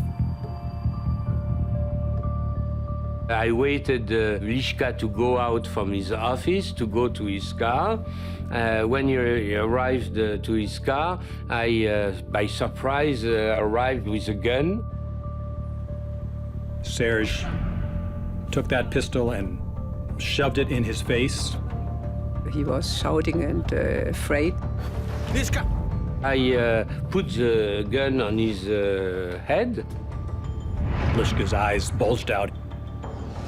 He immediately believed that he will be killed.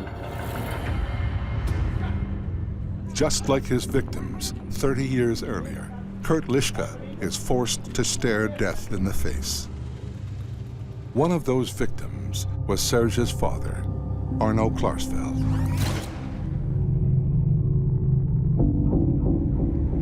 Like thousands of other French Jews, he was deported on the Gestapo chief's orders. He was sent to Auschwitz. He survived until August 1944, and then he died. Lischke was the single major figure in the murder of French Jews who was still alive and still could be punished. And if no one else was going to do it, then he would do it. I decided that I did not survive for nothing. Lischka thought he was about to die. Lischka! I decided not to kill because that would be an act of despair. I didn't shoot. I smiled, I laughed, and I left running.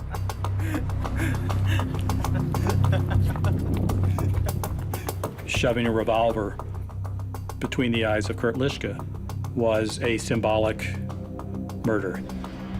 And this was his way of saying, we want justice, we don't want revenge.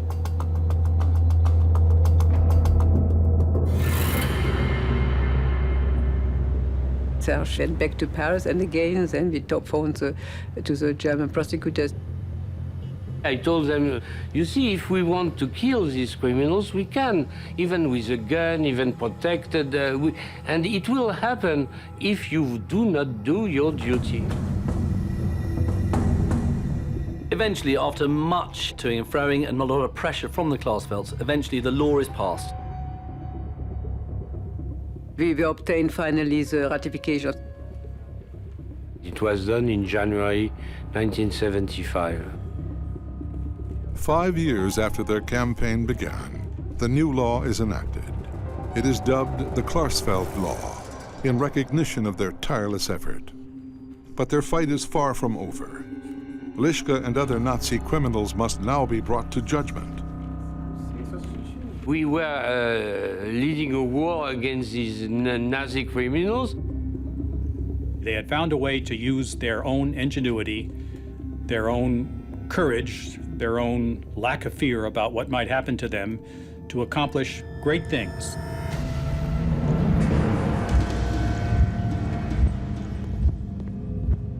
July 1978, 2 years after the Klarsfeld Law was passed, German police arrest Kurt Lischka for the murder of 33,000 French Jews. I think the most important was that these men we had confronted before at this time never thought that one day they would be judged. So it became possible to have a trial in Cologne. At that time, we were very, very happy.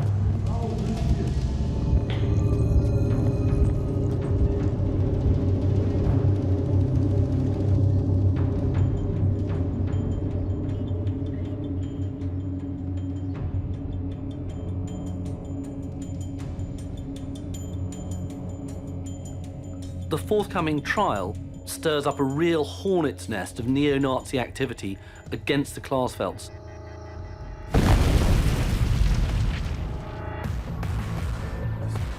During the night, we heard an explosion, and Beat told me what it is. I believe it's our car. In the garage at the bottom of the apartment block where the Klarsfelds live, the car is blown to pieces by a car bomb.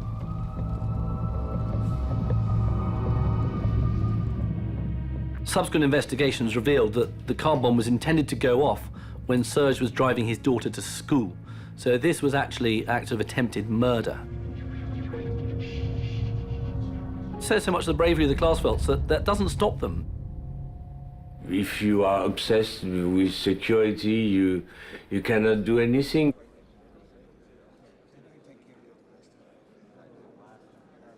October 23rd, 1979.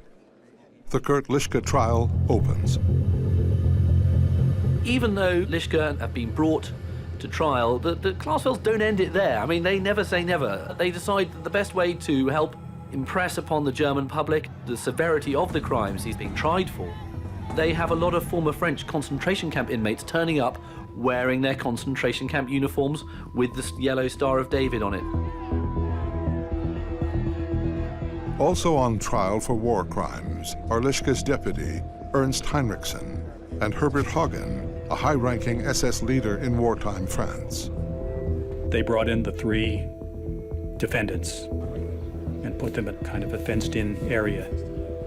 And they looked like 3 businessmen. They had looks on their faces like, oh, why are you doing this to us? You know, what is this all about? We're not criminals. For the verdict, the Klarsfelds pull one last stunt. They charter a special train from France carrying 1,500 Jews. It was the trains and the cattle wagons that took the Jews eastwards from France through Germany and to the extermination camps. This train was seen as a highly symbolic act of bringing a train of Jews, French Jews, into Germany for the trial.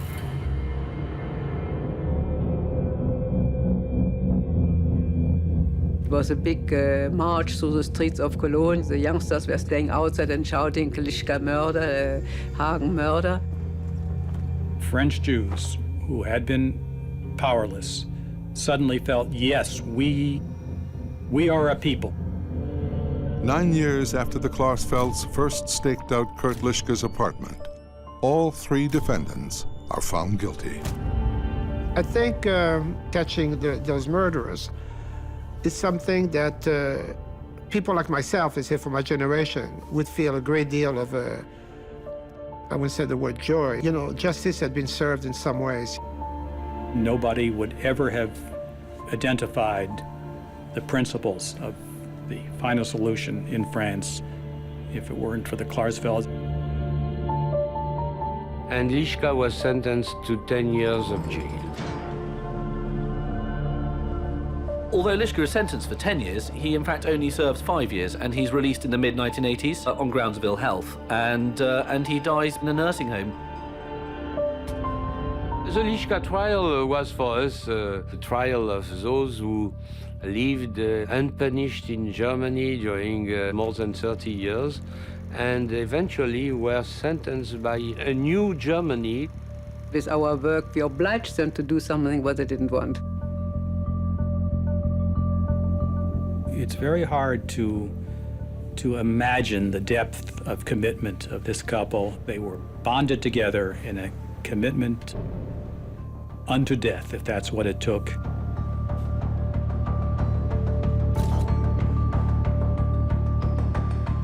The crimes are never forgotten. At the very end, these criminals can be judged for the crimes they had committed.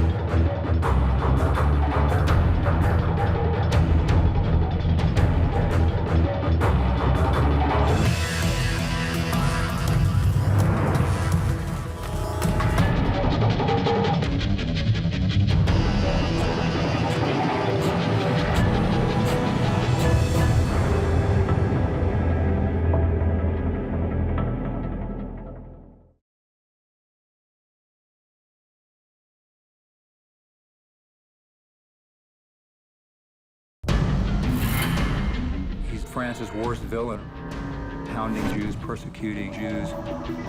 Paul Touvier sent my mother to Auschwitz. Members of the Catholic Church who were pro-Nazi helped him escape. My job is to arrest Mr. Touvier. Finding the man is not going to be easy. They searched a number of monasteries. We were stepping into a sacred place. When I started, nothing could stop me.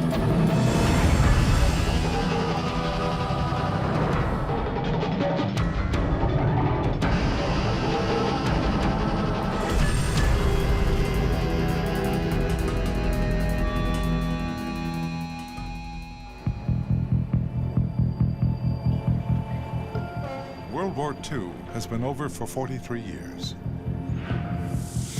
Yet France's most notorious war criminal is still at large. A Nazi collaborator who murdered Jews and resistance fighters alike, Paul Touvier. Now, a high-ranking French detective has the job of hunting him down. It was in March 1988 when a magistrate of the Paris court gave me the Touvier case.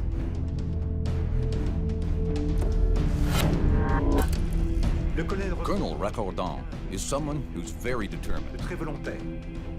When he decides to do something, he'll do everything he can to make it happen. Il met tous les moyens pour y aboutir. Over the years, the French National Police have tried and failed to bring the war criminal to justice. But Colonel Jean-Louis Recordon has a hard-won reputation as a tough and skilled investigator. His latest mission is top secret. For roughly 40 years, Touvier was hidden somewhere and nobody was able to arrest him. Combing through the Touvier case files, Recordon is transported back to one of the darkest periods in French history. When the Nazis invaded France, some Frenchmen heroically resisted. Others, like Paul Touvier, wholeheartedly collaborated. He worked with the Germans during the war. In fact, they joined with German units to actually fight against the resistance. As one of the leaders of a pro-Nazi paramilitary force, Touvier's job was hunting down enemies of the state. Touvier selected 7 people, and he said himself it was because they were Jewish. They were stood up against the wall and shot. Simple as that. He's France's worst villain. Even in the 1980s, there are people in high places who collaborated with the Nazis. People who are sympathetic to Paul Touvier. I was concerned about potential leaks because I was fully aware about the fact that in the French administration, but not only in the French administration, in the French society, Touvier had supporters.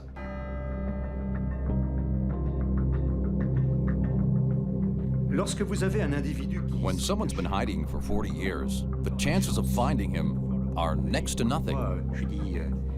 Quasi nul. I mentioned to the magistrate the fact that this case should be an impossible mission. But when I started, nothing could stop me. For this mission impossible, Colonel Recordon teams up with seasoned investigator Dominique Bélanger. When I received the Paul Touvier file, I knew it was very sensitive. Our division only dealt with very sensitive cases. It was a secret investigation. I was fully blind, I would say. I have no information about his current physical appearance, of course. The problem with searching for Paul Touvier was that we didn't even know if he was alive. Touvier faked his own death because at some point he had put a notice in the newspaper, Paul Touvier is dead. But since there was no proof of his death, we continued with the investigation. I started to define the Touvier networks, his relatives, his supporters, and all people mentioning in the dossier. And I was interested by one fact. I noticed several times the influence of the Catholic Church.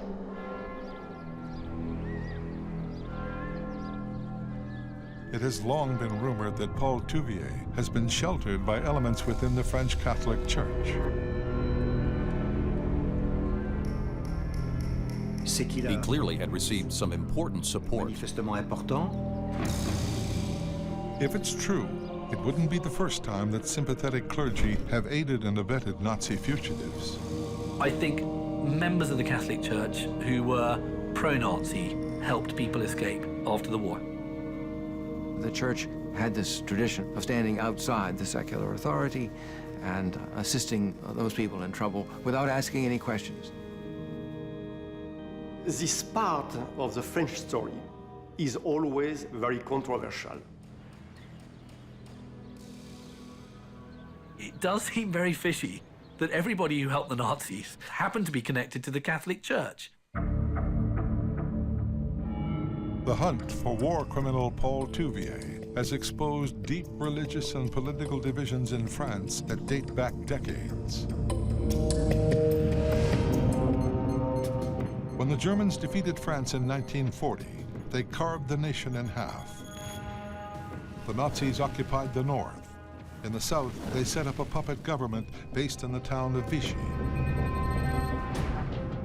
The Vichy government created their own version of the Gestapo, the fearsome milice. The milice was created essentially as a paramilitary police force to fight the resistance. It's an expression in its ideology of the most extreme elements in Vichy. It's overtly anti-Semitic. And Touvier made a career in the milice, and he really took to it. And he did so well that he was promoted. He became the person in charge of intelligence gathering for the milice office. He was an absolute ideological fanatic. The Jews and the resistance, these were enemies of France, and they were to be eliminated. Well, after the war, there was a serious effort in France to purge French society of people who had collaborated with the Germans.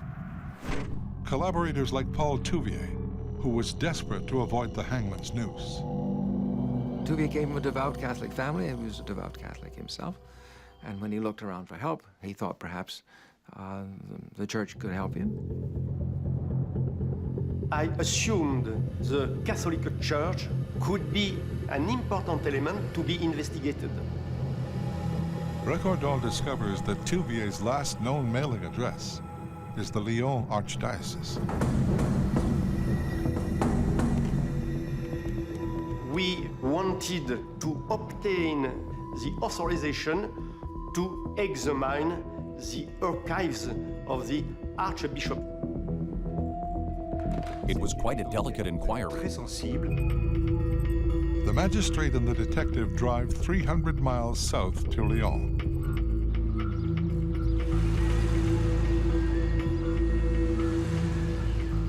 They decide the magistrate will meet with the Archbishop alone to gain his trust.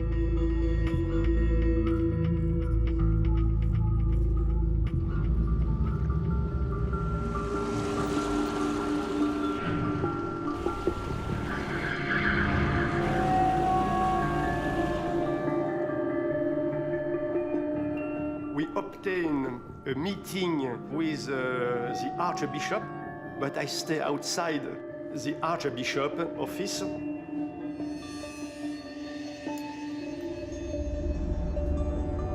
I was very anxious. It was sensitive. The Archbishop was very reluctant to authorize the police to investigate Catholic archives. Recordon's request to see the archive is turned down flat, only fueling his suspicions.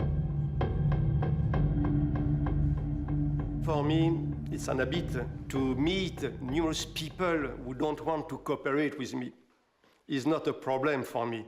Okay, you don't want to cooperate directly? Okay, I will use another way.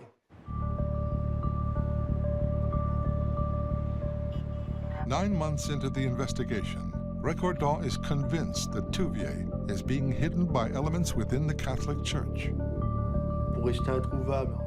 To remain impossible to find, to stay hidden while in France, the perfect place for this was a religious setting. Whether in monasteries or abbeys that could shelter entire families or individuals. Police concentrate on the right-wing fundamentalist movement within the church. We were focused mainly on one in the monastery. Due to the fact that Touvier worked for a certain time in the 70s around this monastery. It is the Notre-Dame-des-Doms monastery in central France. I decided to send Bélanger inside the monastery in order to find some clues of the presence of Touvier or his family. Officer Bélanger goes undercover, posing as an ex-convict seeking charity.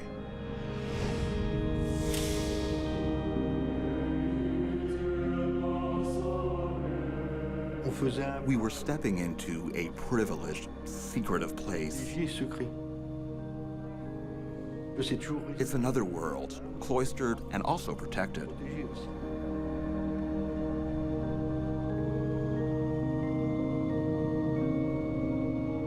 It was a very impenetrable system and very effective. It's very difficult to infiltrate these religious communities. There's an element of mistrust.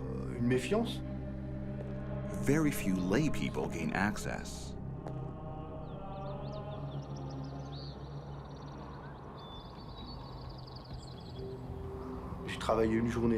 I worked there during the day and at night had the run of the abbey.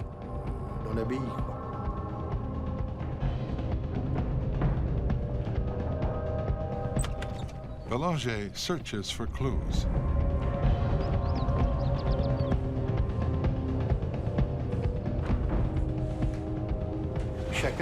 Every detail we gathered motivated us.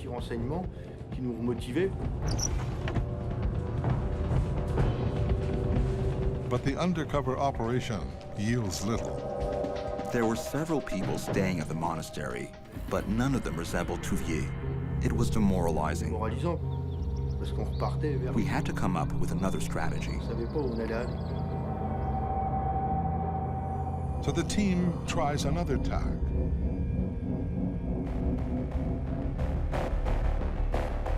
They tap the phones of a number of fundamentalist religious communities. We had created a network of phone taps in every place where Paul Touvier could have been called. Paul Touvier aurait pu être appelé, en fait.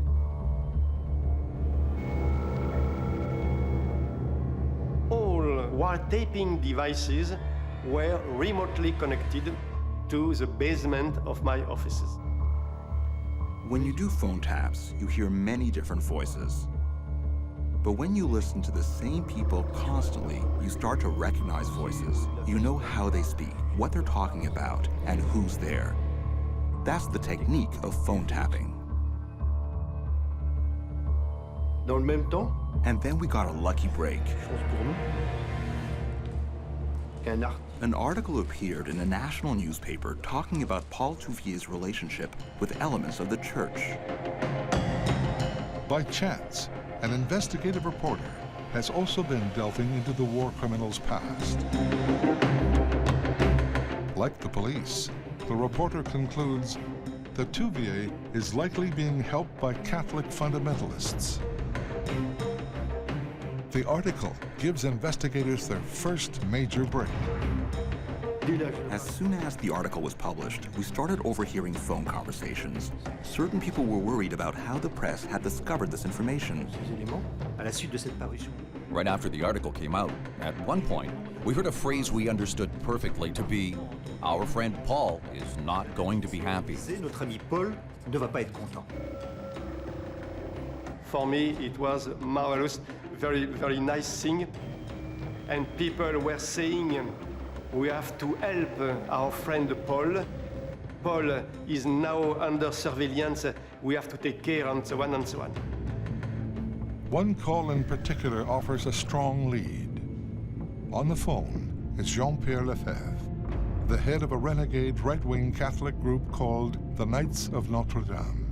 The Knights are part of the fundamentalist movement. At the other end of the line, Dom Lefebvre, abbot of a Benedictine monastery called St. Paul de Wisk. It seems that the Wisk monastery and the home of Jean-Pierre Lefebvre could be two links of the chain. Detectives have evidence linking war criminal Paul Touvier to a monastery in northern France and a secretive far-right Catholic sect.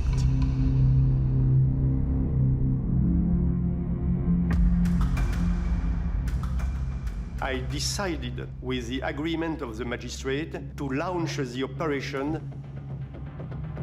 I sent two different teams, one in Wisk in order to make an investigation in the monastery, and the other team to the home of Jean-Pierre Lefebvre. The manhunt intensifies. Belanger arrives at the Wisk monastery, armed with a search warrant.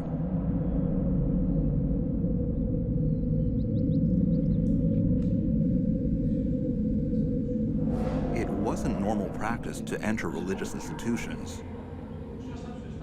We questioned Dom Lafont.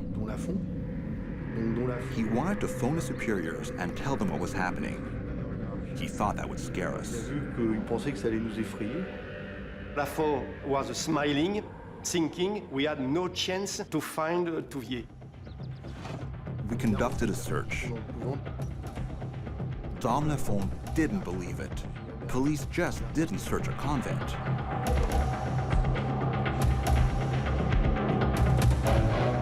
Belanger grills the abbot, but Lafont insists he knows nothing of the war criminal.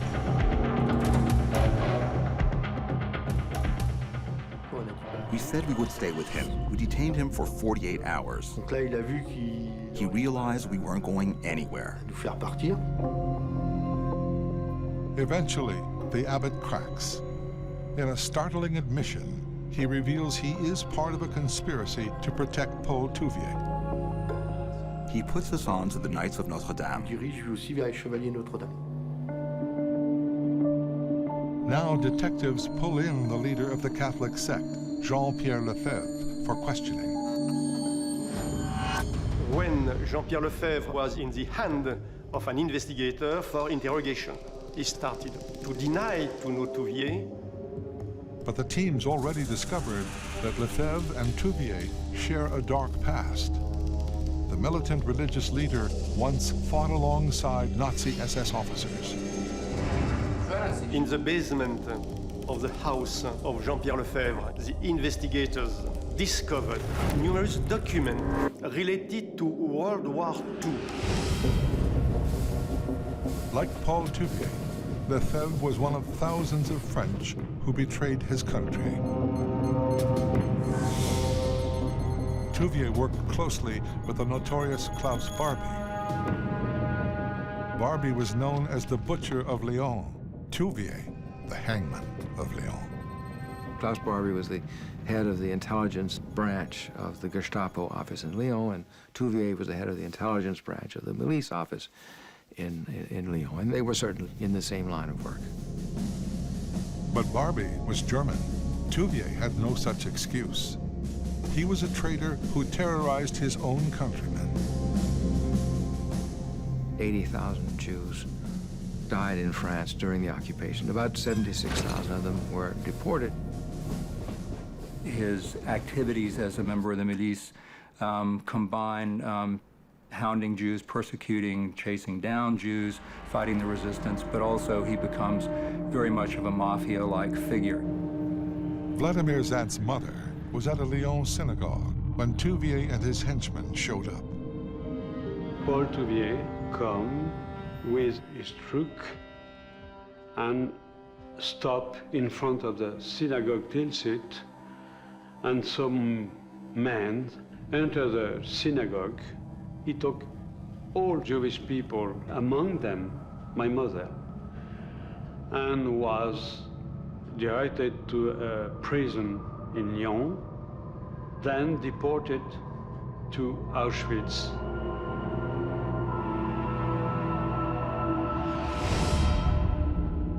It is crimes like this that have led detectives to question the leader of the Knights of Notre Dame about Paul Touvier. Several hours later, the investigator came in my office saying he don't want to speak, he don't want to cooperate.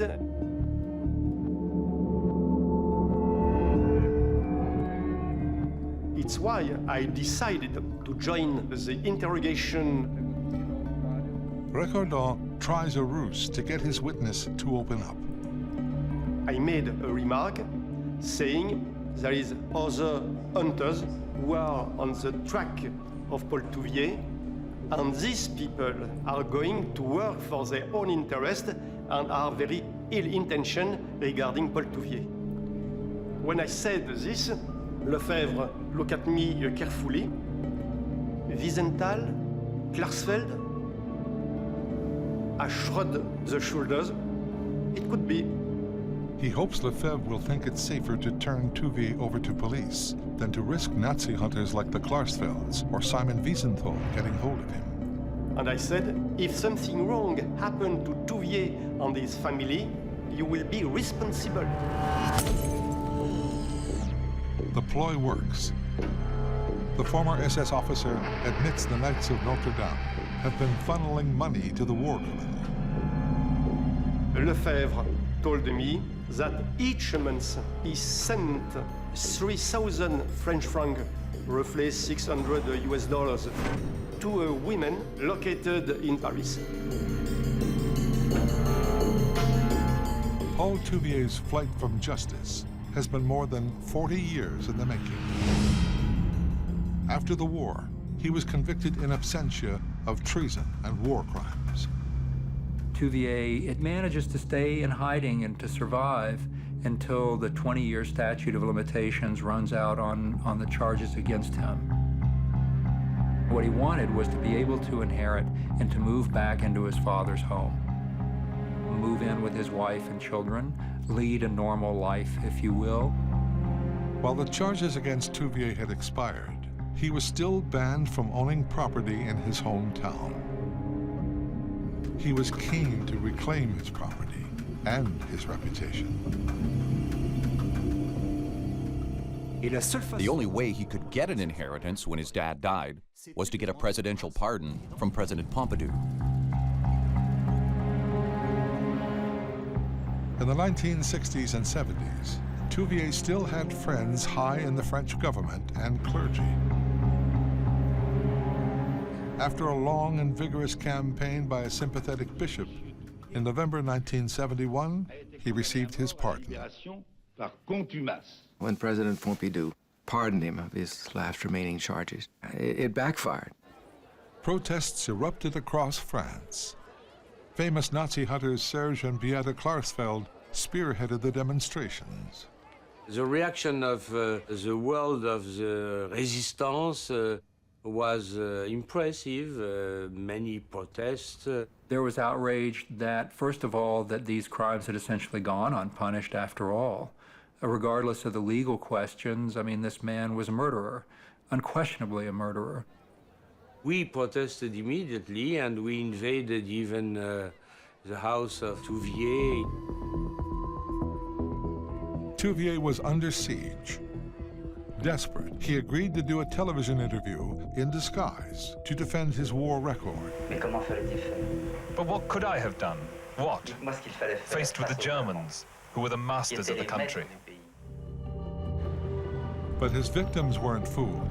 They filed lawsuits against Touvier. As a result, he was now charged with crimes against humanity, charges which hold no statute of limitation.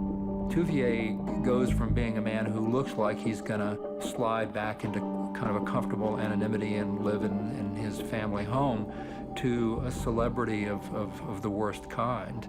And then he's forced to go into hiding again. It's these charges of crimes against humanity that have led Recordon and his men to pursue Paul Touvier. Now, the detectives follow the money trail to Paris and the elderly secretary of a Catholic charity. We confirmed that there was a network set up to collect money. The money was passed on to Touvier through a woman named Geneviève Penou. Recordon pays a visit to Penou to question her about the money. I explained to this woman the purpose of my investigation, but she answered she don't want to help. I was amazed by this kind of answer.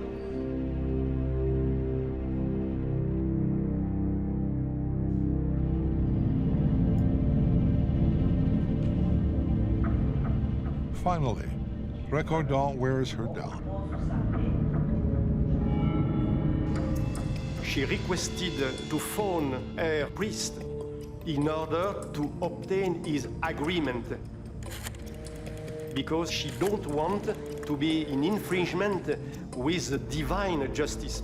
It was amazing. It was amazing. The priest advised the woman, please give the information to the investigator. Madame Penou reveals that she has been sending money to Paul Touvier at a fundamentalist Carmelite convent 200 miles south of Paris. For her, it was an obligation, according to the Catholic rule, to help this family. At this stage of the investigation, things started to accelerate very quickly. So the team left Paris by plane. At that time, the police had their own planes, and 4 of us left. Another group went by car. After 4 decades, the net is closing on Paul Touvier. But there is a real danger. If he gets wind of the operation, he will vanish. It's why I decided to move very quickly. French detectives are closing in on war criminal Paul Touvier. They have flown to his last known hiding place, a convent 200 miles south of Paris. A sister was surprised about the huge number of police officers in front of her. I said, I am in charge to perform an investigation in your convent.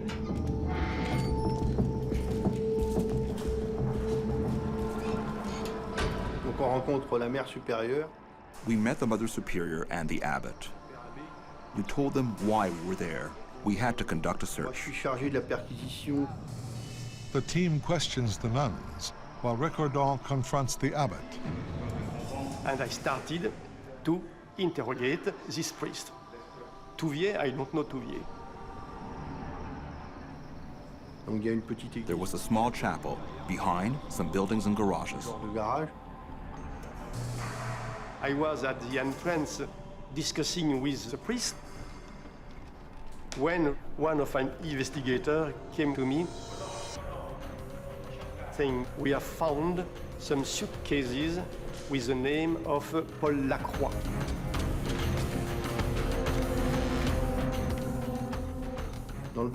In one building, we found some cases labeled with a name that we recognized as one of Paul Touvier's aliases. We opened the cases and discovered Paul Touvier's past. And the first thing we saw was the Iron Cross. I look at the priest. You don't know Touvier?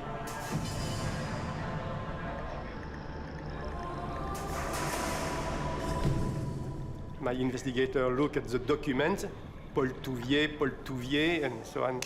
You don't know this guy? Investigators haven't found the war criminal, but they have found solid proof that the fundamentalists have been sheltering him.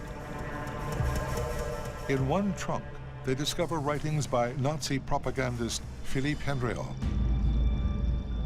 It is a direct link to one of the worst wartime atrocities committed by Touvier.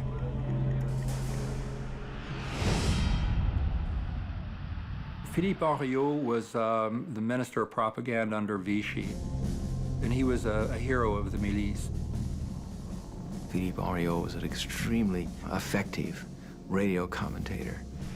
He was doing quite a lot of damage to the Allied cause. He was really getting somewhere with these radio broadcasts. The resistance assassinated him on the 28th of June. And throughout France, miliciens groups and other supporters of Vichy decided to exact vengeance. The account that finally emerges is that he rounded up a number of Jews, and then he took 7 of these and took them out early in the morning at the end of June 1944, lined them up against the cemetery wall and shot them, and left the bodies as examples for people to see. Paul Touvier must have been living there, but left very quickly. There were current photos of him with his children, his wife. This was our treasure. We had a photo. That was important because the most recent photo we had was from 1973. We questioned the abbot. He said he didn't know anything. I said, you have to respect the French law. Now, where is Paul Touvier? The Mother Superior takes matters into her own hands. Mother Superior asked the abbot to swear on the cross that he didn't know anything. He was trapped. Mother Superior really shook him up. She made him admit that he knew where Paul Touvier was. He said to me, Touvier, for 2 weeks, is at the Saint-Joseph Monastery in Nice.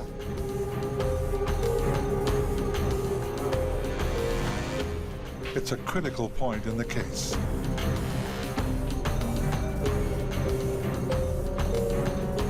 But Nice is 500 miles south on the Mediterranean coast.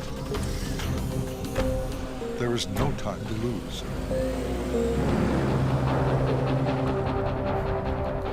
It was 11 p.m. Due to the fact that my team was very tired and more tired than me, I decided to take the wheel and to drive myself until Nice. Nothing could stop my investigation. French detectives drive through the night. They're heading for a monastery in Nice. After more than a year, the hunt for war criminal Paul Touvier is entering the end game. We had to move fast. We hadn't slept since Monday. We've been on the go with no rest. We drove at 150, 160. I took one photograph with me, and with this photograph, now I can put an image on a guy. Now Touvier, for me, was very well identified. Colonel Recordon calls ahead to authorities in Nice. He asks them to surround the monastery so that no one can arrive or leave. And I said it was a very important case. I cannot speak about it by phone, but I have in my pocket an arrest warrant.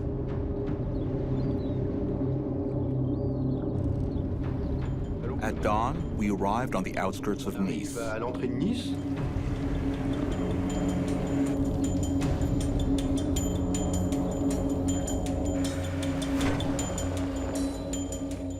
There were already 6 or 7 undercover police officers surrounding the monastery.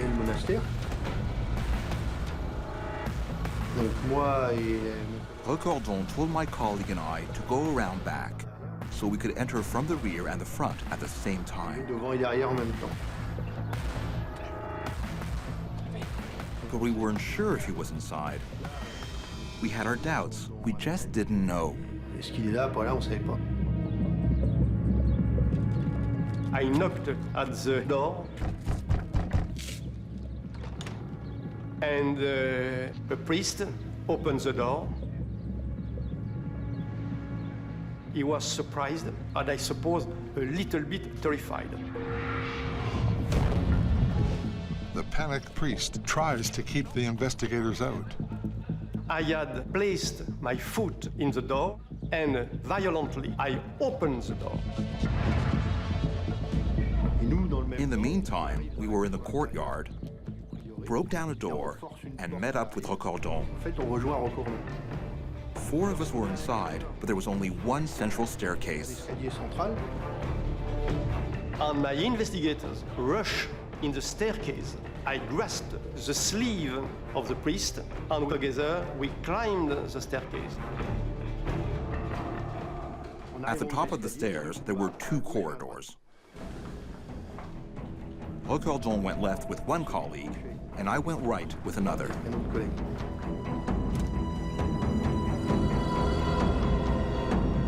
My investigator, a few seconds opening on each side, the door, and I followed, taking the priest by the sleeve. And at this stage, my heart was bumping quickly. And near the end of the corridor, I noticed an investigator stand still in the frame of the door. And in the middle of the room, I saw Paul Touvier. After more than 4 decades on the run, Nazi collaborator Paul Touvier is cornered. When I saw this guy standing in the middle of the room, instantaneously, I recognized him as Paul Touvier. Paul Touvier had a distinctive look. He had piercing blue eyes. I remembered war films with blue-eyed Nazis, and that shook me up. A few seconds later, a wife came, followed by her son and her daughter, crying. And Touvier, brusquely, nastily, ordered them, "Shut up, go back to your rooms." What they did without a word. And I recognized the guy in charge of the intelligence service of the milice when he spoke to the resistant, to the Jew. I think it was the same guy, the bad guy, very bad guy.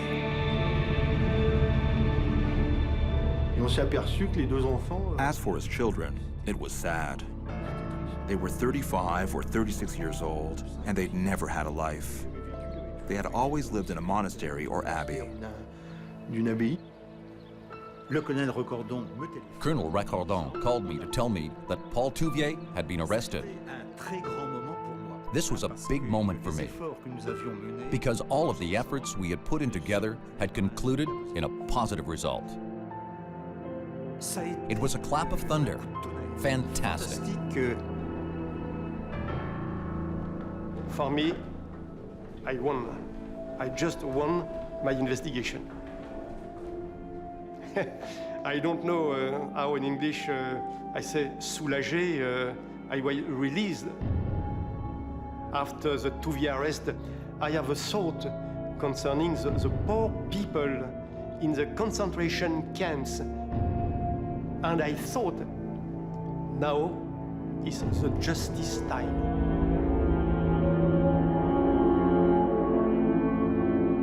We had, after 40 years, finally arrested Paul Touvier. There was a flood of journalists. Touvier faces 6 counts of crimes against humanity. He read a statement to me. I dispute having committed crimes against humanity. I was only doing my job. He had no regrets. The investigation has shone a revealing light on a dark and secretive corner of the French Catholic Church. Paul Touvier's arrest also shows that anti-Semitism is alive and kicking in modern France. Within days, "Death to Jews" is scrawled on a synagogue in Rouen. 5 years after Touvier's capture, his trial opens in Versailles, once home to France's kings and queens. Tensions run high in a nation still scarred by the war. One of the big moments in the trial is that during the 80s, he kept these notebooks called the Green Notebooks. And while he, at his trial, denied that he had maintained the same animosities he'd had before the war, when the Green Notebooks are read at his trial, it's clear that ideologically, this is a man absolutely frozen in the past. It became clear that he was very much the same man who had joined the milice and was willing to carry out crimes. Touvier was a very hateful man. These secret notebooks help seal Touvier's fate. He is found guilty of crimes against humanity and sentenced to life in prison. It's an historic verdict. Touvier was the first French citizen to be tried for and found guilty of crimes against humanity in a French court. And that's really quite extraordinary. There are not many countries that have prosecuted their own citizens for crimes against humanity. I was looking for my mother all my life. Paul Touvier was the man who arrested my mother and sent my mother to Auschwitz. Paul Touvier has to assume the responsibility of my life, of my hell. The Hunt of Touvier, for me, was a classical inquiry. Challenging, demanding, and also the right will, the determination. It was possible to succeed.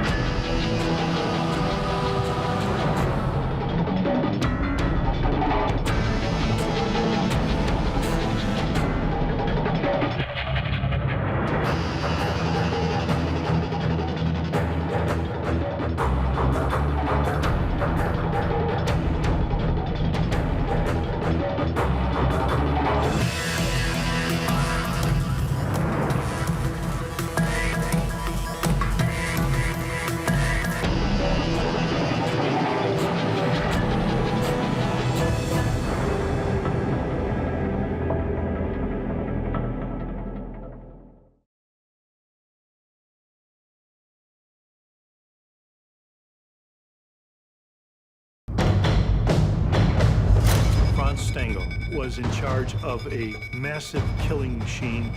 He was responsible for the deaths of 800,000 people. Wiesenthal starts getting on his case. His plan was to smoke him out. They were fiercely loyal to the old Germany, to the Reich. He was an enormous fish for the Germans to bring back. He had trainees, one of whom was Gustav Wagner. He was called the Beast.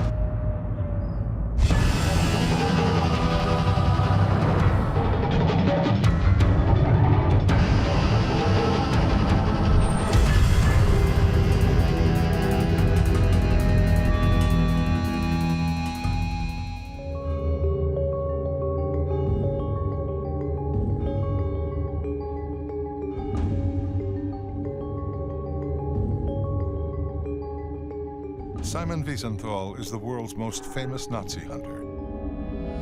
In his office at the Jewish Documentation Center, he keeps files on hundreds of fugitive war criminals. It is solitary work.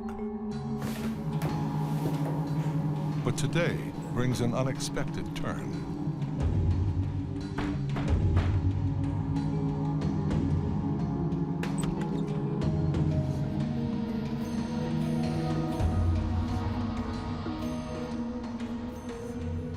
A drunken man turns up at his office and tells him, if you give me $7,000, I will tell you where to find Franz Stangle. Stangle was in charge of a massive killing machine responsible for the death of 800,000 people. That's big-time mass murder. Wiesenthal is intrigued. Franz Stangle is high on his list of wanted war criminals, but he can't help but be suspicious of the unusual offer. Stangle was a monster, but Wiesenthal wanted to make sure that he had a man that he could trust.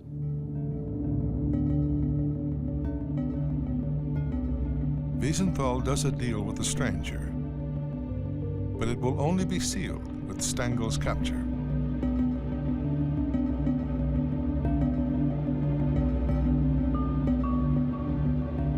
He does find out from the man where he's working and his address. Stangle and his family are in Sao Paulo, Brazil. Simon Wiesenthal never sees the mysterious informant again. He's carried a photo of Franz Stangle in his wallet for years. Now, it's time to bring the Nazi to justice. Franz Stangle was a career policeman. He was an Austrian, and with the arrival of Nazism, he joined the Nazi Party, and he also became a member of the SS. Then he worked his way up the Nazi Party ranks. Stangle was drafted into a special program in Austria at Hartheim Castle. He takes part in the T4 program. People who are crippled or mentally handicapped are gassed to death on the grounds that they are Untermenschen, they are inferior beings. It was a training school for mass murderers. They were carefully groomed. Can you stand there and watch people being injected? Can you stand there and watch 150 people being gassed in the chamber? He enjoyed murdering people in Hartheim. He was a passionate believer in Hitler's theories of race and the superiority of the Aryans. Himmler, who was the head of the SS, personally selected Franz Stangle to supervise this place. He appointed him to that post because he knew that he could handle it. By the time they finished, they had murdered around 30,000 people.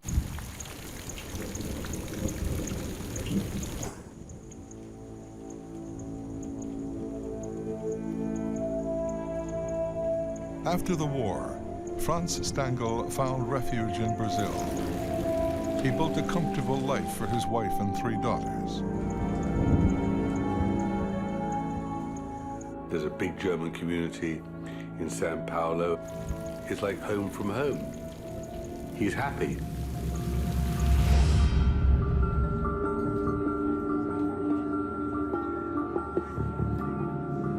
They got their Wurst and their Wiener Schnitzels.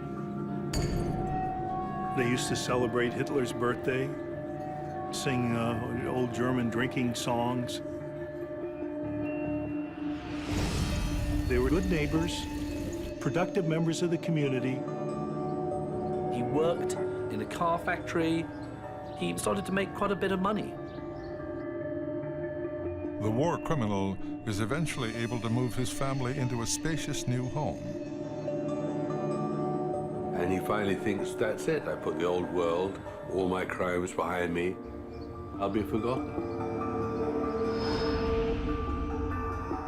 But Wiesenthal has not forgotten.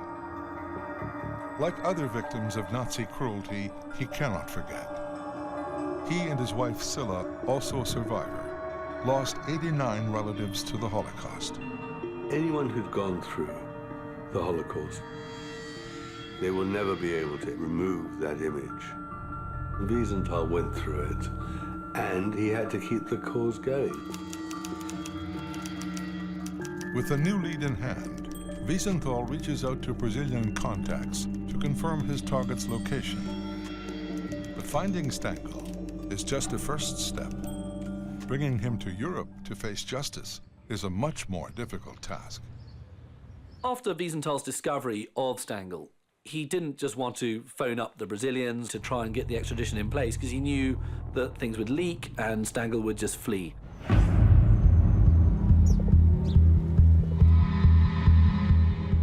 maintain secrecy, Wiesenthal deals only with a network of trusted contacts.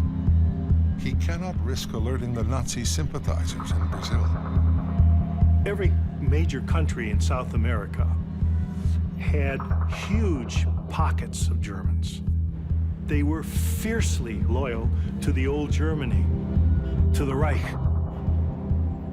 Nazi loyalty could jeopardize Wiesenthal's plan. Franz Stangle may have friends willing to protect him, friends ready to do whatever it takes to stop a famous Nazi hunter.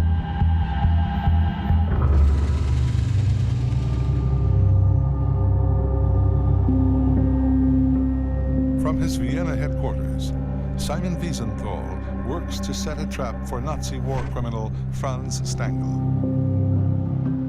He consults government sources and scours historical archives for buried information.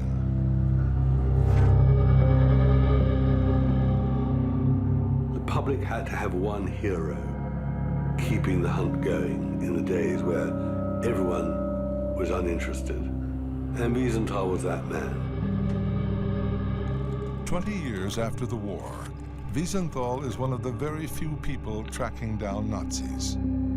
People were sick and tired of war stories.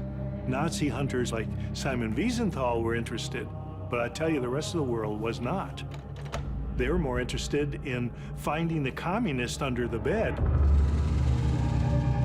Despite the lack of public interest, Wiesenthal continues the hunt. He digs deeper into Stangle's wartime career, a career which took him from one atrocity to the next. He impresses his betters at Schloss Hartheim, and Stangle eventually takes part in the next new Nazi extermination program called Operation Reinhardt. Operation Reinhardt was the code name for the mass murder of Polish Jews at death camps. The purpose of a death camp is solely to kill. And there were three in eastern Poland: Belzec, Sobibor, Treblinka. They were just processing centers for slaughter. And Stangle found himself running these places. You had a hope of surviving Auschwitz. You had no hope of surviving these extermination camps.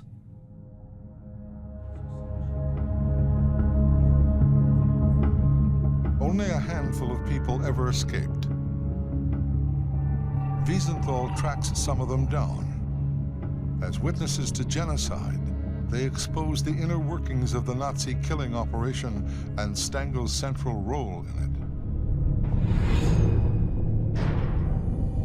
it. The Jews would be packed on trains through the wastelands of that part of Poland. And they'd arrive at this station in the middle of nowhere. And the station would have flowers and a clock and a timetable. If you're a Jew coming off this tortuous, horrid journey from Warsaw, you think maybe there's some normality returning, maybe things aren't too bad. And there would be Franz Stangle. His job was to be in charge of the processing. He dressed to the nines, white coat and white gloves and perfectly pressed pants and polished shoes. Behind the station was the scene of utter horror. They were funneled down a tunnel, they were stripped, and then they were gassed, and then they were burnt. From the whistle to the smoke, 30 minutes. So you'd be arriving at the station, and before the hour was gone, you'd be dead. Wiesenthal promises each survivor that he will never stop hunting the former camp commandant until justice is served.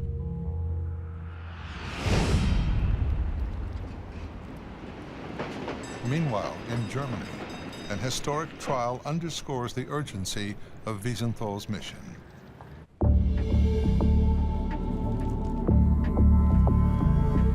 Ten former SS men who worked at Treblinka stand accused of war crimes. Stangle is not among them. He was responsible at Treblinka for the deaths of 800,000 people. But if you look through the war crimes lists, There's no Stangle in there. He was the chief. He didn't get his hands dirty. He didn't have to go and slit throats.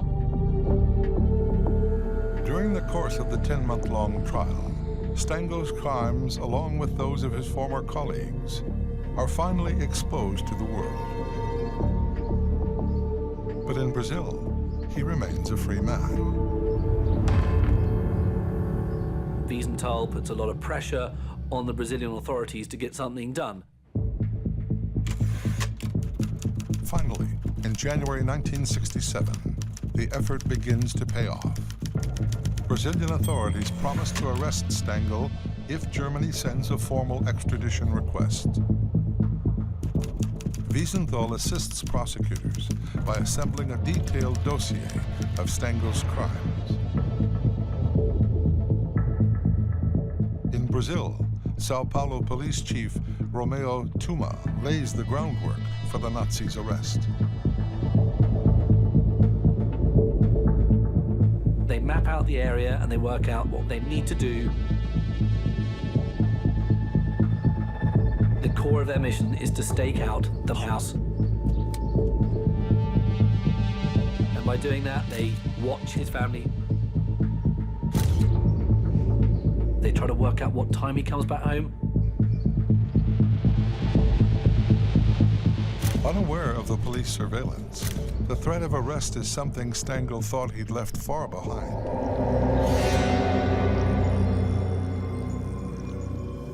After the war, Stangle spent 2 years in an American POW camp, but the Allies were largely unaware of his horrific crimes. He's interned by the Americans, but they don't know who he is. Stangle knows that there's a noose if he doesn't escape. You like to think that Stangle, had to devise some incredibly cunning means of escaping from the camp, but of course, he basically just walks out. Security around these internment camps is pretty lax. So he made his way through Austria down to the Austrian town of Graz, and with another man, decides to use the Catholic Church as their means of escape. These escape routes were called rat lines, R-A-T, like rats leaving the ship. The most famous rat line was called the Vatican rat line in Rome. And he heard there was an Austrian bishop in Rome by the name of Alois Hudal. Hudal is at the heart of this Nazi escape network. And Hudal welcomes them and says, "I've been expecting you." Hudal says, "Could you fill out a little CV, a little resume of your career during the war?" Funnily enough, you can't find the words either Treblinka or Sobibor on them. He got immigration cards for Stangle to go to Syria. From Syria in 1951, Stangle and his family sail for a new life in South America. 16 years later, Stangle's world is about to crumble. This man was responsible for so much death, was unmolested for so many years. It's time to get this guy.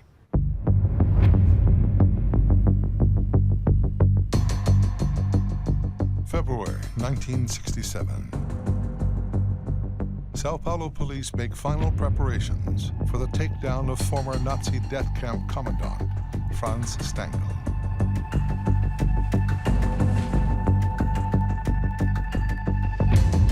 Chief Tuma receives the crucial extradition document that greenlights the mission.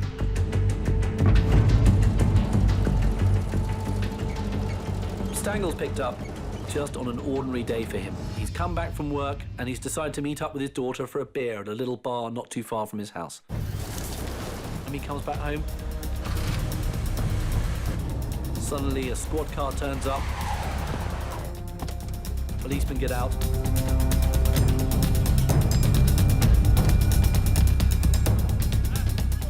There was just no contest. There was no chance of him escaping. He felt, I'm untouchable.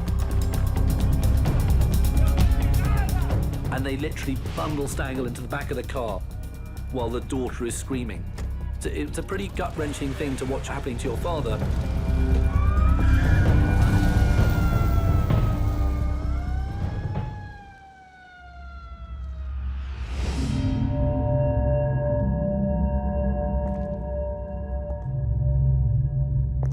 police take Stangle to prison to await extradition.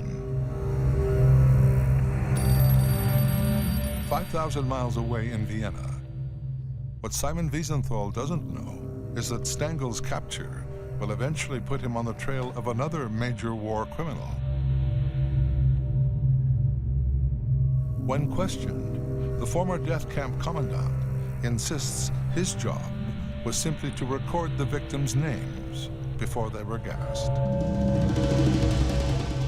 One of those banal excuses these Nazi war criminals always gave was, I was just obeying orders.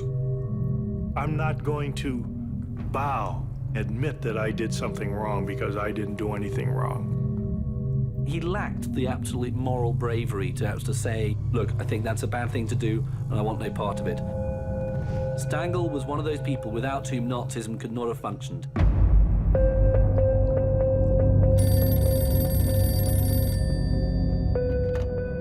Days later, Wiesenthal hears from the mysterious informant. As promised, he honors their agreement. But he never reveals the man's identity. Some people have suggested that, in fact, it was Stangle's former son-in-law who had actually shot Stangle to Wiesenthal.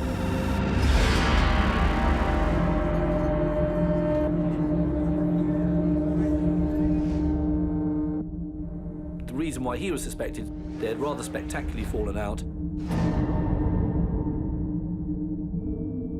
He had divorced Stangle's daughter.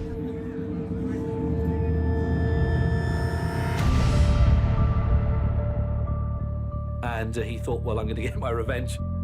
I'll tell you what I'll do, I'll ring Simon Wiesenthal. The Stangle family to this day are convinced it is that man. In June 1967, Franz Stangle arrives in Germany to face charges of genocide. He was an enormous fish for the Germans to bring back. The Stangle trial was another one of those key moments in Holocaust history, fundamentally, because people hadn't quite realized what had been going on in these camps, and the fact that people like Stangle were still alive, and they had been working anonymous, boring, quiet lives on the other side of the world for so many years. They don't come with big horns, blood dripping off their fangs. They look like your local cab driver, the local grocer. On December 22nd, 1970, Simon Wiesenthal watches from the gallery as the court's verdict comes down. Guilty. For his role in the murder of 900,000 people, Franz Stangle is sentenced to life in prison. It takes 3 years, according to Wiesenthal, for Stangle eventually to be brought to justice. And of course his family were maintained that he was an innocent man, but of course Stangle was not an innocent man. Finally, 25 years after the fall of the Nazi regime, Simon Wiesenthal closes the file on Franz Stangle. 4 months later, Stangle agrees to a prison interview with celebrated journalist Gita Sereny. In the interview, he drops a bombshell, one that will put Simon Wiesenthal back in the hunt for another major Nazi criminal. When he sat down in the prison and was interviewed, he revealed the secret about his past. He quite happily shopped his old friend Gustav Wagner.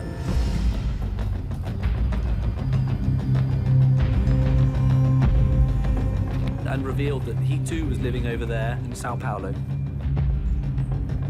You know, such is the SS motto, you know, my honor is loyalty. When these guys are caught and the chips are down, they'll shop each other. At Hartheim Castle Killing Center, Stangle's special skills had made him an excellent teacher.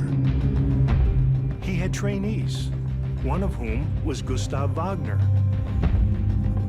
And gradually the people like Wagner who were introduced into this murder machine were tested.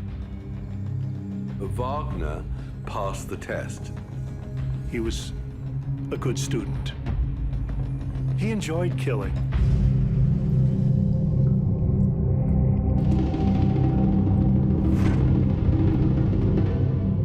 One day after giving up his fellow SS officer, Franz Stangle dies of a heart attack. He lived a good life until he was 63. The guy only spent 1 year in a nice prison in Dusseldorf. After it's revealed that Wagner is actually in Brazil, Wiesenthal starts getting on his case.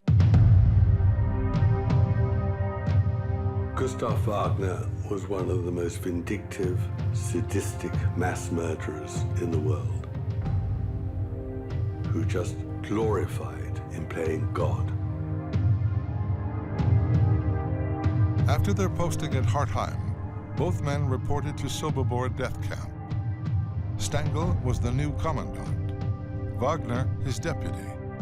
When Stangle was transferred to Treblinka, Sobibor needed a new boss. And Stangle asked for Wagner. Every camp has this one person that everyone is afraid of, and it was Wagner. He was called the Beast. Because the moment he was seen, you knew that someone was going to die. June 1971. Simon Wiesenthal's new mission is tracking down Nazi war criminal Gustav Wagner in Sao Paulo, Brazil. Wiesenthal knows that Wagner is there, but doesn't know the name under which he's living. And Wiesenthal didn't know where he's living. His contacts in Brazil find a copy of Wagner's first Brazilian passport, but the address listed is long out of date. New leads prove scarce, but the memory of the Nazi and his crimes never fade for Sobibor survivor Thomas Blatt. Wagner was a very tall guy. He was huge, he was strong. Seeing him 200 meters away, I was shaking. He was the biggest killer in Sobibor. He was terrible, very sadistic. I was beaten so many times for him. His greatest trick was to be able to shoot a father and son with one bullet, force the father and son to lean their heads together. He found a woman who smuggled her baby into a knapsack into the camp. He brought the baby and mother outside, made the mother kneel, and he shot the baby first. I'm sorry. I'm sorry. And then he shot her. He had successfully murdered over 200,000 people. Like his mentor Franz Stangle, Wagner eluded the Allies after the war. He returned home to Austria. He was still there when Stangle came looking for the rat line. Stangle was walking through there. Suddenly there's a kind of a wolf whistle or a whistle from a building site, and it's, "Hi, Franz." And who is it? It's his old friend Gustav Wagner. And they decide that they're going to try and find a new life overseas. Both Stangle and Wagner ended up in Brazil. They started off together. They ended up together. They lived about 30 miles apart. It's almost chilling to reflect upon the fact that when these Nazis were on the run or in their new lives, a lot of them used to be very friendly with each other. Eichmann and Mengele would meet sometimes in the ABC Cafe in Buenos Aires. And with Stangle and Wagner, it was just the same. Once in a while, they would meet up for some drinks, something to eat. One would shudder to think of what they actually discussed.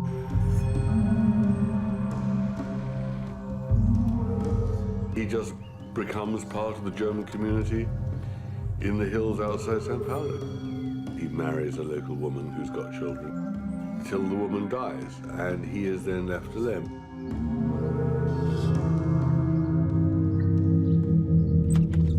After Stangle had been arrested and extradited, Wagner even tried to make a move on Mrs. Stangle. But he failed to win her over. All she offered him was money in return for a promise to leave her alone. Simon Wiesenthal still does not know where Gustav Wagner is hiding. The trail goes cold. and stays cold for 7 years.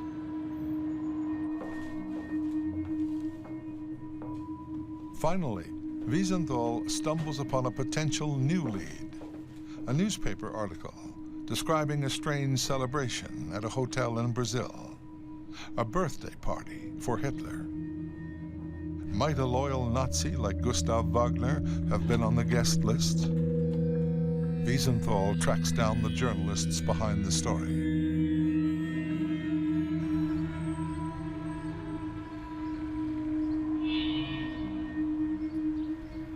By that time, I was a staff photographer from Jornal do Brasil. And my boss said, well, we have an assignment. Somebody sent to the newspaper anonymous invitation. This is like a Nazi meeting to celebrate Hitler's birthday, but it was all in code. So I said, well, okay, let's go hunt Nazi.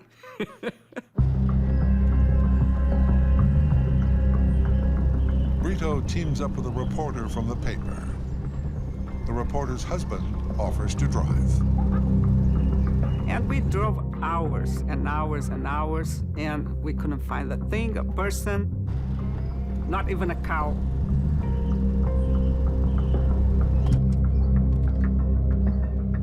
I said, well, let's stop and eat something.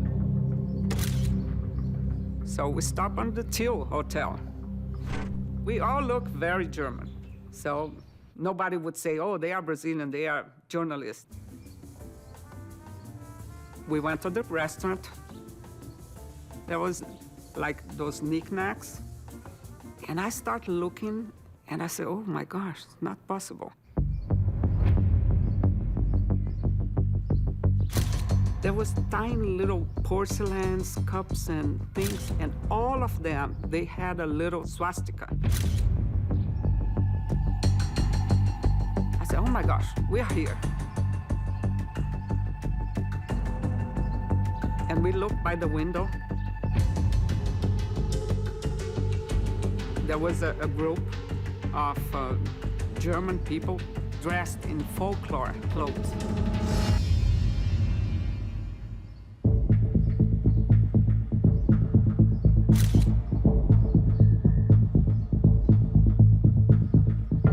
We went to this area on the back where they were. I tried to put the writer and the husband in an angle that I would look like I was taking their picture, but actually I was focusing the group.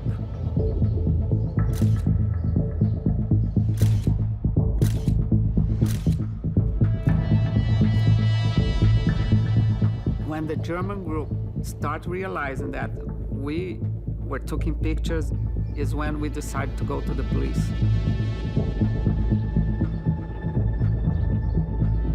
It was a scary moment.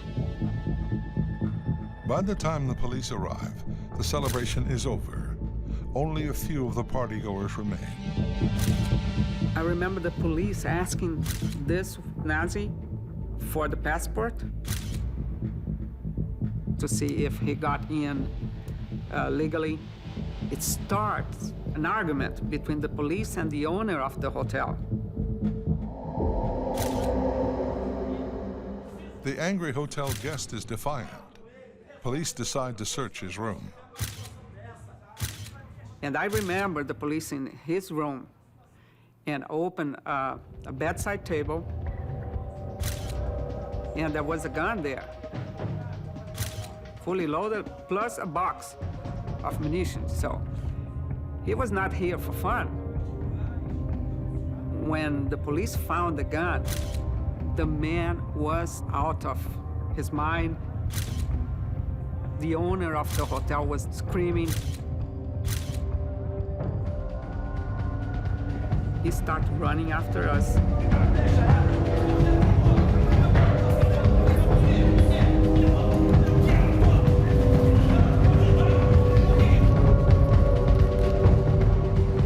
We had that sense that we had a really good story.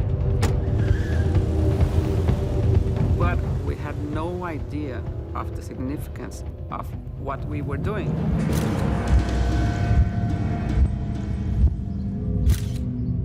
Brazilian journalists have stumbled upon a bizarre birthday party for Hitler. The extraordinary pictures are shown around the world.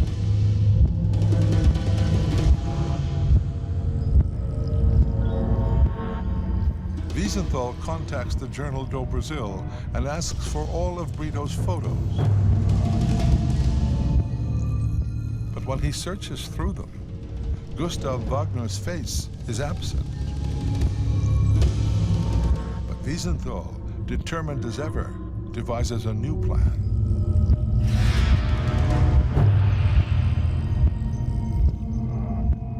He was afraid that Wagner would get whiff of this thing and run. So he played a game, a kind of game that Wagner himself would play. He sent one of the pictures back to the journalist, and he put Wagner's name under it and Wagner's SS number and said, print it. The Brazilian paper runs a story detailing Wagner's war crimes. Wiesenthal makes an announcement to the world that one particular man in that photograph is Gustav Wagner, the wanted murderer from Sobibor, and he should be arrested. When Wiesenthal made that statement, he knew it wasn't Wagner, but his plan was to smoke him out. For Wagner, the article is both worrying and perplexing. His record of war crimes has now been exposed to the world, but the face in the photograph is not his.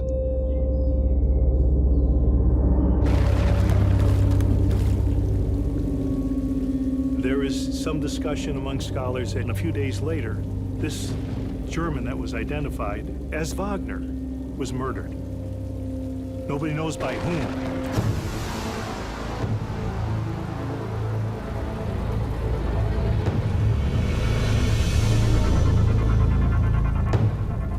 One theory is that actually the Nazis turned upon themselves, and knowing that Wagner was likely to be brought to justice, he would probably spill the beans on some of them as well. So perhaps it was his fellow Nazis who did him in. So Wagner got nervous. He figured, if they got this guy, better to be protected by the police than to be killed. So he turned himself into the police. The Nazi hunter's ploy has worked perfectly. In police custody, Wagner admits to being at Sobibor, although he denies any involvement in the atrocities. Police can see he's not the Nazi in the pictures. If they can't prove he's a war criminal, he'll walk free in 48 hours.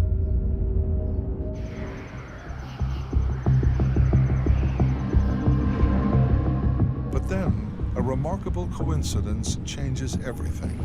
A coincidence involving one of the few survivors of Sobibor, Shlomo Smajner.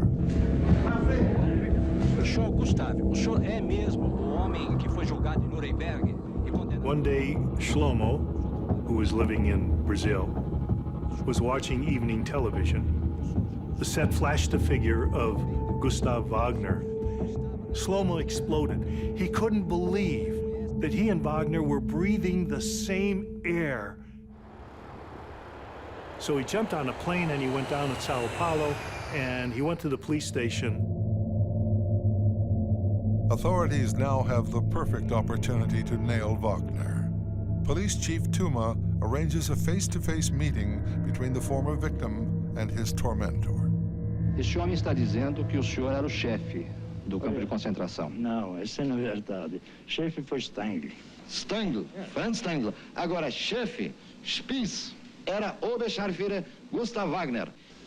Ele fala... He doesn't dream that in that situation, one of the very few people to survive Sobibor should be in the same city and come up to him. Vocês matavam, fuzilavam, rebentavam, faziam o que queria e ninguém. Você hoje, depois de 36 anos, seja um pouco de macho, homem. And he says to Shlomo, you should be grateful to me, I let you live. I mean, that is just the most astonishing admission of guilt. His identity confirmed, Wagner is now held pending extradition. Everybody wanted Wagner. Poland wanted him because Sobibor. West Germany wanted him for major war crimes. Israel wanted to hang him. He knew that he was on a conveyor belt to stand trial and spend the rest of his life in prison, just like Stangle and others had. He was terrified with that prospect. While he's in custody, Wagner goes seriously over the edge. Brazilian prisons are not very pleasant places.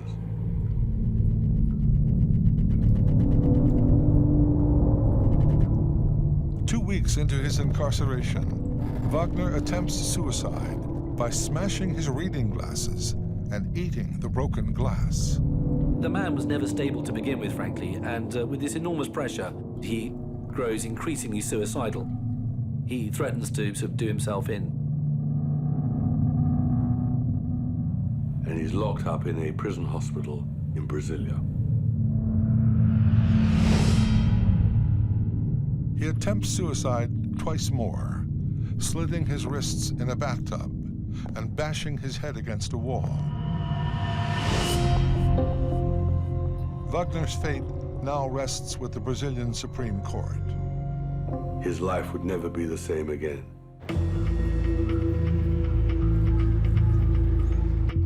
It's been 35 years since Gustav Wagner's brutal reign of terror at the Sobibor death camp. The decision to put him on trial for his crimes now rests with Brazilian judges. The Supreme Court of Brazil, for some technical reason, decided that it would not allow the extradition of Gustav Wagner.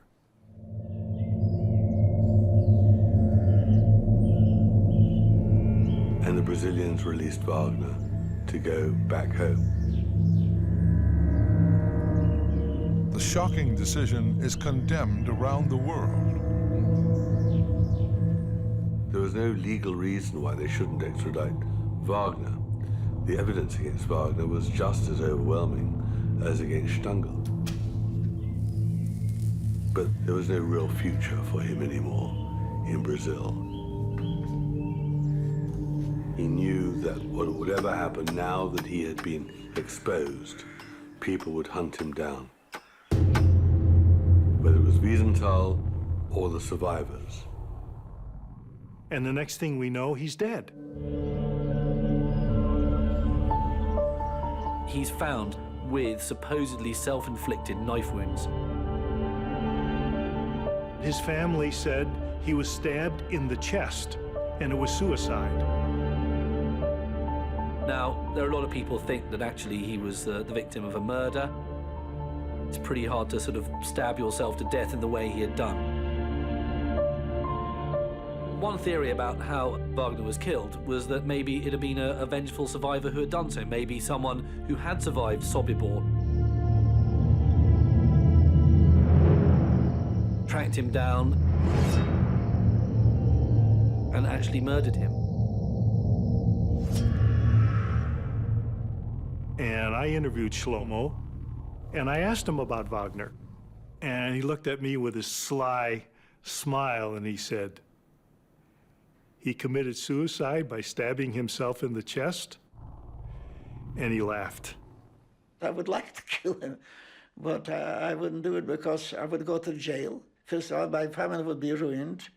So different things for consideration. If I would be alone, probably I would.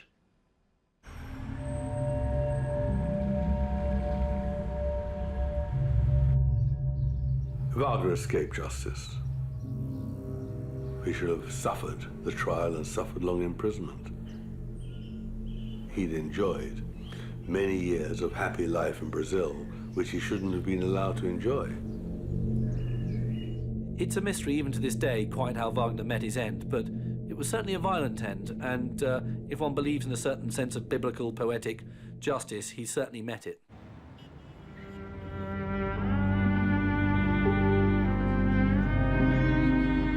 Simon Wiesenthal, history's most famous Nazi hunter, claims responsibility for bringing hundreds of Nazis to justice.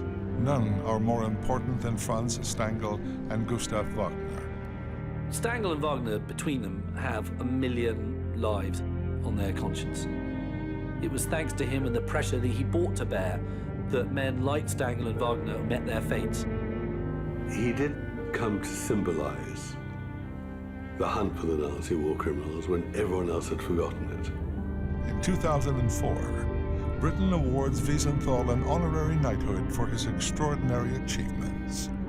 Dying in 2005 at the age of 96, he outlived most of the Nazi criminals he hunted.